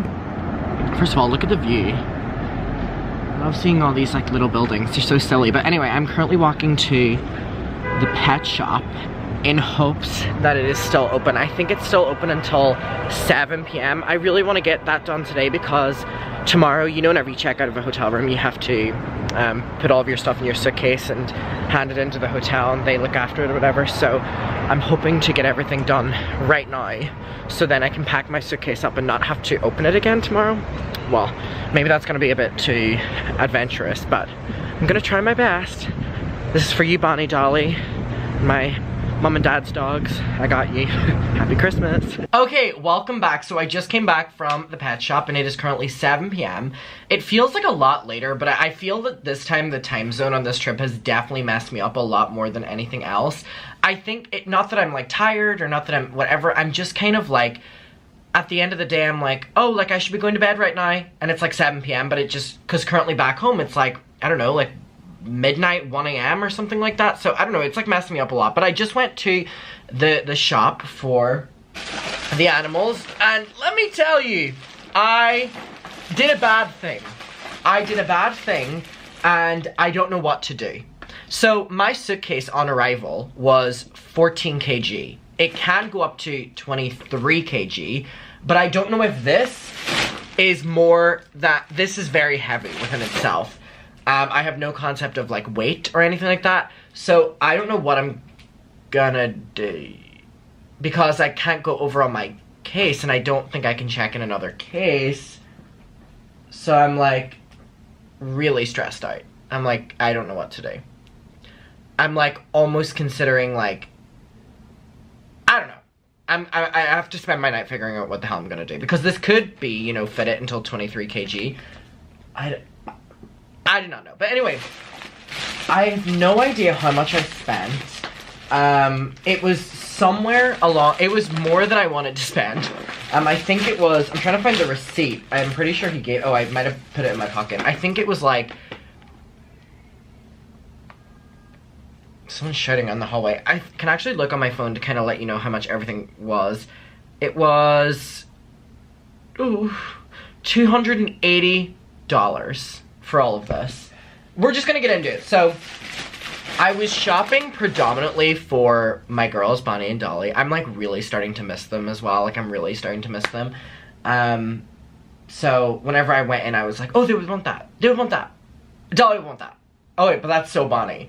Just because I miss them as well a lot more, I feel like I was getting them a lot more than I normally would. And then also my mom has, first of all, look how bloody this is today. It's wrapped in extra skin, so I can't wait to take it off, but it's just so nasty. so nasty today. So if I do this, just don't think the tattoo got fucked up. My mom also has her Frenchie and her Cocker Spaniel. So I was also getting stuff. I was trying to get a range of things that then I could like separate it for like my children, like my 2 girls and then my parents' dogs, whatever. So I'm just gonna go through everything. So first of all, I need to take the packaging off everything as well. Oh, but I don't have scissors. Shit. So apparently we're not doing that. I got this little dinosaur, which is really cute, and it is like really sturdy up here, so they will love this. Also, my mom's dog, the Frenchie, is really destructive with toys, so I need to give her stuff that is like really strong. So the stuff like this, the really light stuff, will be for my 2, because my 2 really don't destroy toys. They just enjoy playing with them, whereas my mom's destroy toys. So this is really, really, really cute. Sorry if anyone is watching this who has dogs, but this is really cute. And then I got this, which I know my Bonnie is going to love, which it's like a really strong, really, really, really strong, like this kind of strong. It's gonna have to go directly in the suitcase. Very excited for Bon Bon to get that. I got this little donut ring, which is like rubber, like really strong like that. I got, these were $8. This is peanut butter, apples, carrots, mini oven baked dog biscuits. So I got these because my girls love a treat. My girls love a treat, and so do my parents' dogs. So I'm flying back into London, then I'm gonna go back to my apartment for like a couple hours, and then I'm gonna go back to Ireland. So some of the stuff I'm going to leave in my apartment, and then some of the stuff I'm gonna bring to Ireland as well, because the dogs are gonna be coming back to me probably around the 1st or 2nd or 3rd of New Year's Eve of January. So I got this little ring as well, which has a little, it's quite strong as well. So this, I just thought was really cute. How much was this one? $18. Then we got this, which the Frenchies absolutely love. They love pulling either side of it. So again, I don't know what I'm going to, you know, leave for my parents' dogs. I don't know which is going to be for Bonnie and Dolly. There's like some things I know are going to be for my girls, some, you know, not. Got this little skunk. This is for sure not going to my parents' dogs because they will destroy it. But I know that Bonnie would love grabbing it by the tail and shaking it like that. And has a little squeak in it too, which is really cute. This one was $20. I got this, which is like one of them like chewy, you know, like bones that you can throw for them. I think that my girls would really love this one because they really love chewing on things. Then I got this, which is like a little bottle inside, which they love playing with. Bonnie loves playing with this kind of stuff because she's able to like throw it around, and anything that makes a lot of noise that she can like destroy without destroying, Bonnie loves. So I got her that. And then I got this one, which is 3 toys in 1, it says. So this is Crinkly, this is Squeaky, and then I don't know what the 3rd toy is. What's the 3rd toy? 1 tough toy. 3 toys in 1. What's the 3 toys in 1? Oh, these come, oh, it comes off? But that's only 2 toys. If this comes off, that's 2 toys. What's the 3rd? What's the 3rd? I have no idea, but anyway, really cute, and I know that they would love this. So then I got this New York taxi. Now, my girls already have one of these, and it's really, really, really destroyed. And I really wanted to give this one to my mom's dogs because it was New York, whatever, but I just don't know if they're gonna destroy it. Again, they're not destroying it out of badness, they're destroying because they're really rough whenever they play. So I don't know, I would love to give this one to them, but I just don't know if they would, you know, destroy it. And it was, you know, I want them to have fun with it, but like, don't destroy it, they were expensive. So I got this little corn, which my girls will love this. Then I got this, which is another set of these little chew treats for their teeth. This is blueberry flavored. They've never had this one before. This is for their like dental stuff, so they love these anyway. And we get these in the UK, but I think I'm gonna put the treats in my hand luggage for sure. Kind of cut down on the weight a little bit.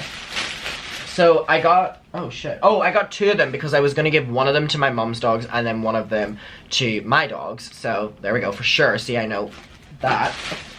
I got this little pizza. Again, would love this to go to my parents' dogs, but I think that they might rip it up and shred it. So this will probably go to Bonnie and Dolly. Again, I don't know. I'm just gonna split everything up whenever I'm not in New York thinking about that. This, I know that Bonnie will love. This is a little rope that she can tug and destroy. And then 2 more things. So this is for Dolly. This is a little tennis ball, but it's like one that she can like bite into and destroy, which I know that she will enjoy doing. Made from eco-friendly, non-toxic, durable materials. Fun. $8. Nice. Alright, and then the last thing in here is this little squeaky bottle toy again. So, had a very successful trip to the pet shop, and it was like really small, really nice. You were like bumping into everyone who was in the shop as well. It was like super, super, super intimate. So anyway, that is that. Now, for the rest of my night, I need to figure out what is going on in my hotel room. Now, here's what I want to do. I right now need to film main channel videos. So that's what I'm going to spend the next couple hours doing. However, before the night is up, I do want us to go to Times Square. Because we have not, where's my water? We have not gone to Times Square at all on this trip yet. If you've noticed, we normally go to Times Square, even though it's like really, really, really hectic and crazy. We haven't gone on this trip. I've been actively avoiding it. Like, I've literally been actively avoiding it. But we're gonna go tonight because we can't go tomorrow. We could go tomorrow, but we'd be going during the daytime, and Times Square is so much better at nighttime. So if it's 7 p.m. right now, we can aim to go to Times Square at like 8, 9, 10, 10-ish. So I'll make sure to be awake, and we'll go to Times Square. We'll experience it together, because we haven't on this trip, like I said. And then whenever I come back, we're gonna need to sort out the hotel room and pack up our stuff, because we are out of this hotel tomorrow at I think like 10 a.m. or something like that, which is terrifying. And then my flight tomorrow is tomorrow night, so I have like a day of walking around New York. I didn't get my teeth done today. I might get them done tomorrow, but it just means again that I can't eat for like 24 hours, so it's like hectic. Anyway, I will talk to you later. Bye bye. Oh my god, wait, what I do need to show you is, do you remember that video Mariah Carey posted?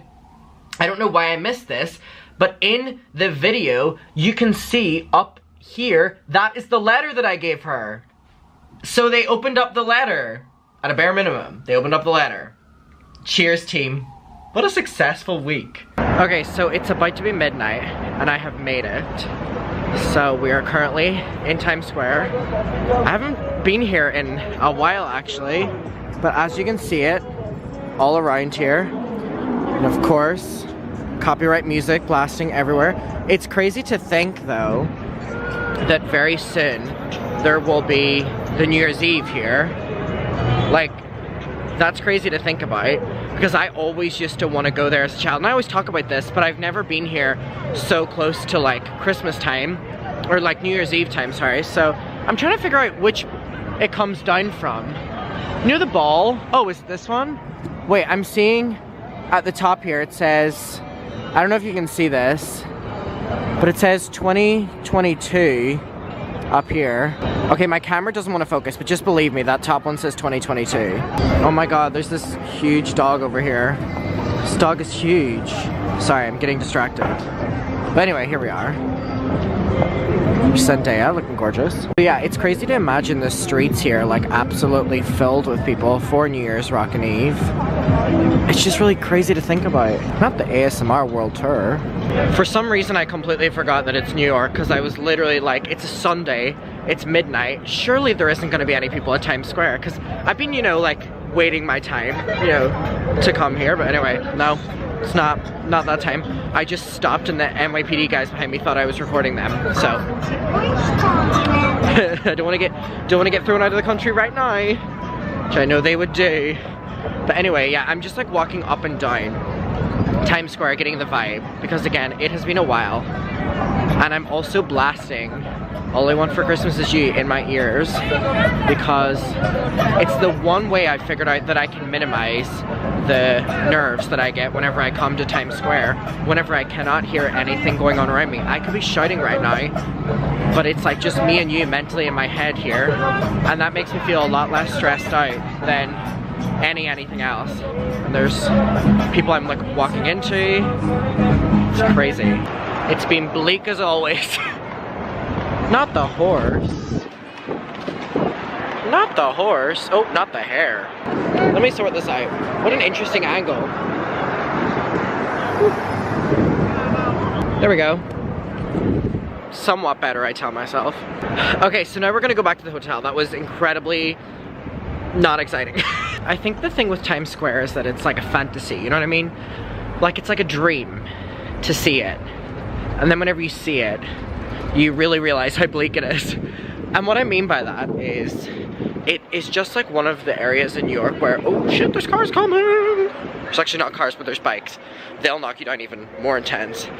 I think you realize like how unsafe you feel in the area is. And again, I wouldn't recommend coming to Times Square at midnight. I've been there a couple times that I kind of know my way around it, but like the first couple times I went, like I would try not go at nighttime, even though I assume I fucking did, just because it can be, and now I'm just crossing the road again. I don't know why I just did that, for shits and giggles.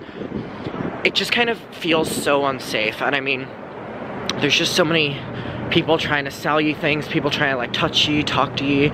So I think once you get over the fantasy of it, it's not that exciting anymore. All right, okay, we're back in my hotel room, and I am gonna have to unbutton my trousers because right before I left for Times Square, I ate a bunch of Uber Eats food, so it's like, you know, it's in my stomach now. My hotel are completely out of water, and they're also completely out of Gatorade, and everywhere's closed because it's like midnight. Oh my god, they would have just closed. I could have probably went in. Damn it. So I just had to get a Diet Pepsi. Was the only thing available in the vending machine. It feels super weird. This is my last night in New York. This is, I always get like this at the end of trips. I mainly get like this at the end of, I was about to say the end of New York and Paris trips, but they're the only two fucking places I go to.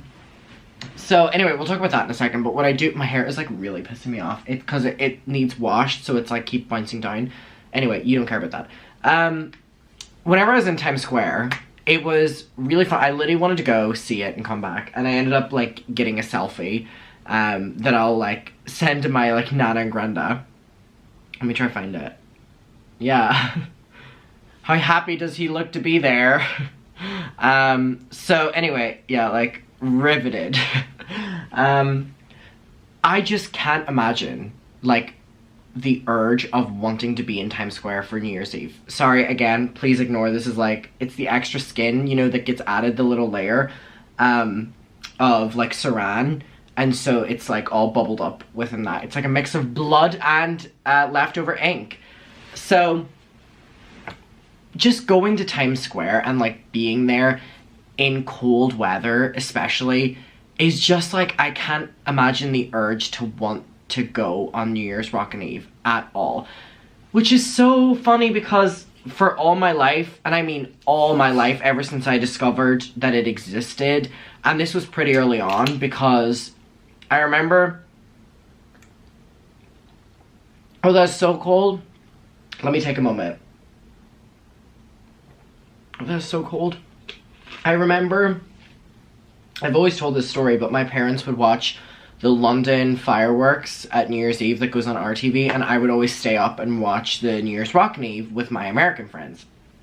And then whenever I came to Times Square for the first time, it was so exciting seeing Times Square, and then the second time I came to New York, it was Times Square, and then the third and fourth.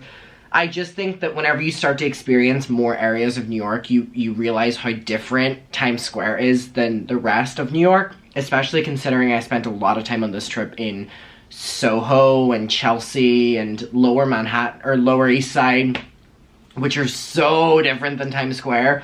And I had a lot of dinners and stuff in Brooklyn, which is so different than Times Square as well. And it's like, the fact that people wait in Times Square, which is a busy area anyway, like shoulder to shoulder with people for like 24 hours to really not be able to even hear the performers, have a shit New Year's. I'm so sorry, like have a shit New Year's, because like, how are you gonna have a New Year's if you're just standing like this the entire time? And so, when I was at Mariah's on Friday night, one of the women that were there, we were talking, and she was saying about either how she or her family member or her friend or something, I can't remember who it was, had been to New Year's Rockin' Eve, and that they would like have to just shit themselves.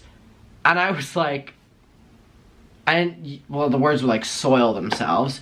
They would literally have to piss themselves, Or some people would literally piss on the floor right below them, and then everyone would just be standing in each other's piss and shit. And I'm like, that is so fucking disgusting. That is so fucking disgusting. And then you can't eat for 24 hours.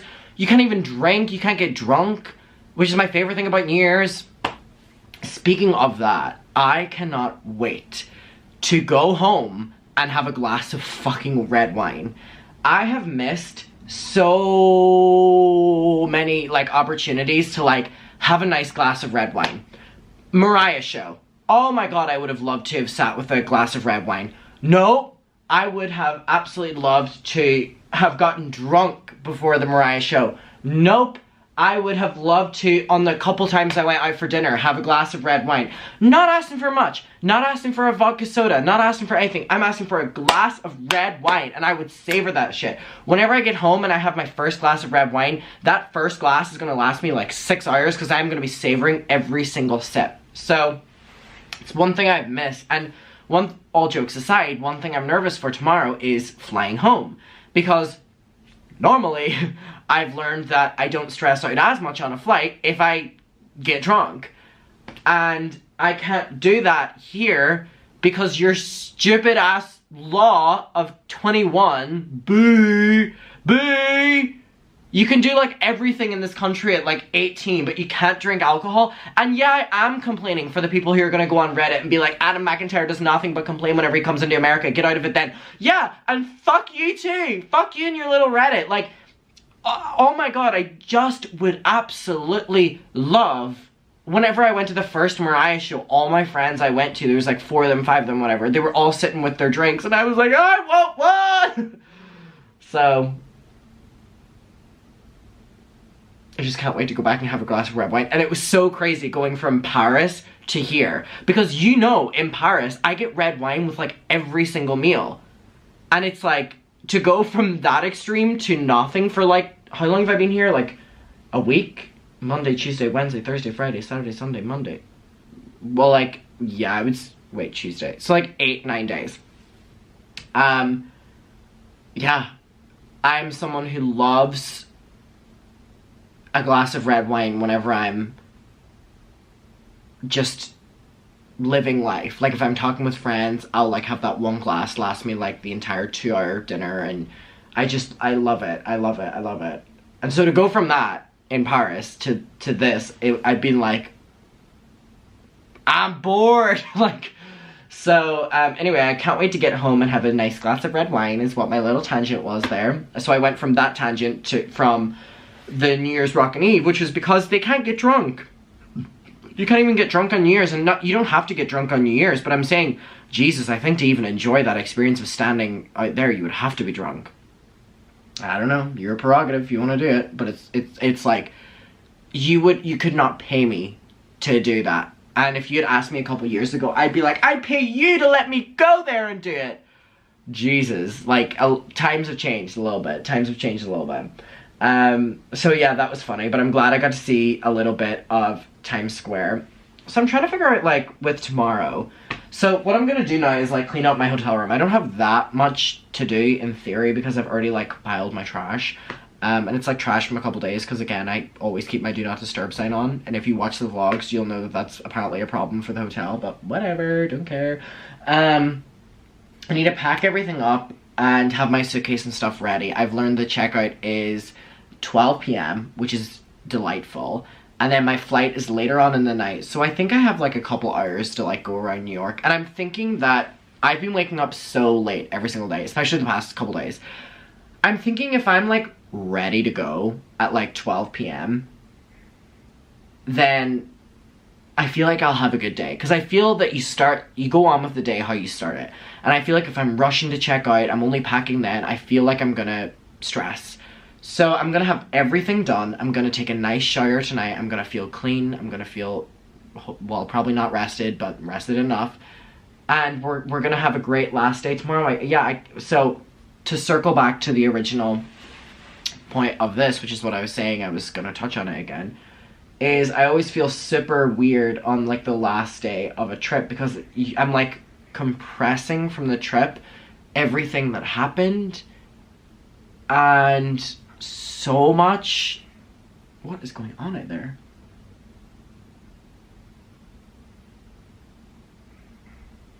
What the fuck is going on out there? I know you can't hear it, but there's like... It's almost as if people are literally throwing their rubbish, or throwing their luggage on the floor.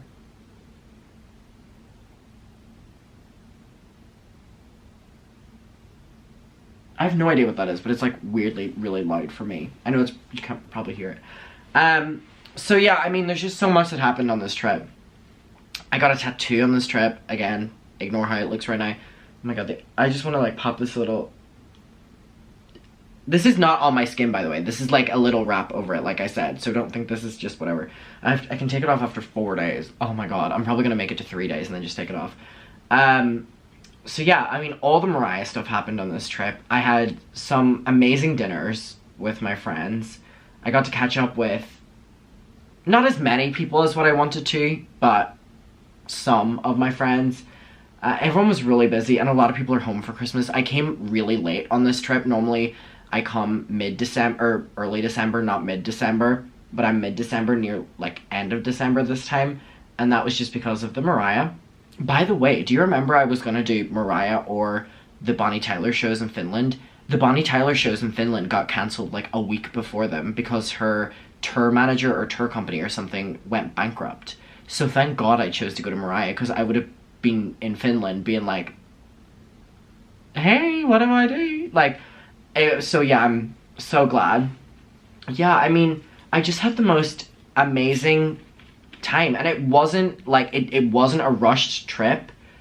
And I would say as well, I'm ready to go home. Like, I feel like this is the first time I'm ending. I remember ending a New York trip whenever I was staying in Williamsburg. I remember crying on the last day on the trip, like crying. And I actually cried on the last day of my trip in April too, with my parents. I remember I came in from the balcony and I was like in tears, and my mom thought I got cancelled online. She was like, why are you crying? I cried on both of them trips, and it was because I didn't want to go home. It's not that I want to go home, because I'm also dreading the travel day tomorrow. I dread every travel day, but it's Christmas. You know what I mean? I want to be back with my family. I want to be back with my dogs. I want to be back with the cats. I want to be back with my friends. I've had a great trip. It was really, really, really way more successful than I can have ever imagined. But it's Christmas time and get me home is kind of how I'm feeling. And it's also like really weird because I'm sitting here right now and this could be the last time I'm in this hotel. And I know that sounds stupid, but I've stayed in this hotel. If I've been in New York 6 times, I'm not saying I have been, I actually don't know. Say if I've been in New York 6 times, I've been in this hotel 5 of those times. Say I've been in New York 12 times, 11 of those times I've been in this hotel. I've been in this hotel every single time I've been in New York, bar one time. And this hotel has so many memories with me. Memories by myself, memories with me and my friends in my hotel rooms, memories with me and my mom in the hotel rooms, memories with me, my mom, my dad in the hotel rooms. Like, there's been so many memories here, but I do think that this will probably be my last time staying at this hotel. And the only reason for that being, I just think I think I'm over the area. It's right beside Madison Square Garden. It's right beside Times Square. And I'm just like, I would love a hotel that's not there. And I mean, everything about it is really nice. And I was about to say this on my my video last night, and I didn't finish my sentence because I got distracted, of course. But I was going to talk about, and the hotel staff have been so amazing. Whenever I came back from Mariah's on Tuesday and Friday and I had the thing signed, the guy at the door stopped me and was like, she had a concert tonight, didn't she? And I went, yeah. And he's like, what do you have there? And I went, I just got this signed. And he was like pretending to care and playing along with me, and it was really nice. And I mean, I've always had really good experiences here, and I've always really liked the rooms and stuff. I don't know why this is like this is a hotel, get over it. But all I'm saying is every single room has like the exact same layout, so whenever I'm in here it reminds me of all those memories, and I genuinely think that this might be the last time I'm in this hotel, and that's a little bit weird for me. I mean, I could come back to this hotel, like, it's not a problem, there's no issues, but I just think I want to, you know, move on. And I also don't know when I'll be back in New York, because I normally come to New York mid-year and end of year. However, mid-year, I'm gonna be in LA, so I'm not coming to New York. So I think the next time I could be in New York will be possibly, if I come back this time next year, in December. Now, Mariah said she's doing Christmas shows again in December. Who knows? I might be back a year from now if you're still watching me, if I'm that lucky, and we could talk about it again. And we could be like, do you remember this time last year we were talking about this? So, with that being said, it is almost 12:30. I'm gonna sign off. I really appreciate you watching Vlogmas so far. I really appreciate you watching the New York vlogs that I posted. And yeah, we'll wake up tomorrow. We have a travel day. We actually have a travel night, which is my least favorite. I hate red-eye flights. But we'll make do. We'll do stuff in the morning.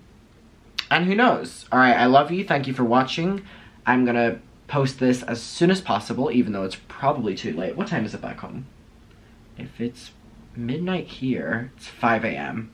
and it's 9 p.m. in LA. Maybe I could just post the vlog.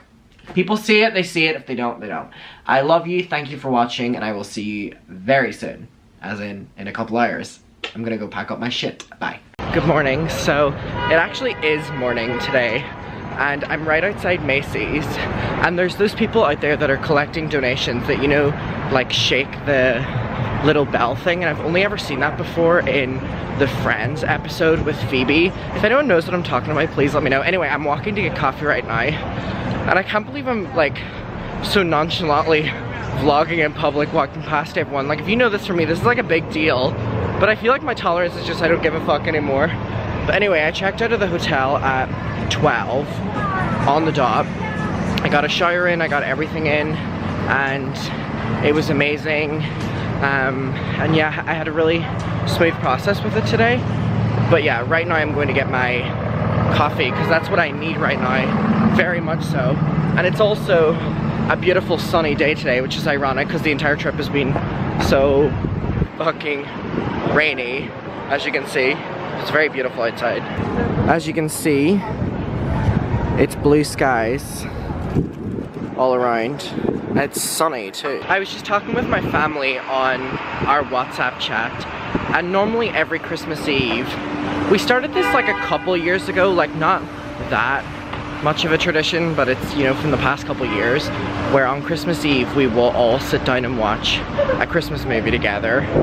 And a couple years ago, we actually watched Miracle on 34th Street, the 1994 version. I know that there's one from like the 40s or something like that, but the 1994 one, we watched it a couple years ago. I'm like begging them all to let us watch it again this year for our Christmas movie, because I stayed on 34th Street this year, and I just feel that, again, because my mom and dad stayed on it as well, there's like so many memories now that could be attached with that movie that was never there originally. So fingers crossed that they let me get my way.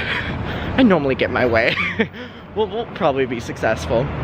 Anyway, I see Blank Street, which is gonna be the last time that I get Blank Street this entire trip. But yeah, Miracle on 34th Street. I always stay on 34th Street, and there's a lot of memories attached to it, and I'm wondering if watching the movie will kind of be a little bit different for me now after staying here, because I haven't watched the movie since like way before I came to America. It goes to show like how long away it was that I watched it. Anyway, coffee is up there. We're gonna go get some. Okay, so I am at JFK right now. I just arrived, and my suitcase was 18 kg, so it went from 14 kg to 18 kg with dog toys, but my allowance is 23 kg, so I was well under. Now the thing is, I thought my suitcase was gonna be way heavier than what it is, so I put some of the dog toys in my security. Were looking at me really weird for filming.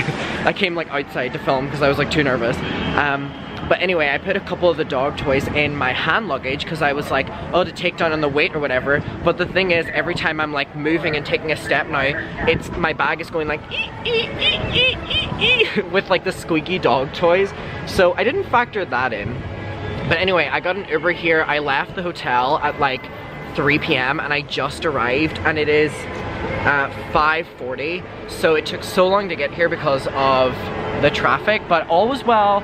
We're here, we've checked in. I'm kind of taking a moment outside right now because there was a lot of hustle and bustle on my way here, and I'm a bit overwhelmed with the travel day that I have coming up because, let me put this down here. So what's happening is I'm going from here to Gatwick, which is great because Gatwick Airport is way closer to my apartment than Heathrow Airport. It's like 30 minutes away, which is amazing. Then I'm gonna go back to my apartment. I'm going to see the cats for a bit. So they're with Emily right now, and they're staying with Emily, but I'm going to go and immediately see the cats. That's my priority right now because they're in Brighton, because obviously they can't come back to Ireland.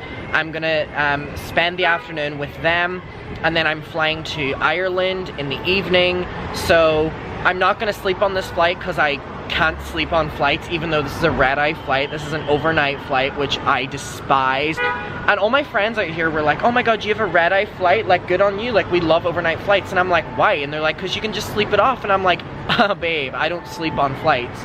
I like co-pilot in my head the entire time. But everything's gonna be fine. Everything's gonna be fine. My Nana sent me a message and she was like, I'll be praying for you. And she was like, say a prayer before your flight. I'm not a super religious person, but I will say a prayer before my flight. And then I'm gonna be flying to Ireland, and then I have to get the bus to Derry. So I'm not gonna get back to Derry until like midnight on Tuesday. So I'm gonna be traveling. There is like planes taking off from like over here, like every 30 seconds. It's insane. And there's ones landing like every minute. So I'm gonna get back to Derry at like midnight on Tuesday, which is terrifying, and the reason I'm getting a little bit stressed because it's currently 5 a.m. or 5 p.m. here, and it's, I don't know, like 11 p.m. or something back home, and I'm gonna arrive at 8 a.m. and then I'm also traveling tomorrow, so I'm like traveling for like 2 days straight to get home. But I'll be home for Christmas. I'm gonna be able to see the boys, as in the kitty cats. I'm gonna be able to see the girls, as in the girl dogs. And I'm very excited. So I'm hoping for not that big of a line at security, because I definitely need a moment outside of JFK here, which is one of the most stressful places in the entire fucking world, to kind of breathe and be at peace. So that's what I'm doing out here, and I'm just, you know, calming myself down and doing my like pre-security rituals whenever you're like locked in the airport. There's flights taking off just constantly. Can you see? You could have seen that, right? It's crazy. So anyway, that is the update. What I did in New York today was I went to Soho and I walked around for a bit, but I really didn't do anything that was worth filming. I was literally just like passing the time because I had to, you know, check my bags into my hotel so that I could pick them up later. So that was kind of what I did. Again, I said this in my video yesterday, but I'm like, normally at this stage, I would go in, I would get a nice glass of wine, and it would calm my nerves for the flights. Can't do that here. Can't do that here. So we're gonna be roughing the flight. We're gonna be roughing the flight. But it's gonna be fine. We're gonna have a nice time. And that's the update. So yeah, we're at JFK. I think I've said that. Oh, there we go, a New York taxi cab. Next stop, Brighton. All right, okay. I love you, and I will see you soon. Hi. My God, this is bleak. This will serve as a final boarding call for American Airlines flight. Nope, it's not me. It is currently about to be 10 p.m. and our flight was supposed to leave at like 7:45 or something like that. And it keeps being pushed back because there's an issue, or I don't even care that you're getting an unflattering angle. Do I have sauce right here from my pizza earlier? I do. I've been walking around like that. Nice. They keep pushing the flight back, and they said that there's an issue in London. So we're flying into London. They said there's an issue in London, and there's some reason we can't fly into London anymore. And I wouldn't be surprised if they flat out cancel the flight. Like, let me show you what's going on behind me right here. Like, you can see all of the people up getting their like money and stuff like that, because a lot of people are getting vouchers and shit like that. I don't want a voucher, I just want to get on my flight home. or put us on a different flight or something. There's like 4 flights to London, and ours is like the only one that has been like affected like this. So I've just been like sitting on the fucking floor of JFK now for like 2 hours, and there seems to be phone vouchers for $19 I don't know if you heard that, but a guy walked by and was like, just got food vouchers for $19. It's a couple pints in it. So people are now going to the bar, so I guess that means that our flight is not going to be anytime soon, that everyone is now getting to go to the bar and go to the restaurants. And of course I can't drink. So they're giving out alcohol vouchers and I can't even fucking drink.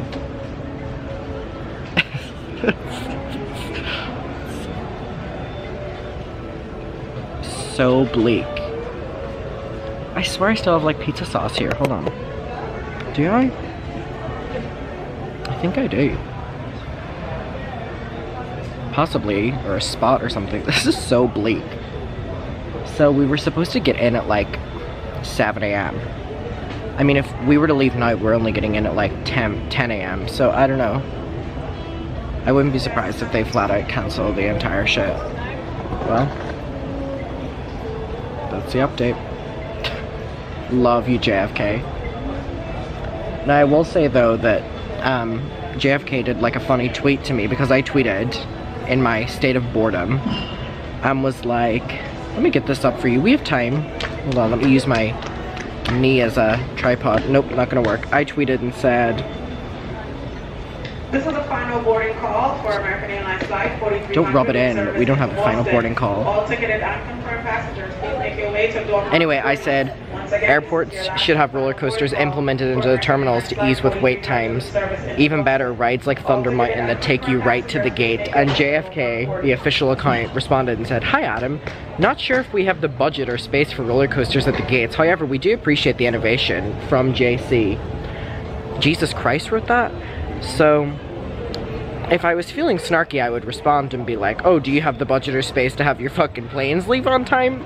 But it's not the little social media intern's fault that the flight is so delayed. Anyway, that's the update. We're living and we're learning. That's what's happening. Okay, hey, it's another hour since we've spoken. So, why is everyone getting up and leaving? Why is everyone getting up and leaving?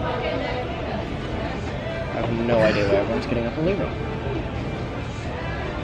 Anyway, everyone's leaving apparently. Oh my god, I think that guy's wearing a Teddy Fresh shirt. I don't want to be seen. So I've found out that all of British Airways systems are down. So every single British Airways flight is like stranded or something. So, there's a bunch of flights that are like were en route and they're like sitting on like the tarmac. They've been sitting there for like 4 or 5 hours. We're just in the terminal. I mean, it's again an extra hour and a half since the last time I spoke to you, so we're just here waiting for an update, but we're really not hearing anything. And then yeah, I mean, people are just like getting up and leaving at this stage. But yeah, like every single British Airways flight, whether it's on the tarmac or whether it hasn't left yet, are literally just being told that there's nothing we can do, our systems are down, and I don't know. So, there's that. Still can't get drunk. Still can't get drunk. Everyone's just getting up and leaving. I'm like seeing all these tweets on Twitter being like stuck at LAX airport trying to get back to London, being here for like 6 hours. So I don't know. I'll update you though. I have good news. I'm back with my boys. Come here.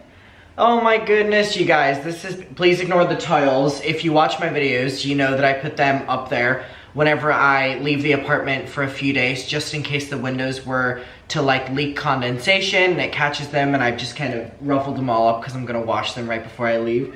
Hi, Cuddlebug. This has been the weirdest day ever. It really has been so strange. So I'm just happy. Come over, Milo. You haven't said hello to me since I got here. Hi. This has just been the wildest travel day yet. So I get to JFK at like 5 p.m. for my flight that's supposed to take off at like 7:30 or something like that. And, you know, I go through security, I go through everything, and I go to the gate. It was gate 3. And at 7:30, nothing happens. And then I'm like, did I miss the flight? Like, I start thinking that I missed the flight. Oh, sorry, that's my phone. I start thinking I missed the flight. And that'll probably go off again. Just to kind of let you know. I'm pretty sure it's either my mom or my dad, and they normally double text.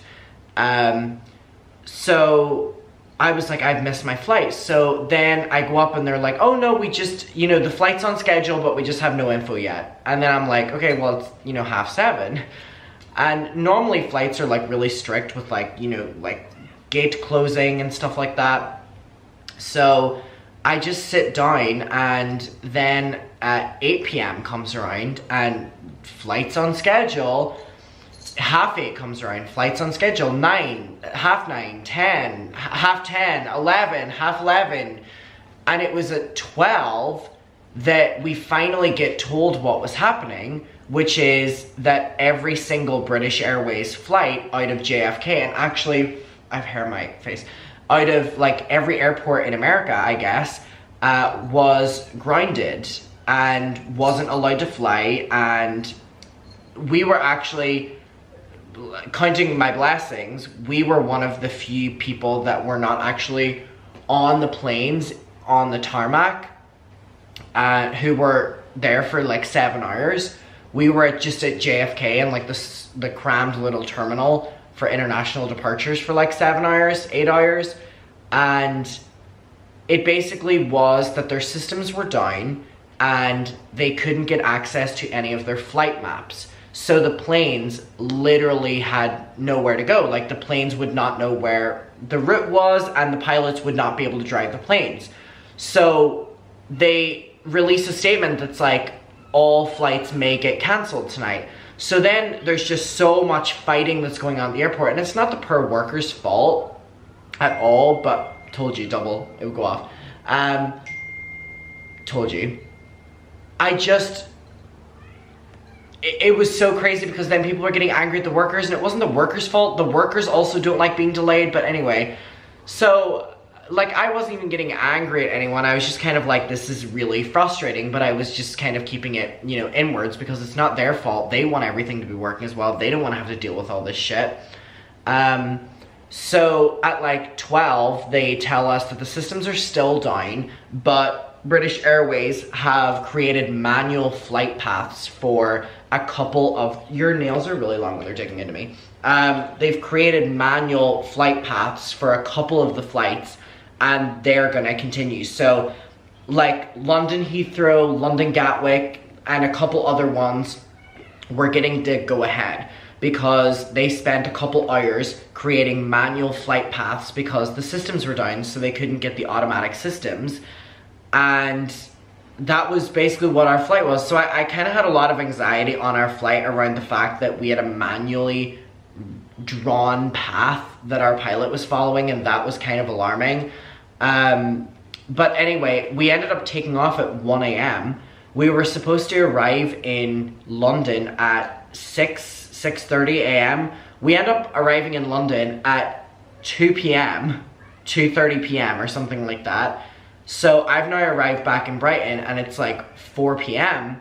and my flight to Belfast is at like 6:45, which I thought was going to be plenty of time considering I was getting in the morning. Milo, where's your manners? He's scratching on the sofa. That is not allowed. That is not allowed. Just because you're back doesn't mean it's allowed. Anyway, Tyler is being really, really, really sweet. I'm just don't want him on my lap again for right now. Wow, I seem to be a really busy person today. because he needs his nails cut and or at least filed down a bit, and they're like jagging into me, but I missed you so much.